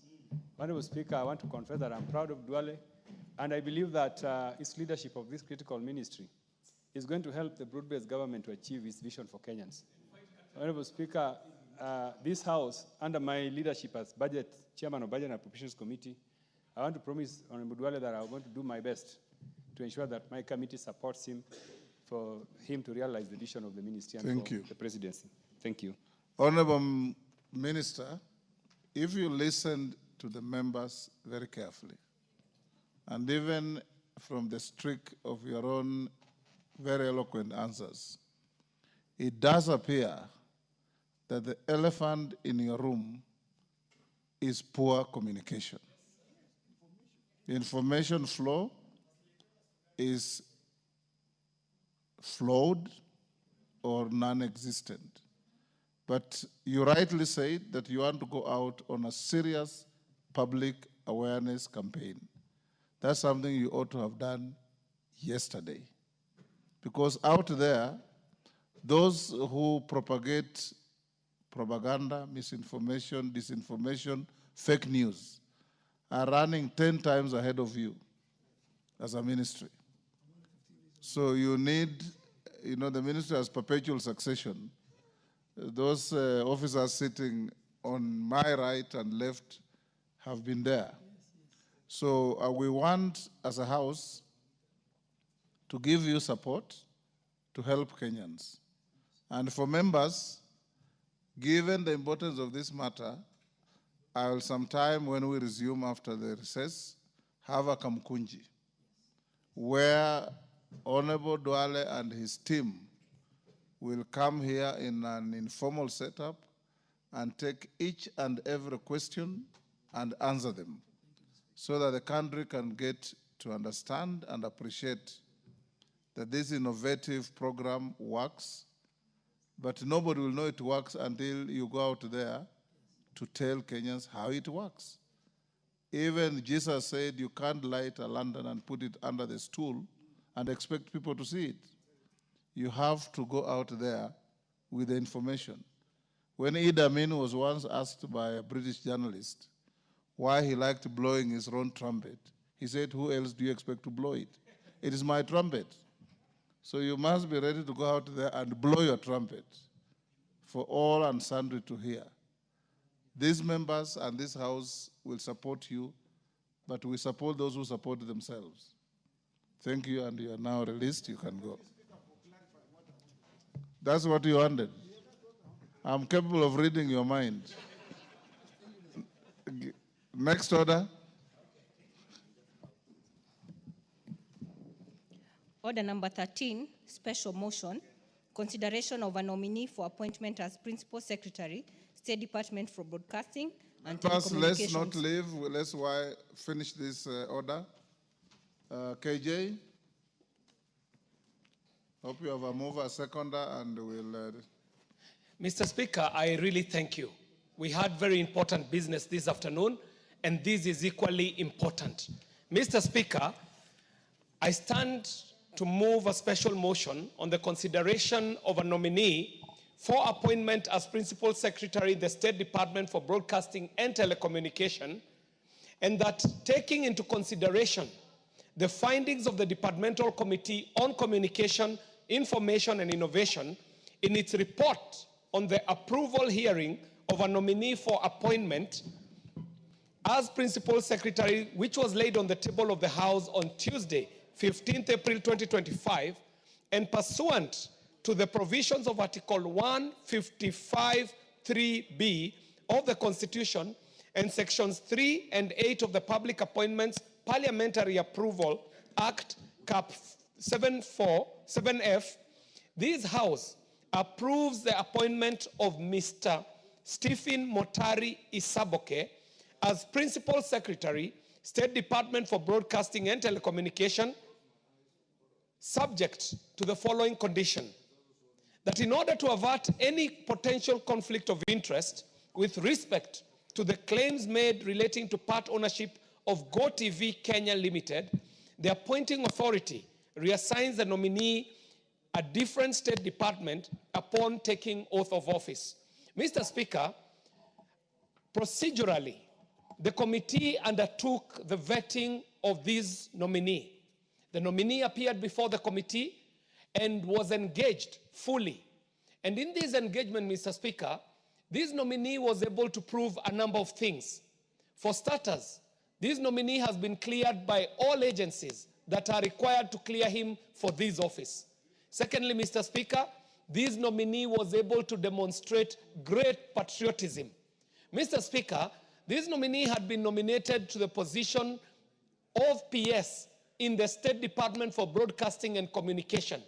This is the State Department that is tasked with the role of communication, Mr. Speaker. Mr. Speaker, you were just talking about the failings in the communication in the Ministry of Health on the issue of SHA.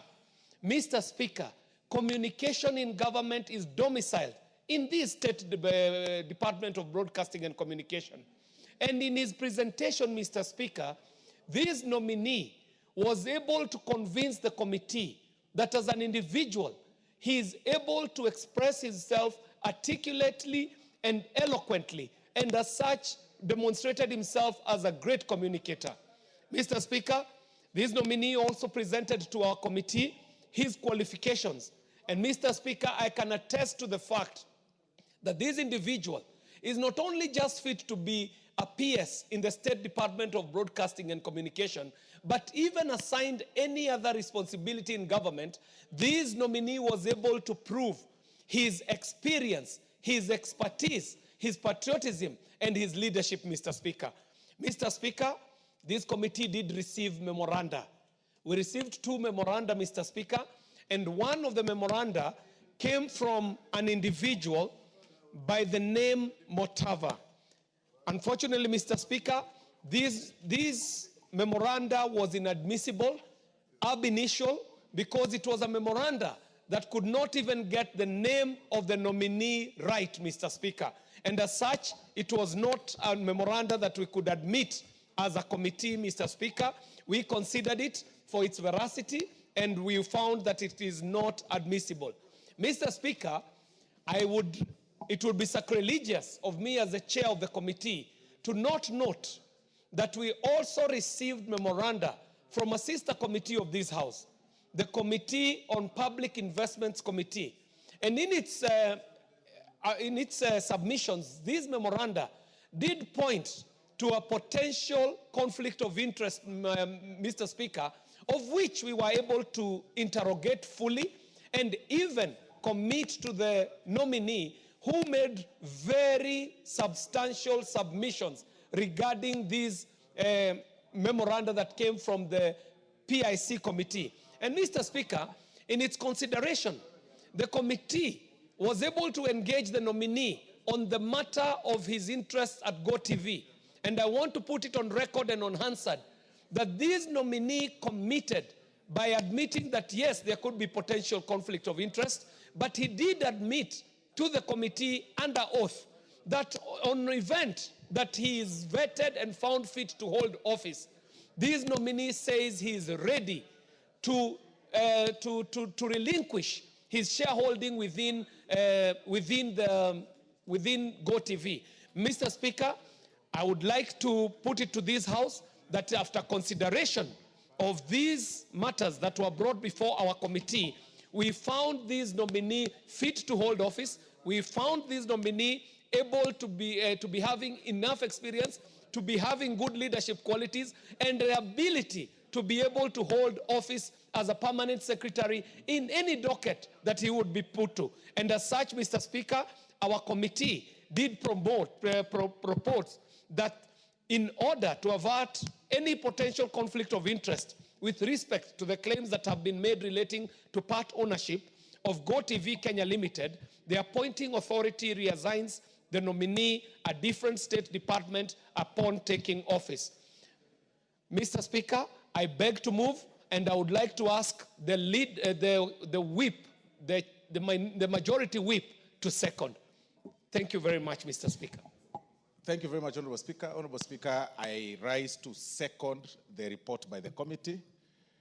And as the chair as well put it, Honorable Speaker, the committee sat down and upon the view of the credentials of the nominee, they did appreciate the fact that he's indeed qualified to serve in the capacity of permanent principal secretary. However, Honorable Speaker, they also indicated a fact which is true, that there is a question of conflict of interest. And remember, Honorable Speaker, that we've passed in this very House, Honorable Speaker, the element of the conflict of interest on so many other avenues. Because as an astute businessman, he had actually invested in the telecommunication industry, and that is the GoTV and others, like the report indeed says. And because he's going to be in charge of policies and regulations that pertain an ICT, then he'll be conflicted. So it's only fair, Honorable Speaker, like the committee has put it, that in as much as we appreciate the fact that he is indeed qualified, that rider is also very important, that His Excellency, the President, reassigns him what really befits his duties, or that will not conflict his interest or personal interest, Honorable Speaker. So for that very reason, Honorable Speaker, I beg the honorable members to support that with that rider, that he be reassigned, and of course this is now to the appointing authority. I don't know why, Honorable Speaker, Honorable Mboko Milemba is... Mboko Milemba, you're out of order. Exactly. So with that rider, so that he be reassigned, Honorable Speaker. So with that, I beg to second, Honorable Speaker. Oundo, I have not even proposed the question. Honorable members, I now propose the question. which is that taking into consideration the findings of the Departmental Committee on Communication, Information and Innovation in its report on the approval hearings of a nominee for appointment as Principal Secretary laid on the table of the House on Tuesday, 15th April 2025, and pursuant to the provisions of Article 155(3)(b) of the Constitution and Section 3 and 8 of the Public Appointments Parliamentary Approval Act, Cap 7F, this House approves the appointment of Mr. Stephen Motari Isaboke as Principal Secretary, State Department for Broadcasting and Telecommunications, subject to the following condition: that in order to avert any potential conflict of interest with respect to the claims made relating to part ownership of GoTV Kenya Limited, the appointing authority reassigns the nominee a different state department upon taking oath of office. And honorable members, this kind of rider to a motion has precedent in this House. It has been done many times before. I put the question. The mover cannot reply. We put the question. Honorable members, I now put the question, which is taking into consideration the findings of the Departmental Committee on Communication, Information and Innovation in its report on the approval hearing of a nominee for appointment as Principal Secretary laid on the table of the House on Tuesday, 15th April 2025, and pursuant to the provisions of Article 155(3)(b) of the Constitution and Section 3 and 8 of the Public Appointments Parliamentary Approval Act, Cap 7F, this House approves the appointment of Mr. Stephen Motari Isaboke as Principal Secretary, State Department for Broadcasting and Telecommunications, subject to the following condition: that in order to avert any potential conflict of interest with respect to the claim made relating to part ownership of GoTV Kenya Limited, the appointing authority reassigns the nominee a different state department upon taking office. As members of that opinion say aye. Aye.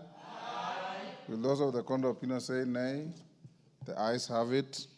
Next order. Order number 16, the County Government's Additional Allocation Bill, Senate Bill number 1 of 2025, second reading. Atandi.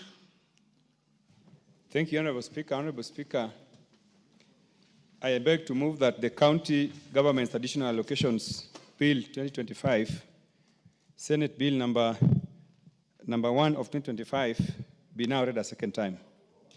Yes, Chepkonga. Yes, Chepkonga.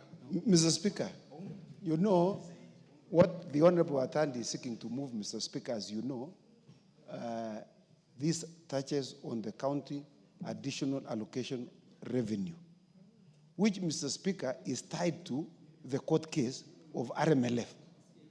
And we had agreed, Mr. Speaker, that as a House yesterday, and we are seeking your invocation of Standing Order number 1, that we defer this matter pending resolution of the RMLF case so that we can discuss all of it in agreement, Mr. Speaker.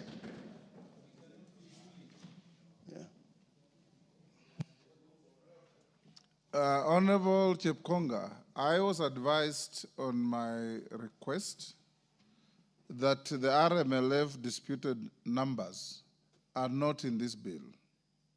They are ring-fenced elsewhere. So the passage of this bill will not undermine your interest in RMLF, and I think that being the case, there will be no basis for deferring this order. Yes, yes, Chepkonga. Mr. Speaker, with that information and clarification, Mr. Speaker, therefore, yes, that you are insisting that this matter must proceed, understanding order number 35. I am not insisting, Mr. I'm Speaker, advising you. Mr. Speaker, I see that we have no quorum in this House. I see we have no quorum, Mr. Speaker. There's no quorum, Mr. Speaker. Members, Sergeant, do you have quorum?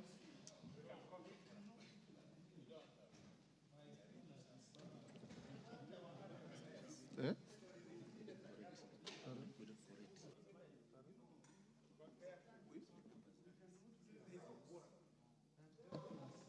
Yes, I'm advised Sergeant, ring the quorum bell.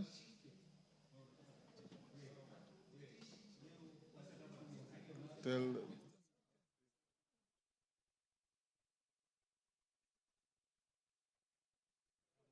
Yes, otherwise they would have disrupted. Yes.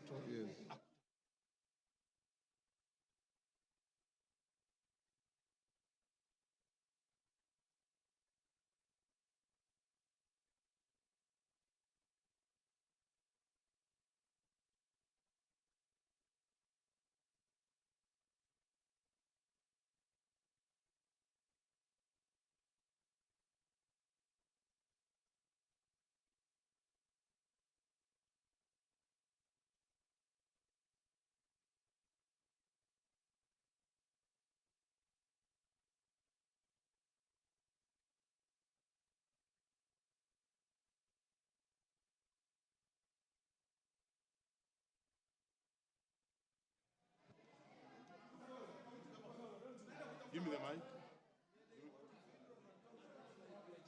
mic. Mic. Order, honorable members, Sergeant at Arms. Order, Sergeant at Arms. When we are ringing the bell, you cannot go out. Sergeant at Arms, close the door, close the bar. Sergeant at Arms, close the bar. Allow only the whip to go out. Otherwise, the rest of the members, take your seats. Order, members. Order. Sergeant at Arms, take your place and close the bar. Only the Sergeant at Arms may leave.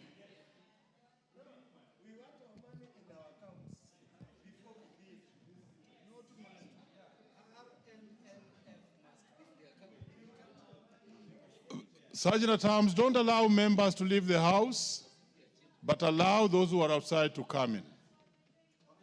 So the bar should be opened, yes, but honorable members must not leave the house except their whips. Very well. Thank you, honorable members. Now we are orderly.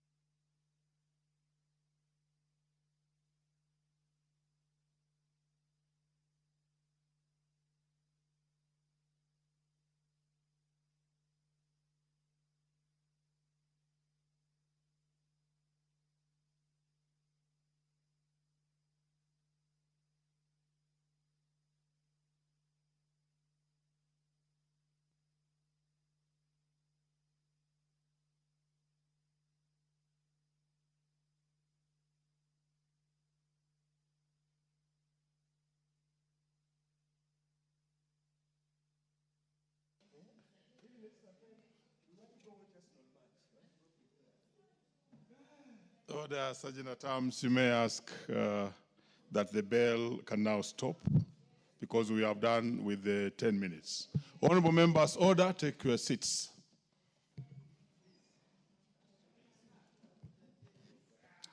Honorable members, a member did rise from his place on standing order number 35. On quorum, the Speaker did ask the Sergeant at Arms to ring the bell for 10 minutes, which has already happened, and I can still confirm that there's no quorum in the House. And therefore, honorable members, and the time being 7:09 p.m., this House stands adjourned until Thursday, 17th April 2025 at 2:30 p.m.